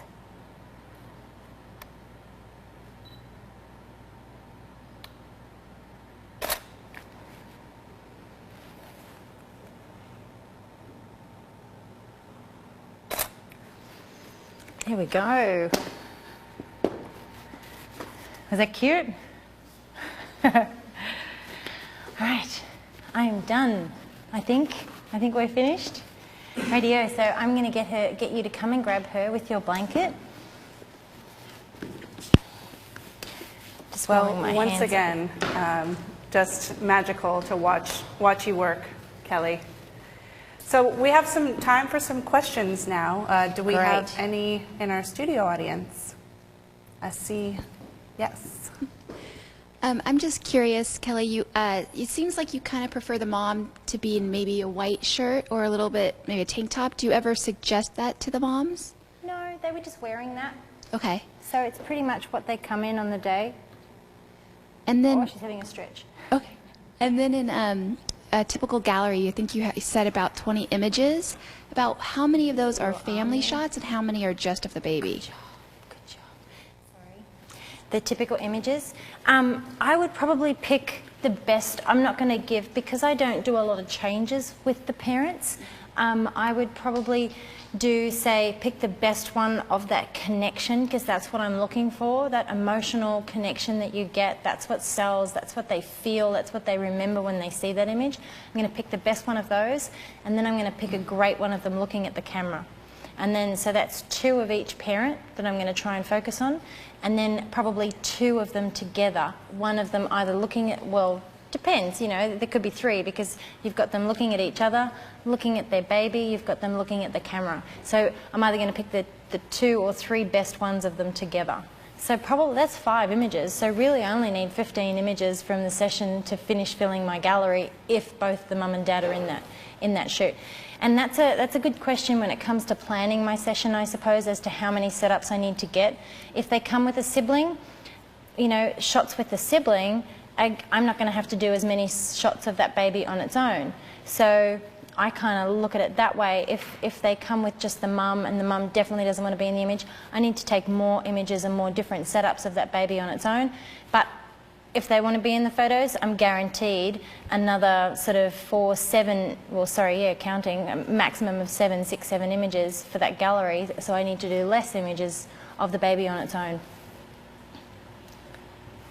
Going back to what you mentioned before about with siblings, do you ever photograph the siblings on their own as well during the time, maybe if the newborn is Yeah, feeding I or would something? definitely throw, they're probably poses and setups that I would do with just the mum and dad, but if there is a sibling, I'll have usually the dad holding the sibling up high for a standing shot with something like that, because usually the mum's still a little bit sore or a little bit tired.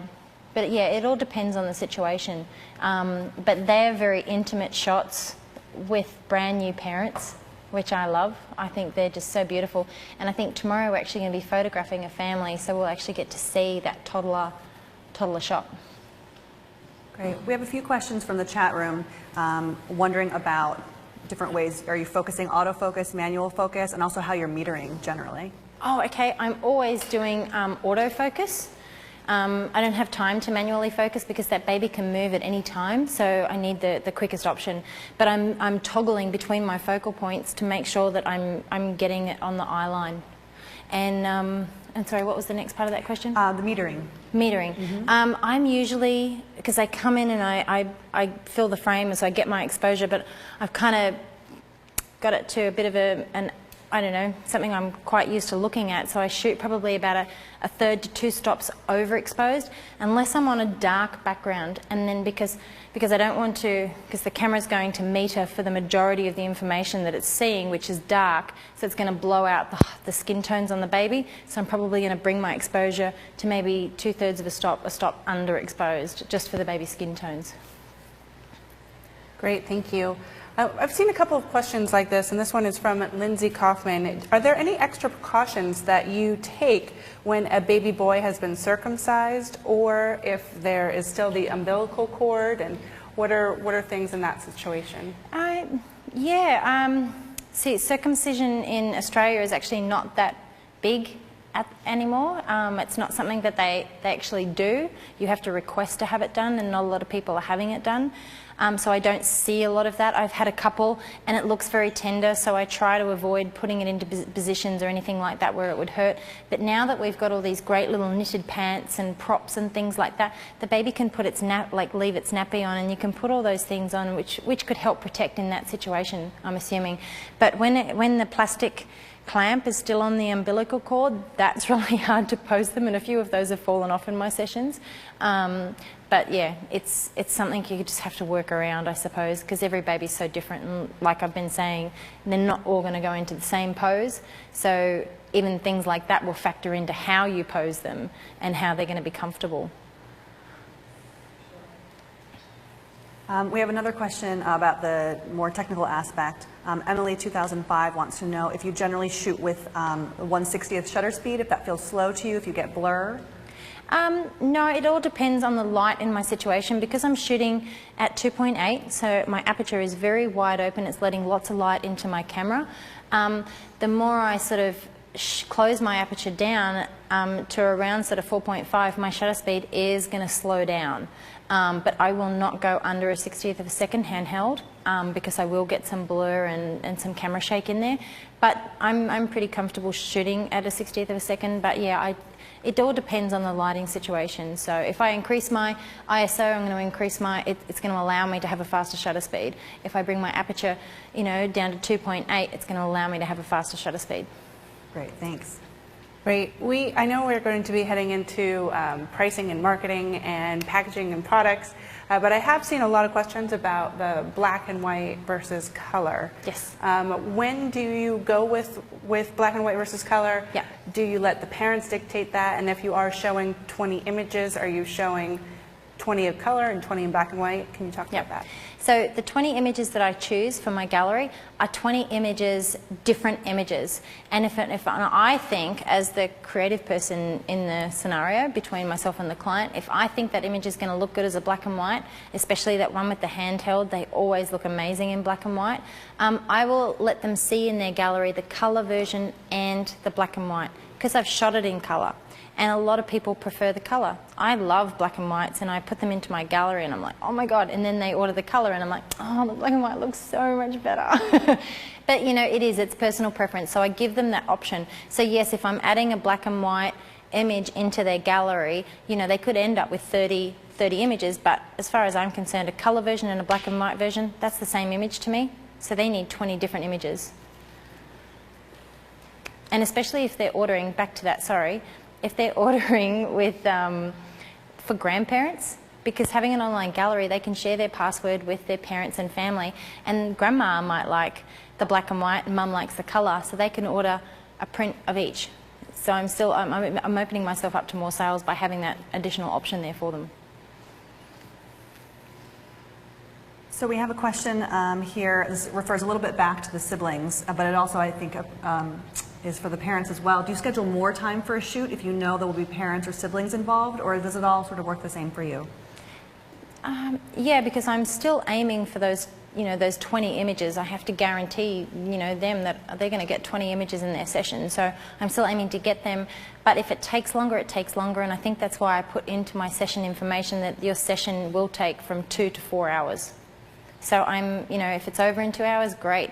But I really don't want it to be still going after 4 hours. But, they need to know that there's time there available to them if things aren't going to plan. I don't want to rush. I don't want them to feel rushed or like looking at the clock going, oh, we're meant to finish at 12 o'clock when we started at 10. So I'm just letting them, and that's probably why I only shoot one session a day as well, because you never know how it's going to go. Absolutely.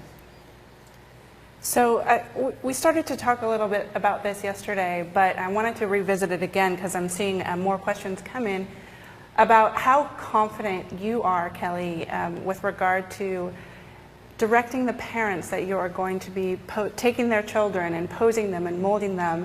And I didn't see one parent look nervous or worried. How did you get to that point personally, but also what tips do you have for those of us to get there, to get over those fears of interacting with the babies. Yeah, definitely. Yeah, I think a personality does come into it a lot. I'm not afraid to go up and start talking to somebody. I'm actually probably, I'm a fairly reserved person, believe it or not, but when it comes to my clients, this is my trade, this is my business, this is my baby.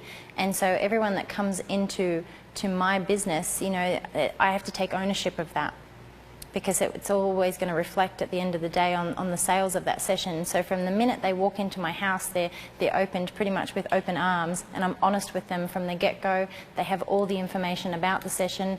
I don't ask them, I guide them, I give them clear instructions on what to do. Gosh, there's so much into it. But with the couples that were here today, just now, I was able to go into the other room and meet them before and just say, "Hi, I'm Kelly. You know, thank you so much for coming. I really appreciate you being here." So just putting them at ease by talking to them, and be yourself. Don't be afraid to be yourself. No one's judging you. And that was a big thing that I had to learn, because I was always, you know, thinking that people would look down upon me because of what I was doing. But now I'm so proud of what I do and what I can share with my clients, and obviously you today. I feel so immensely proud to do it that I'm quite confident to tell people, hey, I'm a baby photographer, and you know, this is what I love doing. So believe in what you do, and that will come forward with confidence. I love it. I love it. Well, we are going to take our next 15-minute break.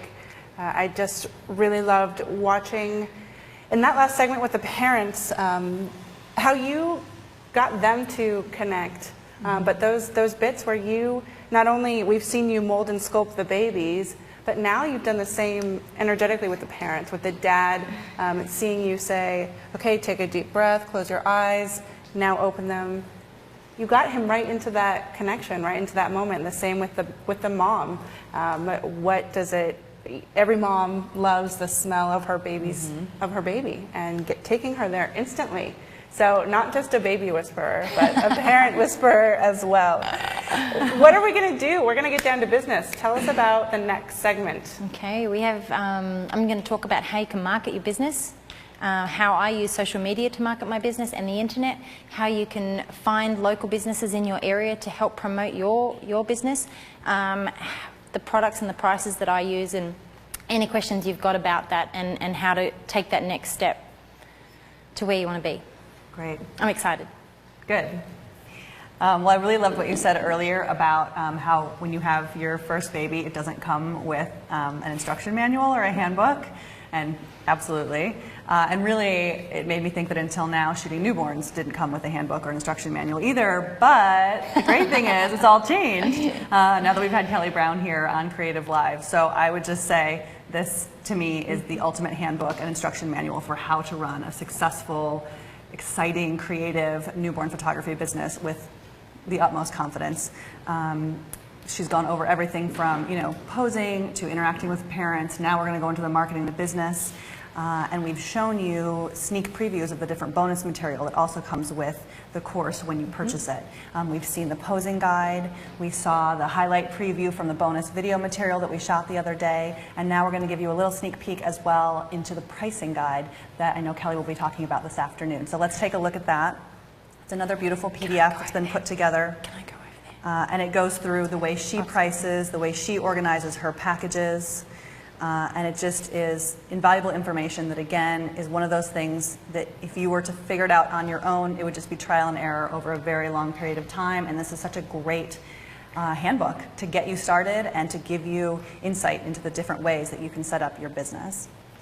So click on that green Buy Now button on the bottom of your screen. The whole 3-day workshop plus all the bonus materials are available for $149. But if you buy it before the end of the course, it's for the live event fee of $99, and just go for it. Go for it. Seriously, people, if this is what you want to do, go for it right now. One more note, everybody. We talked about this yesterday, but we are calling for bloggers out there to kind of spread the word and tell us your experience that you are having out there right now. We have so many people watching and engaging with us, but we want to hear your stories. And so there's a blog post on our blog about how to submit your blogs. So that is creativelive.com/blog. We're looking for your stories, what you're learning. We heard earlier today that somebody had submitted a photo of how they were practicing the wrapping of the baby, but on a dog. Like, we would love to see that, what they've learned and practicing. So for all of you out there who have blogs, we would love to hear your stories. You can email a link to your blog to editors@creativelive.com, and we'll be posting all of those next week. So we will be shouting out all of you. So everyone, we are going to take a 15-minute break, and we will see you all back then for marketing and business and pricing.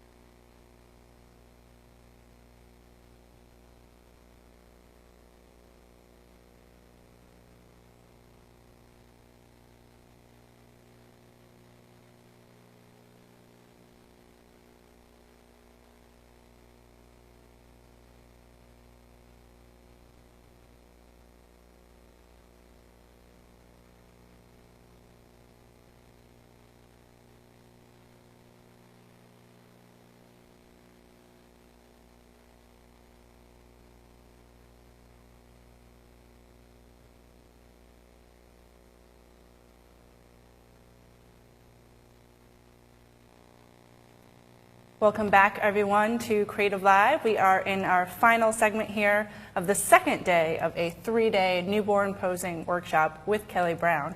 We just had an incredible day of shooting and photographing and seeing her shoot families, and now we are going to get down to business. But before we do that, we have another prize to give away. We sure do. We have a bundle of prizes, a gift certificate to Artsy Couture and to Triple Scoop Music. It's a $160 value, fantastic prize. And the winner is Katie Wyrens. And the quote she sent in was, "Put your parents at ease by talking to them and being yourself. Believe in what you do, and that will show confidence." Excellent. Well, thank you, everybody, for entering the contest. We'll be giving away more prizes tomorrow. All right, Kelly, over to you. Let's talk business. Rightio. This is not, I mean, it's a bit like Photoshop to me. It's not this, I love shooting. So when it comes to marketing products and pricing and all of that, I had to learn that from somebody else. I really did. And then what I had to do was learn it from different avenues and put it into practice into my own business, and worked out what I love to do, worked out what was working for me and my situation, and then come up with some strategies for marketing and some products that, you know, I really wanted to sell and that I wanted to see my work printed on and sold in. So when it comes to marketing and getting your business name out there, I used to advertise in a couple of obstetricians' offices, and what I did was I made a very, very small square 8x8 hardcover album. I made about 5 copies of it, and I got dressed up. It was like I was going on a job interview, and I took my album full of all my pictures around to different offices, and I showed them my stuff.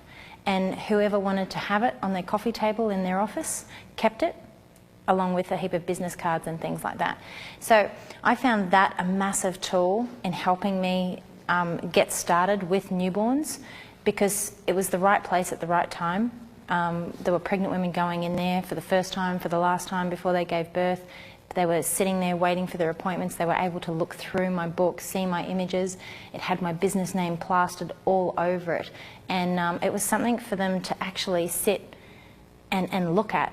And there's an amazing saying that is, people won't remember what you tell them, but they will remember how you make them feel. So being able to put a whole heap of images in there that made them feel so excited about the birth of their coming child, they remembered my business name, because it gave them a feeling. And having my business cards there ready to go, I got contacted by so many people, and that's like 3-4 years ago. So that got me a massive start in the newborn area. I used to do a lot of portfolio building sessions, which I think is also really important when you are starting out, because it gives you an opportunity to practice. And when you say portfolio building session, it's not a free session. So I've never actually given anything away for free unless it's to a family member or to a very good friend of mine who really appreciate what I do. But when it comes to portfolio building, you are able to lower your price, but I don't recommend going and shooting their baby for 3 hours during that portfolio session and editing 70 images and giving them those 70 images. What I would do is concentrate on 5 setups and give them 5 images from that portfolio session, building session, for a much cheaper price, if that's how you want to get work. Then the pressure is off you. They're not there for 3 to 4 hours while you photograph your baby, and you're not having to then spend copious amounts of time in front of the computer editing those 70 images that you desperately want them to see and trust, because 5 powerful images that you've spent the time to get right, and setups and poses and all that kind of stuff, and the editing, 5 of those images is going to have a massive impact, as opposed to 70 average images that you've rushed through and then had to spend long hours editing. So if you're going to portfolio build, I would recommend offering like a package, especially on social media, about how to, to get clients in your door, and offer 5 images for, a couple of hours, and get them into your studio and start practicing, and get those images onto your websites and onto your blogs, because when people start finding you, they want to see your work. That's what makes them pick up the phone and ring you. That's what makes them email you, being able to see some actual images. So that's a really, really good way to get started there. Since having put those books in the obstetricians' offices, I actually haven't advertised in too many other places.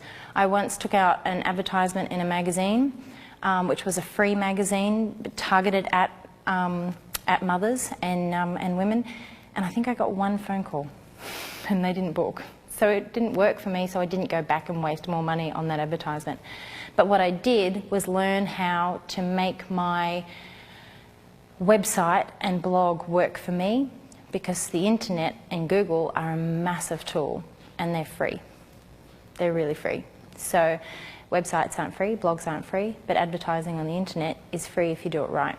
So I would recommend, I'm not the best at it and I'm not very technically minded, but I would recommend learning how to optimize your online information to get the most out of it, which means putting enough content on there about what you do, specific to what you do and what you want to show. If you primarily want to show newborns, only show newborn work. I'm actually lucky enough to have a couple of commercial clients, and I fly all over Australia to very, very large construction sites, believe it or not, put my hard hat on and my steel cap boots, and I walk around big mines and photograph them. And I don't advertise that. But I'm their photographer, but I don't show that on my website because I don't want people to get confused with what my actual specialise in. But that is an extra way for me to earn money. But I don't show it, so that when people come to my site, they're not confused. They see my newborn work, they see the maternity shots, they know that's what I do, and it's targeted to a specific market. And so all the content that I'm putting into my blog and my website is picked up by Google. So when people search for you in your particular area.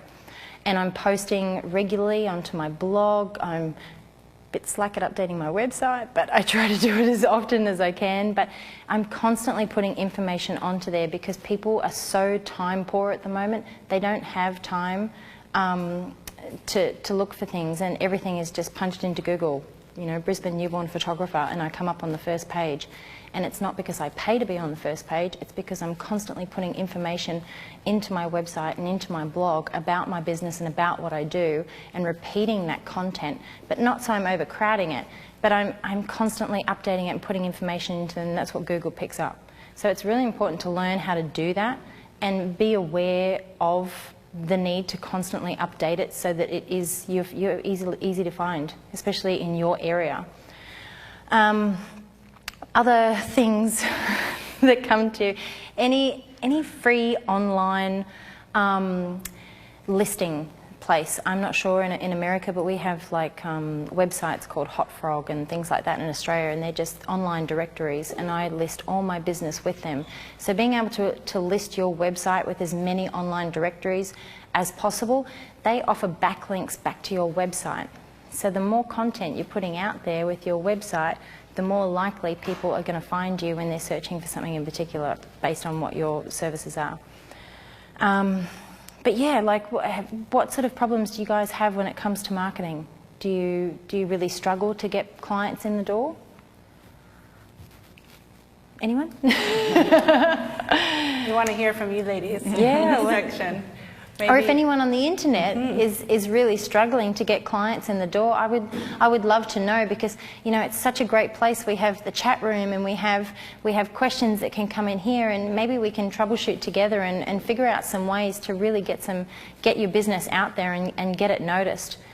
We do have some questions about portfolio building and that initial starting getting clients in. Courtney D wonders, when you say give them 5 images, do you mean the digital files? Is that when you're for the portfolio building? Do you do the same kind of gallery that you would do for a normal client, just a smaller amount? Yep. No, I definitely wouldn't give them a gallery. I would give them 5 edited images on either a USB or a disc. Okay. Then I'm not having to, because it's at a lower price, then I'm not having to cover the costs of products or anything like that. So even though we all want to be able to have our images to printed beautifully, if you want to give them a 5x7 of each of those digital prints, digital files, that would be a great way for them to display those images in your house, but you don't necessarily have to. We live in such a digital world these days. Everybody has everything on an iPad or their iPhone or Facebook or whatever other social media forum that they're using. So, make it easy for you, is what I'm saying, and make it so that you don't have a lot of expense going out for those portfolio building sessions. Sure. And we have another related question. When you're doing a portfolio build, do you tell the potential clients that that's what you're doing and that's why that the price is discounted, and you explain the whole thing to them? Yes, I used to advertise that I was doing portfolio building sessions, and now that you've got Facebook and everyone has a Facebook page, put on there, I'm having portfolio building sessions. This is what you get in return for this session at this price, and people will come to you, especially if you have. And I'm so amazed that when I'm looking for someone, for a model or something for a workshop, people that are like my page will put someone else's name in there and tag them in there that don't follow my page. So it will bring more people to my page that, you know, they might know someone that would be interested in that. So to post that on there and see what happens. You just, you know, you can't fail. So you talked about having a blog and a website, and I've seen a couple questions, including Tanya from Portugal. I already have a site, but I don't have a blog. Is it important to have a blog, and why? And then also questions about how do you feel about the blog sites, and is there a difference? Do you have different audiences? So. Yeah, a lot of people are compressing both of their blog and their website into one, which I think is great. You know, it's easy to maintain, it's easy to look after. With that, you can constantly be putting, you know, your latest sessions on there and updating it regularly with new content so that when clients go there, they're seeing your latest work, not website portfolios that have been on there, you know, images that have been on there for 12 months and not updated. So, but with websites, HTML sites, sorry, Google can read all of the information that's in there. Whereas Flash sites, I have a Flash website and it's not ideal, but I've been lazy, I will admit it, in updating. It's something on the to-do list. But it can read the content that I have on the very front page, but it can't actually read any of the content that I have within that website in the About section or anything like that. So I have the website there purely because, even though it's a Flash site, it's actually a really good tool for me for online galleries. It has an amazing online gallery system which works perfectly for me, and it also has text sections in there if people want to go there. But the one that I update content on regularly is my blog, because you know, it's just so easy to post 5 images from a session on there for people to see, and for those families to be able to share them with other people. Right. Looks like we have a question here from one of the students. So in terms of marketing to your current clients, do you do anything like a referral program or anything like that? No, I don't actually. At the moment I don't seem to need to, but I recommend definitely trying something like that if you can. I have a lot of reoccurring clients come back to me, and the trick is customer service. So as you've seen, I treat my clients like gold, and I'm consistent with the way that I communicate with them. I'm not all about them 1 minute and then very vague with my communication. I'm all about them from the minute they contact me to the minute I deliver their products or they get their products. So I have to be very, very consistent with them and make sure that I give them the best possible customer service that they deserve because of how much I cost. You know, basically, they have to have value for what they're spending money on, and they value my customer service and the way that I treat them. So I'm very, very mindful to always, you know, give them exactly what they deserve. But I have a customer service background in retail and hospitality, so it's always kind of been there. I've known how to deal with these people. Can you kind of take us through what that client relationship looks like in terms of what do you mean when you say give them good customer service, or how do you maintain that if you are having so many repeat customers and clients? That's amazing. Yeah. Well, customer service to me is just being there for them. Is being available to your clients at any particular time for any reason. I'm never rude to them. I always answer their questions, and I promptly reply to their phone calls if I miss them, if I'm in a session and someone rings. I always reply to their emails quickly, and I do it with a smile on my face. And I'm passionate about my business, and I try to express that to them, and they love that in me. So that customer service is always going beyond their expectations and giving them what they deserve. And you know what, that goes for any business. I recently had to withdraw from using a particular business because they didn't contact me for quite some time after I originally contacted them. And they were a little bit disappointed that I was not going to be working with them anymore. But had they have responded, yes. And you know what, I just also want to add there, when it comes to customer service, don't take on a job if you can't fulfill, or don't take on any particular assignment or anything like that if you can't fulfill those people's needs. So if I'm going through a really busy part in my life where I can't possibly fit any more clients in, I'm not going to overbook myself. I've allocated so many days a week for me to be able to work and shoot clients. If I continually over push my boundaries, I'm not going to give my current clients the level of service that they require. So I'm going to start to sort of slacken off, and my work, my final product is not going to be as good as what it should be if I'd had that extra time. So it's a massive combination of everything, you know. Don't be afraid to tell people that you can't do the job. If you can't, don't take on something that you can't fulfill what their expectations are as well. But customer service is massive. So do you have set hours in which that you'll respond to a client? Like you mentioned that you always respond to them quickly. Yeah. So of a morning, obviously it's pretty hectic in my house getting my kids out the door for school, and we have piano lessons, we have soccer practice, we have running before school. So I don't sit down at my desk until 9 o'clock, which means my kids are dropped off at school and that's when I come back. If I have a client that day, they're not coming till 10 o'clock. So I have 9 till 10 to answer any emails, make any phone calls I have to do, pay any bills, order any prints, things like that, you know, I have a system that's pretty sort of streamlined at the moment, so it's quite easy to do that. And then of an afternoon, if I finish my shoot early, I can use that time between, say, 1:30 and 2:30 to answer some more emails. But then when 3 o'clock comes and I get home from school with my kids, I don't sit back down at my computer unless I have something really urgent. But I don't sit back down at my computer until the kids have gone to bed at 7:30, 8 o'clock at night. And then if more emails come in and I'm sitting there, I'll reply to them. So people like a prompt reply. But if I've been contacted the day before and I can't for some reason get back to them, what I'll do is just reply the next day and say, look, or the following day, I'm so sorry, you know, for the late reply.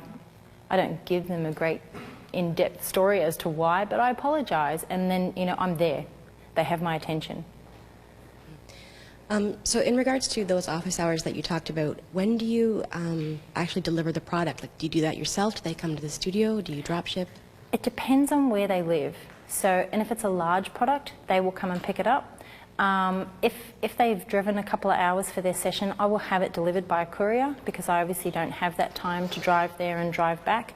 But a lot of the times, yeah, they come and pick it up if they're available to, or a courier is required.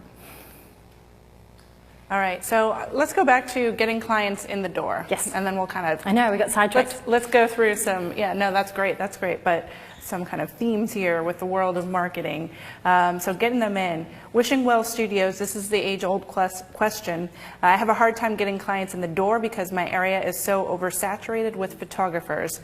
How can I fix it without giving away tons of free shoots? Kim from Wisconsin. So again, we talked about building the portfolio, but a lot of people, when you asked, are people struggling getting clients in the door? The sounding question was, our answer was yes. Yeah. I think that's why this posing class is so good. You know, learn to do it well. Learn to shoot well. Know the technical aspects of your equipment, so that when you need to get that shot, you can get it and you can nail it without having to fumble with your camera settings or anything like that. And take your time posing. Be patient. Get your images right, and people will fall in love with them. But make sure that you have a presence online. Make sure that you have information out there that people can see in particular places where pregnant mums go to. Sit down with a group of people and make a list of all the different, you know, businesses that pregnant mums go into. Hospitals are also a really great place to advertise, but they're hard to get into.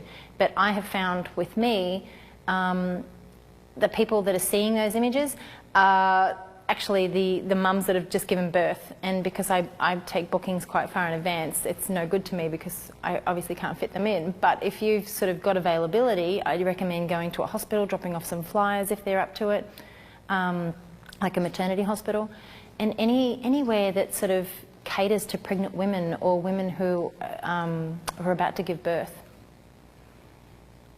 We have a question again about sort of the portfolio building and getting those clients to come to you. Farron would like to know what type of discount you recommend for portfolio building sessions, and would you recommend going back to portfolio building sessions if you have been doing newborns for a while but you want to kind of give it a little boost? Yeah, I started off 4 years ago doing a portfolio session for $250. It sounds really cheap, but they only got a handful of images. And that was really good for me, but that's 4 years ago. Now, if I was starting off in the same place, I would charge a little bit more because I think that, you know, I know what that person was saying about having to charge so little without having to give it away for free when you are in an oversaturated market, but you know, we do need to have pride in what we sell, and we need to value it, and we're not going to value it if we're giving away for free. So it's really important to have a price on it, but just make sure that you're constantly you know, posting about your portfolio sessions. Put great images on there to sell those portfolio building sessions, and only offer a certain amount. And if you have the right information to go along with that and the right images, people will definitely take you up on that offer.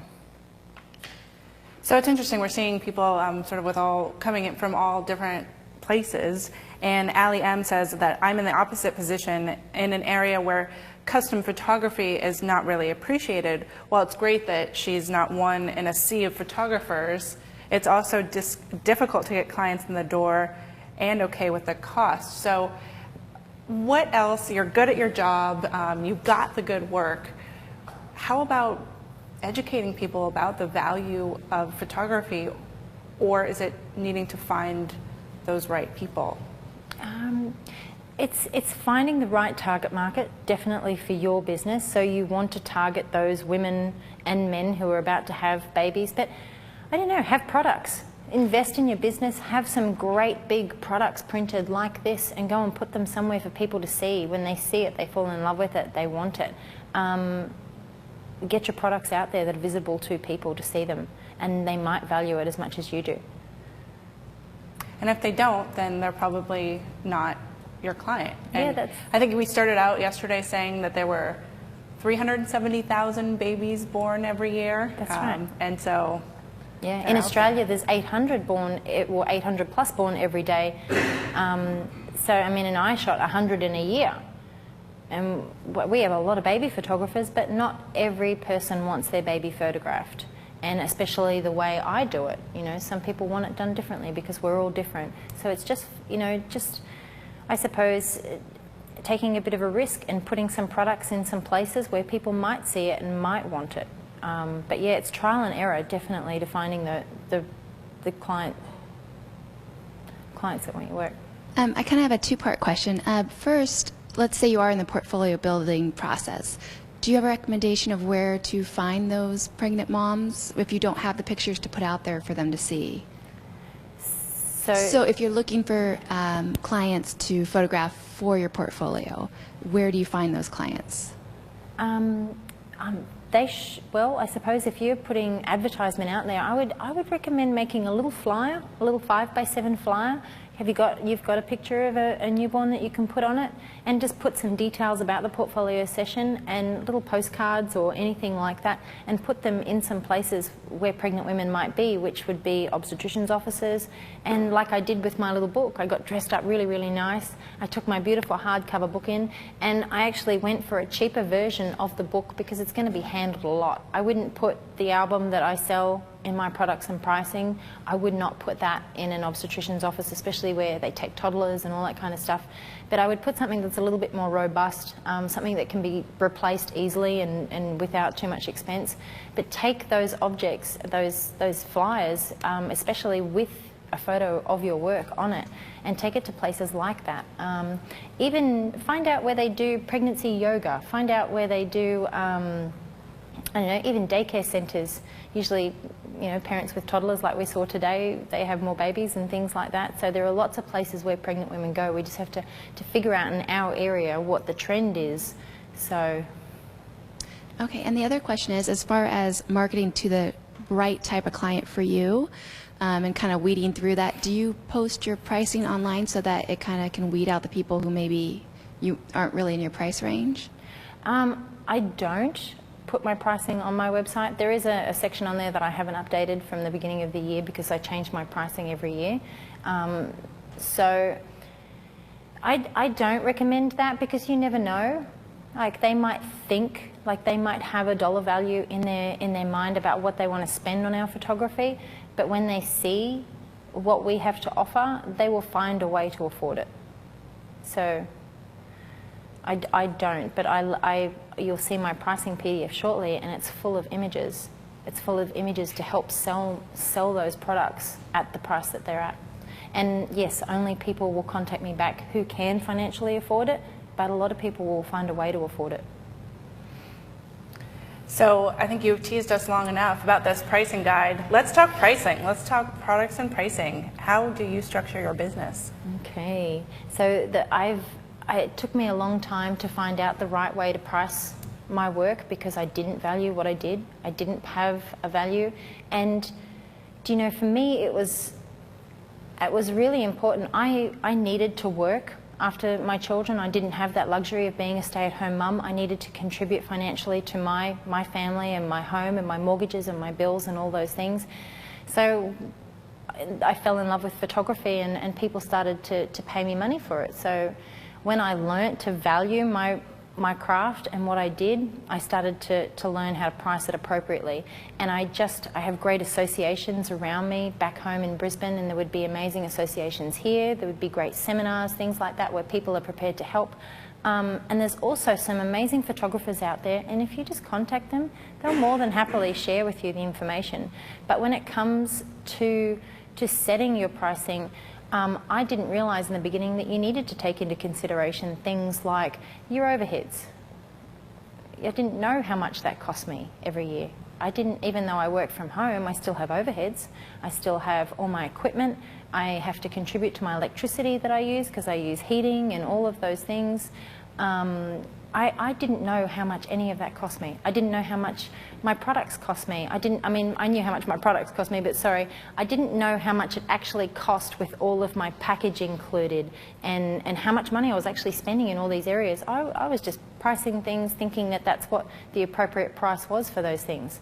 I didn't know all the other things that factored into it. So now I know that I have to cover, I have to take into consideration equipment that I might need to buy in the next 12 months. I have to cover all of my bills. I have to be able to cover all of my products and all of my packaging and all of that equipment, all of my software, cameras, lenses, you name it, everything. Even the clothes that I shoot in. I have specific clothes that I shoot in that I only wear for sessions that are comfortable, that yet nice. So props. Buying props, I have an allocation of money now because I didn't know how much money I was spending every year on props, and I get excited every time I walk into a shop. I'm like, oh, I could put a baby in that. So I needed to sit down and work out everything I was spending in a year before I could do that. And tax, how much tax I have to pay to my local government, all of those things. So I had to work out how much money I needed to cover that. I had to work out how much money I wanted to pay myself as a wage, how much I thought I deserved to earn from doing this particular job, because in my previous life, I actually earned a really decent wage. I was a personal assistant for a large corporation after my retail and hospitality days, but anyway. So yeah, I was earning money, and I went from earning no money to gradually increasing the amount. So everything I had to add up, and then I had to work out how many days of the week can I work. So I can work 3 to 4 days. There's 3 to 4 potential shoots every week, but I can't work school holidays. So I needed to minus those days. So I can only work X amount of days every year and divide that by how much it costs me to run my business. And that's how I figured out this is the minimum I need to charge to cover all my expenses and pay my wages. And that's what I deserved because I worked my butt off to get to where I am. So I've set my pricing and my products up so that my minimum package, if I can shoot the amount of sessions I want to shoot and book in for that year and times that by my minimum package, anything on top of that with my other 3 packages that cost more, anything on top of that is an added bonus to me. So which is awesome because I'm here to make money, I'm here to contribute to my family, I need to contribute to my mortgage, and I need to be able to take my family on a holiday and spend time with them and do fun things, because without my business, we wouldn't be able to afford any of that stuff. So it's really important to learn what it costs you to run your business, how much it's going to cost you to pay yourself, and how many sessions you need to have, and how much money you need to earn from that session to be able to cover all of your expenses. So I don't. Do I have a clicker? Will it go to the PDF? Yes. No, it won't. Okay. We'll get the get PDF that sorted out. Okay. Let's ask some questions while we get that Ask some sorted. questions while we wait for the PDF. Absolutely. We have a question here about sticker shock. Do you ever, for your products, do you ever have clients give you any feedback about whether they think something is too expensive? I think it goes again back to the teaching them, educating them about the value. Yeah. Do you have that conversation ever with your clients? Yeah, definitely. I have people that come back to me and say, oh, we can't really afford that. Do you offer anything else? And I'm now in a place within myself and my business that I can actually go back and say, well, actually, I've had to really streamline the way I price my products and my service this year. And unfortunately, this is what my price list consists of. So I'm not backing down, because if I start charging, if I have my price list but I charge this person this much, they're going to tell their friends about me, and word of mouth is the biggest form of advertising you can ever get. They're going to tell their friends this is how much it costs them, so then their friend is going to come to you and goes, well, Katie only had to pay this much, so you're going to feel obligated to charge that much. So if you put a pricing structure in place, stick by it and believe in it. Don't change it for anyone in particular, and it's there for a reason, because you have to cover your expenses. Absolutely. Any questions from the audience? I have a question. We talked yesterday a bit about how you connect with your clients a lot over email, and I was just wondering, in terms of the pricing conversation, do you try to get them on the phone so that you can kind of build that relationship with them first before telling them? I would definitely recommend early on trying to do that. At the moment, I don't seem to need to do that. I suppose with my situation at the moment, my personal content, I have I have won some awards, I have an amazing reputation, I have been on local television stations, so people kind of know who I am. Plus, I've done enough people's photographs that the word of mouth has got around about me, and people know how much I cost. So at the moment, I don't personally have to do that, but yes, definitely talk them through your pricing. And when you have, I'll show you in a minute, when I describe my products, I describe them to every detail, so that they know they're getting something they can't create themselves. That's the trick to it. Everybody has a camera these days. Everybody can get their their images printed somewhere very cheaply. But it's up to us to be able to offer those people something they can't create themselves. They can't pose their newborn the way I do, and I have an added bonus. They can't purchase the products or create the products that I offer them themselves. So they have to come to me for my service, which is amazing.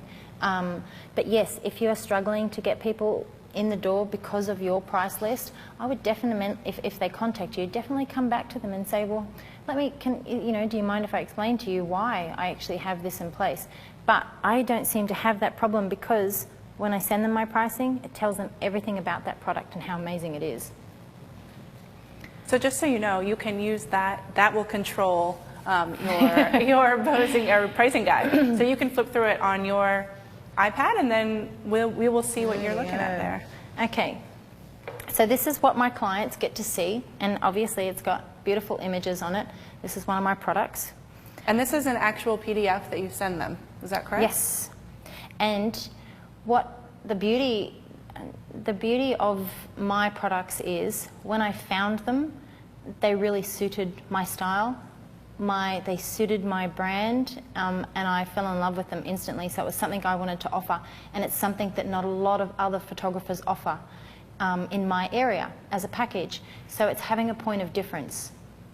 So they can't sort of get a lot of my stuff. I mean, they can, but yeah, it's having a point of difference and finding something and offering something that you really love. Okay, so my session fee is $200. And if they have a maternity and a newborn session, I only charge them $250, because my maternity sessions actually don't go that long. I make that nice and quick, because they're usually quite uncomfortable, and they're not going to buy 50 million maternity images. They really want those newborn shots. So it says here that your session fee will be deducted from your choice of package and will include 2 to 4 hours of custom styled photography in my Kenmore Hills studio, with 20 final images presented in an online gallery for you to order from. It's pretty straightforward, not too much reading, because I found when I was bombarding my inquiries with so much information, they weren't reading it, and they were coming back to me constantly with questions. I'm like, why are these people emailing me? It's all there in the information. They don't have time to read it. So making it simple and giving them the right information is really important. Can I just clarify quickly for folks online, eSalmon and lots of other people, are we talking Australian dollars in this or US dollars? The Australian dollar and the US dollar is pretty close. much on par at the Great. moment. Just want to clarify. Yeah. But this is yours, so it's in Australian.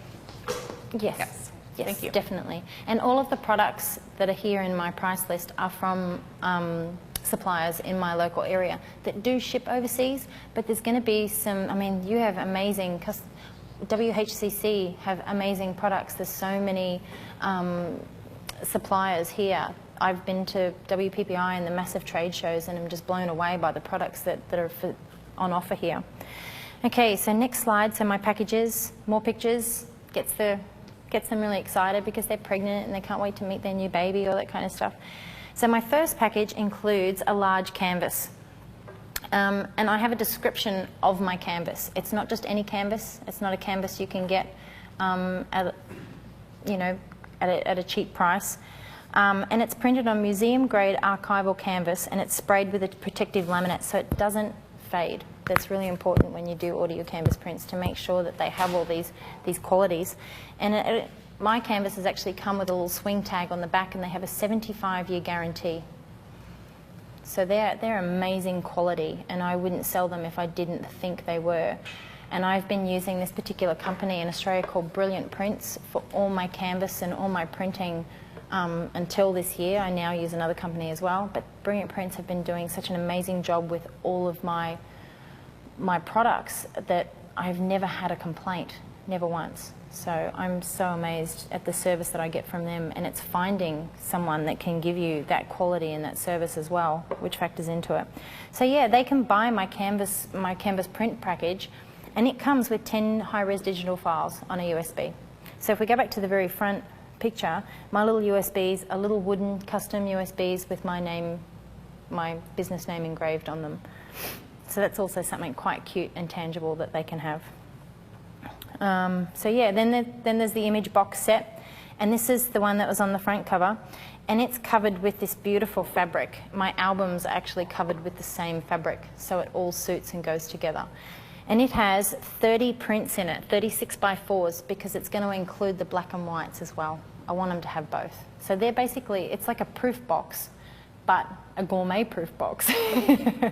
And it's printed on beautiful fine art paper, and it's actually, because it's loose and it's not in an album and it's not under any protective, like it's not in a mat or in plastic or anything like that, it's actually sprayed with a protective varnish as well to protect it so it doesn't scratch and doesn't fade and can be handled, but it's on this beautiful museum grade fine art paper. Can I have a question? With these packages, you basically just give them the images and the canvas, but you don't print out 5x7, 8x10s, 11x14s. I don't have time to do that anymore. So on. Okay. No. And do you know what?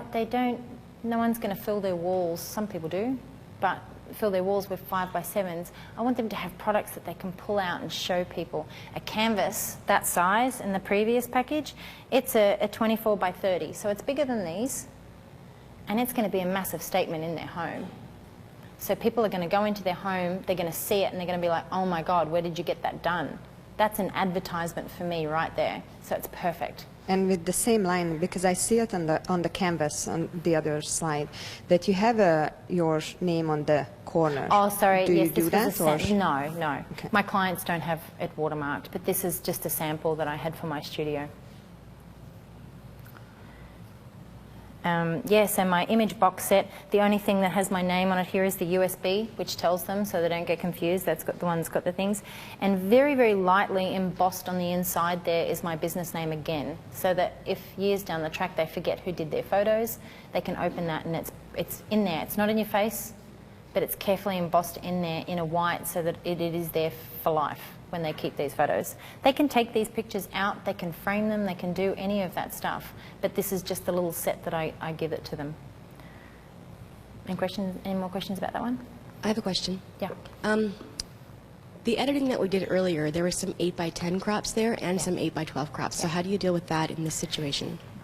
I would probably just crop them down to a 6x4 because they're going to get the 8x10 version on the USB. So just for this particular product, it's like a proof. So people give 6x4 proofs. So this is like a proof box. So I would still just sort of crop it so it would have less space at the top or anything like that. So I'm very careful as to what I do crop to a 10x8 size, but I can always print it as a 6x4 as well.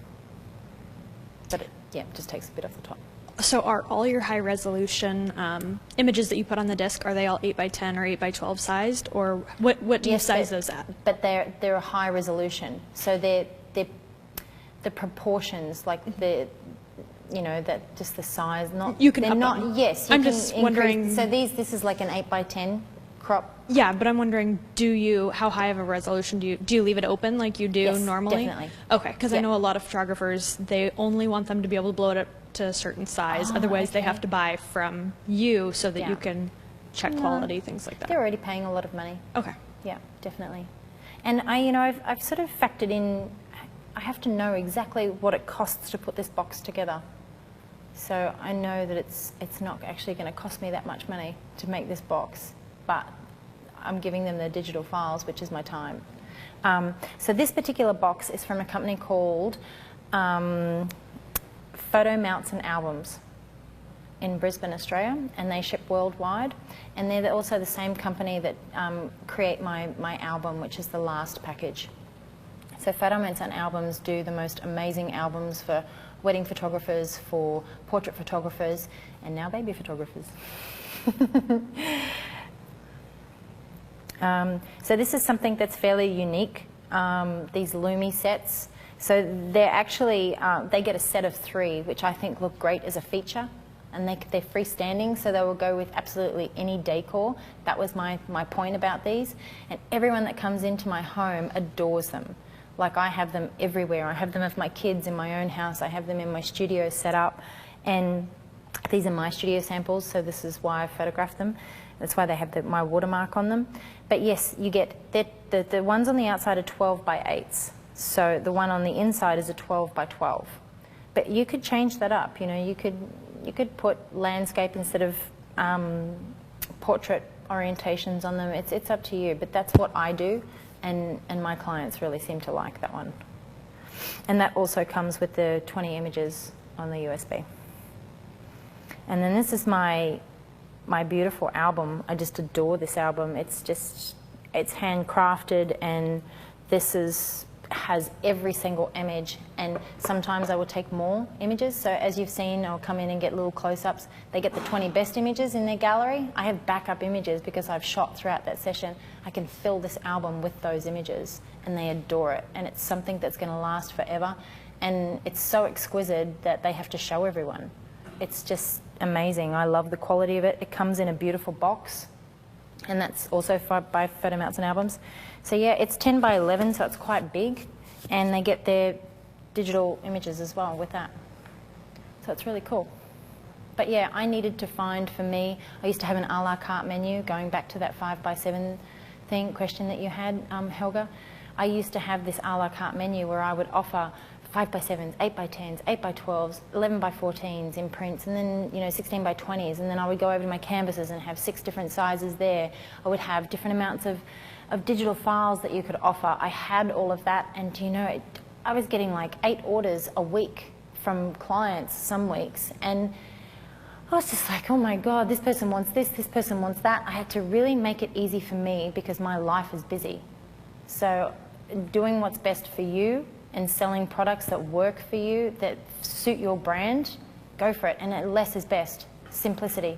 And you want something that's going to be on display in their home. You don't want something that can be put in a drawer or put in, a box, anything like that. You want something that's going to be on display so that when people go to their home, they go, wow, where did you get that from?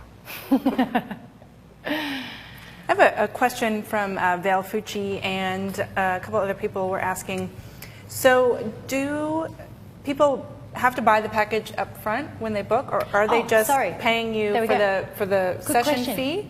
And are you deducting that out? How does that work? Very good question. I skipped that. I'm sorry, I got a bit excited. So when you pay your session fee, here we go. Is it up? So your session fee is actually deducted from your package. So you're only ever paying those four prices. Whichever package, you're only ever paying that. But the session fee I take as a deposit. So that, that comes a bit later on with all that session information and all that kind of stuff. But that session fee, that guarantees their session. And I think I was saying yesterday that if something was to happen, it's very uncommon, but it can happen for any reason that they have to cancel and they've paid their session fee. I would quite happily return that to them if they can't go ahead with their session for whatever reason. So they're not selecting the package that they're going to buy before the shoot? They can do that later. Okay. But most of the time they have an idea of how much they want to spend. They will love one, but they know they can afford the canvas one. And then, once they see it in my studio and they touch it and they handle it during their session. So I do a lot of my selling during the session, which is amazing because I have all my products there for them to see and I show them. And when we're finished and I'm walking out with them, I bring them into my office. They fill in their forms, they sign their documents, all that kind of stuff. And I say to them, do you have any questions about the pricing guide that I sent you? Let me show you the products. Let me show you them so you can see what they actually look like. And they're so excited about that. So I do that right there and then. So I don't have to come back for a sales session because online sales work best for me. So I'm essentially doing it at the end of the session and not having to do it later on. And I'm not having to lug all my products to them if I have to do a sales session in their house as well. We have a question from someone wondering about what happens if clients want a product that you don't offer. Do you accommodate them, or do you say kind of this is what I have to offer? Yeah, pretty much. That I tell them that these are the products that I do now offer, that I've chosen to offer for different reasons. And we were talking before about an oversaturated market. If they don't like what I have to offer, there are plenty of other photographers out there. I'm not afraid to lose a client because they don't like what I offer. But I think that I offer something quite beautiful and quite stunning, and I show them that, and I show them how passionate I am about my products, and they love them from the get-go. Oh, and you're confident in that, and you own it. Yeah, definitely. You believe I own those products. Yeah. I get my stuff done at Brilliant Prints, at Photo Mounts and Albums. They love me. I love their products immensely. So I'm so proud to show them off. It's like, look at my album. And I tell them, I say to them, wow, like, isn't this just the most exquisite thing you've ever seen? And they agree with me. So I am passionate about my products and I sell it, and they will be too. And before we go to online, do you ever have a scenario where somebody pays a session fee, they have the session, but then they don't buy anything from you? Yeah, they don't get their session fee back because that's obviously the session fee. But yeah, I can't make them. And for some reason, I actually had a client come back to me shortly after their session. Their business went bankrupt. And they had this new baby and they couldn't afford me. And they honestly said to me, we're so sorry, we just absolutely adore all of the images. So I came back to them and I said, look, I'm gonna close your gallery. Your images are still there. If by any chance in the future you would like to order anything from that gallery, just please let me know. They came back to me 18 months later and ordered $1,400 worth of products because they truly valued what I did, and I'd given them the service and the confidence in my product for them to come back to me. I'd left that open to them. I was wondering, earlier you mentioned about grandparents looking on the online galleries, and since you only give digital files and large products. Yeah, oh, sorry, I meant that from my last price list. When I have an a la carte menu, it's great to be able for grandparents to be involved with that. Okay, so what if family members see the gallery, they want products, do they just approach the family members and ask them for the digital files themselves? Yeah, I actually do have additional, is it in here? I do have additional prices. Here we go, wall prints. Okay. So. Okay, because I was wondering if you were concerned with... But because they're getting the digital files, I have found that usually they're printing them themselves. And when I give digital files, it's really important to give information about your files and recommend that they have them printed in proper professional print labs if they can. And I always put on there that if you're having trouble finding one, please contact me. I'll be happy to recommend somewhere for you. Because I would rather them print my images I mean, like they're theirs, but now I want them to print my images that I've created on good quality stock that's not going to be discolored, it's not going to fade, so that it looks good, because that's my work on display. That's a form of advertising for me. Can you just take us through what those wall print prices are? Yeah, so for an 8x10 I charge $90. Doesn't cost me that much, but I print on fine art paper, which is something they can't print on themselves. My 8x12s are 120, my 11x14s are 150, and my 16x20s are $200. Thank you. So. Let's see, we have a question here. Do you choose which photos go on the USB in terms of the black and white to color? That's all your choice. The client doesn't It's choose usually in just the advance? color images. Yeah, unless because they've had their gallery, they can pick their 22. They have that option. But if, yeah. So they have, you know, say 36 images because 20 are in color and they're, you know, the 16 additional images have been converted to black and white. They'll then tell me which ones they want, which 20 out of those 36 they want. Okay, and that kind of follows along with C. Decker 83. On your first package, you only offer 10 of the files. Yeah. So how do you choose from 20 to 10? Do you do that? No, Does the they client do they that? have their online gallery. Okay. So yeah, they choose their 10 images from the online gallery. Okay, great. And so again, just to make sure everybody understands, that is online, not in Yes. person. So I mentioned before, I have this Flash website that has this amazing online gallery. I can upload the images from home, I email them, tell them what their password is, tell them how long their gallery is going to stay open for, which is also in the session information that they receive first up. But they get that again, and I tell them if they have any questions to please come back to me, and I also just put in there just to email me their image numbers when they're ready, or they can call me with their order, whichever suits. But I'm also very mindful that a lot of new mums, and especially if they have, like that poor lady, she's not gonna have a lot of spare time to call me if she was a client of mine. So she can email me at 3 o'clock in the morning when she's up breastfeeding or something like that. I'm very open to making their life as easy as possible. And just a quick follow-up on that, how long do you leave those open for? Yeah. So I mentioned before that my galleries are 2 weeks, 3 weeks max if they Great. ask for an extension. Thank you. Yeah, Great. but occasionally, you know, there are different circumstances where families have issues. I actually, unfortunately, had a client and her husband separate not long after their session. So it became quite difficult, and I gave them an extension on their gallery while they sorted out what was happening with their relationship, and they both came back to me with separate orders a little bit later. So there are different situations where you have to make adjustments for your clients because, wow, they're the ones that spread the word about you. So.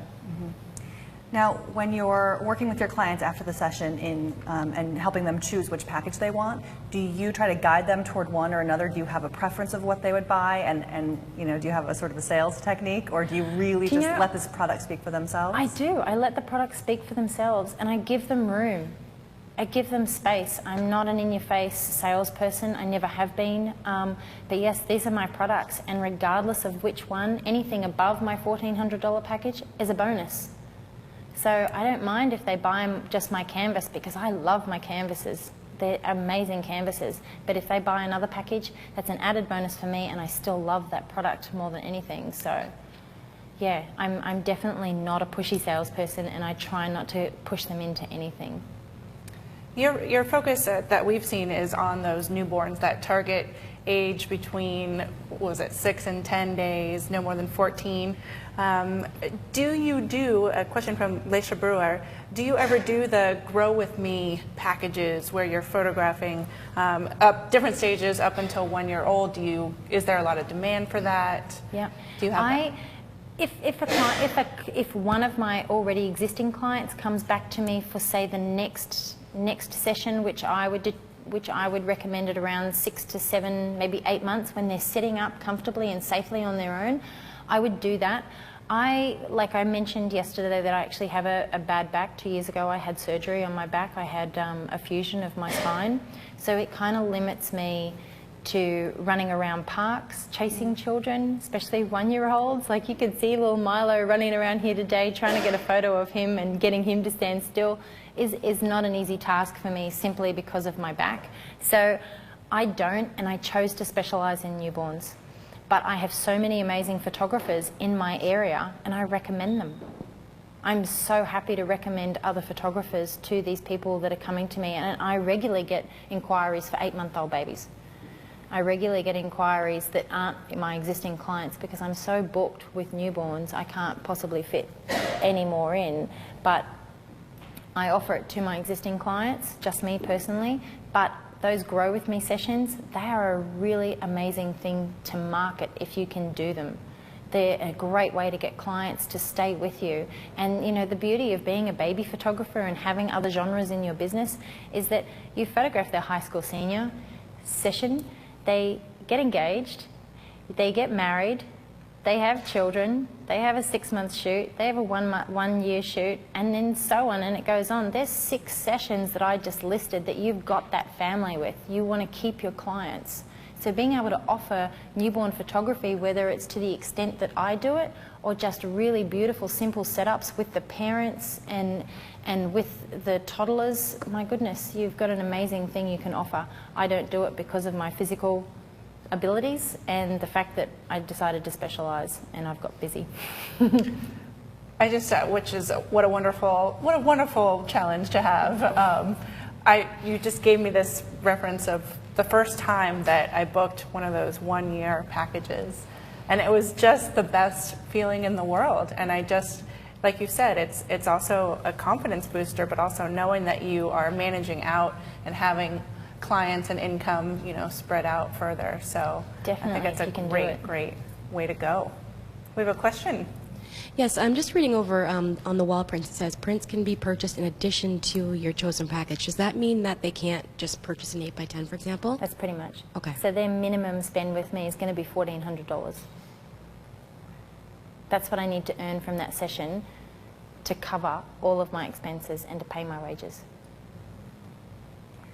Now, back to when you are working with the parents and choosing the packages and thinking about the marketing, do you ask their permission to use the images in your marketing? Is that part of your contract, or when do you address that? It's in my forms, and I have a great tool that I use, and Sue Bryce has talked about this tool as well on social media, but it is Top Model Release by Catherine Hall, and it's an iPhone app that you can download, and people just you know, fill in all the information on within the document on the app while they're sitting there. They sign it, and a copy of that goes back to my email and their email, so it's really handy. But yes, in the session information that I actually do send out to my clients,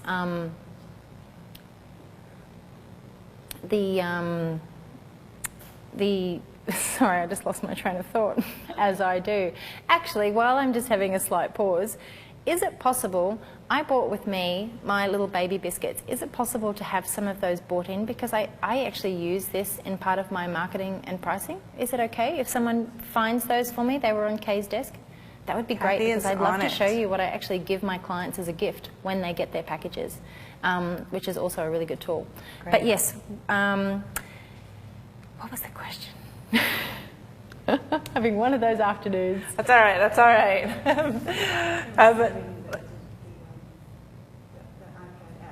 Can you use the mic? Oh, yes. The Catherine Hall model yes, release. That's what I was talking about. And going back to my session information, when I send that out to my clients, it actually also tells them that I'm with their approval, I can use images to use for marketing and promotional products. But there are some people that come to me with their babies, and because of their situation, they may have different situations going on where they don't want their baby's face shown for privacy reasons and things like that. So I have to abide by them and make sure that I'm doing the right thing by my clients. So, right. Oh, come get it. Thanks, Jean. Thanks, Jean. Spare of the moment, nothing like it. So when my clients get their order, I'm going to come back over. I'll just bring 2. I'm sorry, camera guys. It's the afternoon, and they're bubble wrapped because I had to bring them all the way from Australia, but they had to come first from me from another country where I have them made. So these are tiny little biscuits with a baby on top, and I package these with a little in a little box, and it says thank you on it. So when they get it, they look at it and they have that same reaction you just had, and they remember it. They remember that feeling I just gave them, and they love it. They don't eat it, and the minute they open their package and they see it in there, I get an email. It's so cool. It makes me feel so good about what I give them. This cost me $12 to have made. One biscuit cost me $12. I can cover those expenses. I factor those expenses in because I want my clients to feel good. I want them to come back to me with their next baby, and I want them to tell all their friends, about my business. And wow, you should see this biscuit they gave me. Can I pass them around?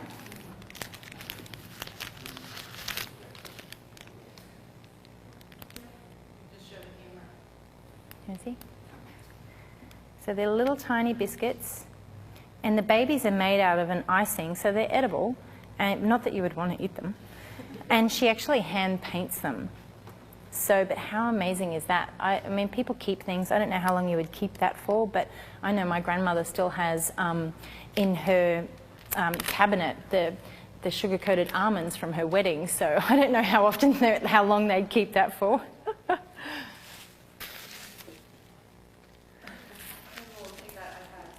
Yeah, I'm not very good with it.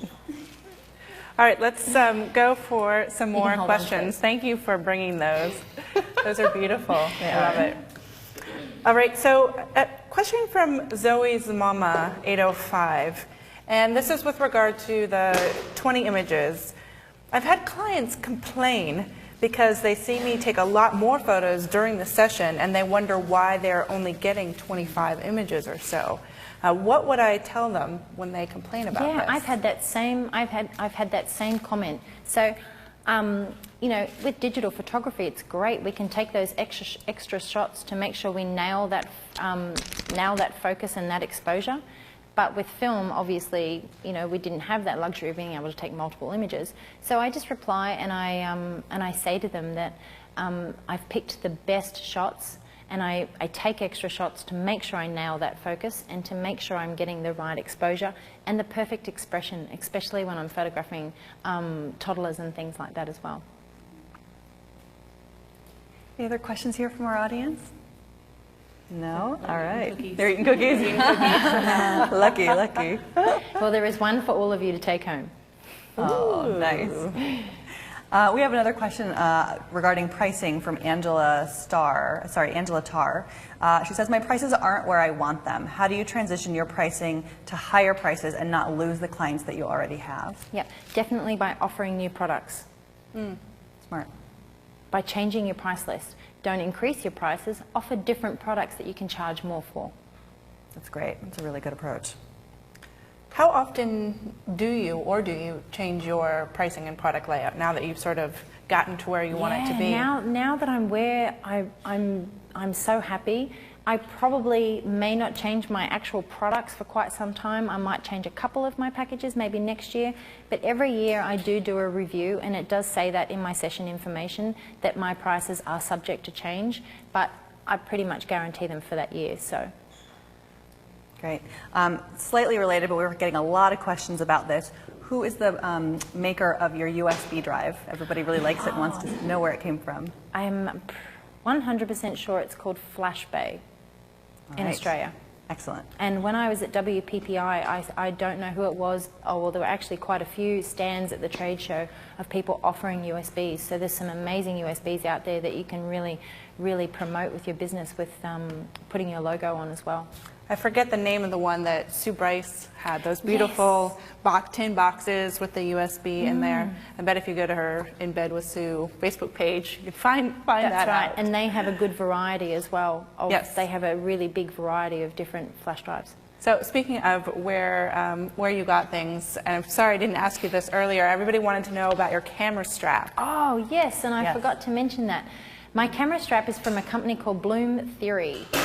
And check out their Facebook page and tell them that you saw it on Creative Live, because that camera strap, oh my God, everyone loves it. Everyone loves it.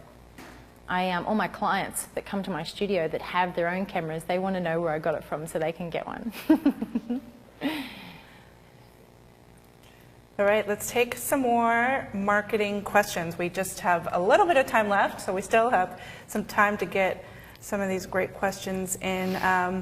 Question about those albums that are beautiful that you have. Do you do different layouts? This is from T. Maz, or is it the same layout for that album? It depends on the pictures. So yeah, because of the way it is put together, putting an image all the way across a double spread, it might look a bit funny, especially if it's cutting through the baby's face or something like that. So it will depend on all the images that I've got, and I can put 4 images on one page, 1 image on one page.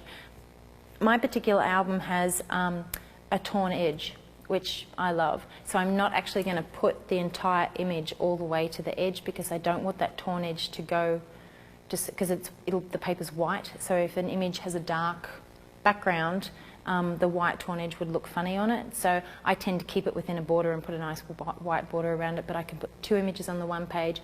It all depends on the images that I've taken in that session. But because of the amount of money that I charge for that album, I'm more than happy to sit there and create a beautiful layout for them individually. And it really doesn't take long. What would you say was your biggest hurdle that you got over with regard to pricing yourself and your value, getting to where you are now? Definitely believing in myself.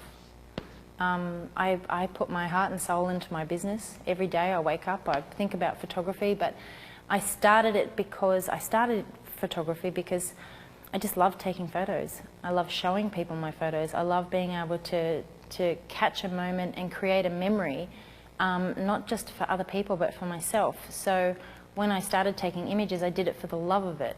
And then when I found out that I could earn money from it, I still had that doubt that I was just a hobbyist. I still had that fear that I wasn't good enough. But I had to stop worrying about what everyone else was doing, stop looking at their images, concentrate on my own business, and really just grow from there. My business is the most important thing to me, other than my family, because it's what brings money into my family. So I needed to spend time on it, not worrying, and not spend time worrying about what anyone else was doing with their business. I needed to value what I did, and the more I did that, the more I grew as a photographer. My fears just eventually died down. I don't care what other people think anymore of my work. My clients love it, and that's all that matters to me, because they're the ones that pay my bills. I don't care what other photographers think. I used to. I don't anymore. Well, I kind of do when it comes to the awards, because I want them to give me good scores. But at the end of the day, my client work is what matters to me, not gratification from other photographers. Well, speaking of what's most important in life and your family, I just got word from our producers that your children are awake and watching you live right now, and your husband has sent us a photo of them watching you, so we wanted to Look share how that messy with my you. desk is. Who have we got here? Oh my goodness, look at that. Hi. Oh. They're watching. Mackenzie is here in the end with the U. She's one of the twins, and Alex is in the middle. It's her twin brother. And Georgie Brown, she's my oldest. That's so cute, isn't it? Oh my goodness, they're in their pajamas. And do you want to, I'm crying. I don't cry. Do you want to know what's around their ankles? The little black I Love WPPI bands. They haven't taken them off since I got home from our holidays in America, but isn't that the most beautiful thing? Tomorrow is Mother's Day in Australia, so when I'm here, yes, I won't be with them, but that's cool because I can see how much they love me. Well, we are. Thank you. No, Thank you for making me cry. We are so honored, and thank you to they're watching right now for allowing us to have your mom here, and to have all of our audience all over the world to have you teaching us. We have one more image as well that we wanted to ask you about, because again, it is Mother's Day that we're celebrating. We're celebrating moms, and you just mentioned award-winning images and WPPI, and this is one that you did win an award for, a powerful, powerful image of your mother, and I would love for you to share that story with us. It's pretty cool, hey?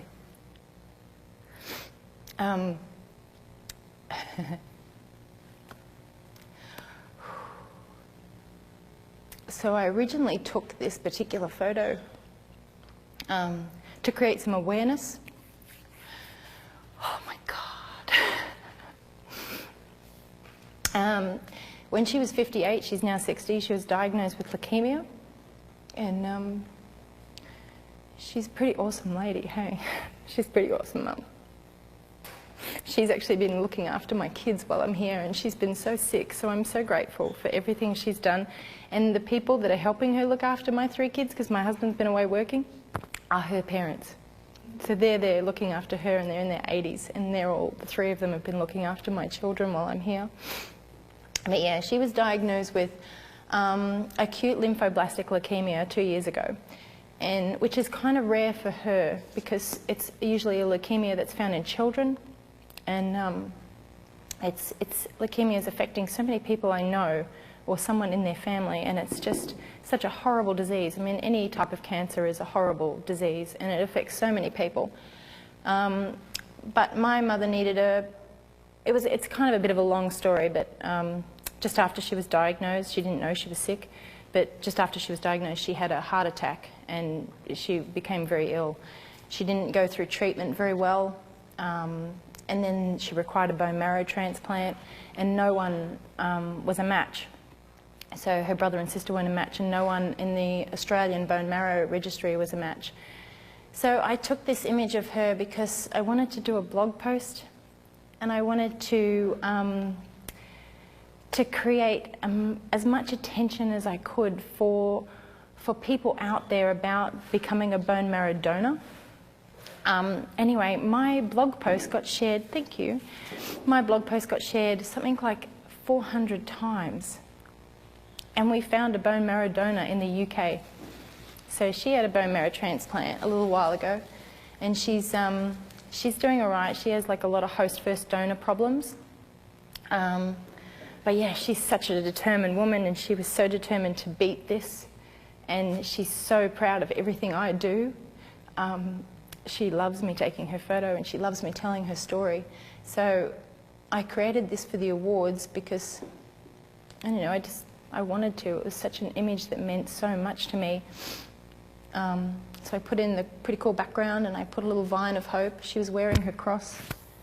And yeah, that's the story of the image. Oh, and I shaved my head to raise money for the Leukemia Foundation. That's why it's short. I used to have really long hair. So you can see my picture on the course page, and that's why it's with long hair, because I did a head shave. And I was able to raise just over $3,000 from family and friends and people that I didn't even know on Facebook, just donating.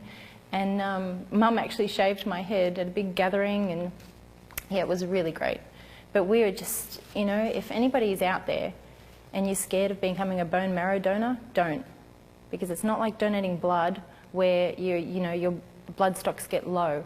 With the bone marrow donor registry, the more people that are on that registry, the more chances are of people like her, or someone's child, or someone's son, you know, that's in his 30s. My mother was diagnosed the same day as a man in his 30s. He had 2 children under 4, and he passed away. And that poor woman has to raise those children on her own without him, and we got to know their family so well. So it's something that can save so many lives, and it's so easy. You go in and you have a swab taken inside your mouth, and your name gets put on a registry, and you can save a life if you're a match for someone. So doing all of that meant the world to me, and it sure as hell meant the world to her. I don't know if my blog post was the reason we found a match, but I like to think I did something to help out. I just wanted to say, in the United States, it's even easier than that. I'm on the bone marrow. Oh, wow. You can apply online. They'll send the swabs directly to your house. You do it in your home, you put them back in the mail, and it's done. That's brilliant, absolutely brilliant. Because I know Sue Bryce recently, one of her good friends, has a daughter with leukemia and she needs a bone marrow transplant. And Sue posted recently on Facebook, how do I become a donor? How do I get tested in America? So that is brilliant, thank you. And people in the chat rooms are dropping some links as well for that information. I think it's BeTheMatch.com. Be the Match, thank you. And it's actually pretty cool to see people like the Freeminder who says, this story makes me so happy that I registered for bone marrow last weekend.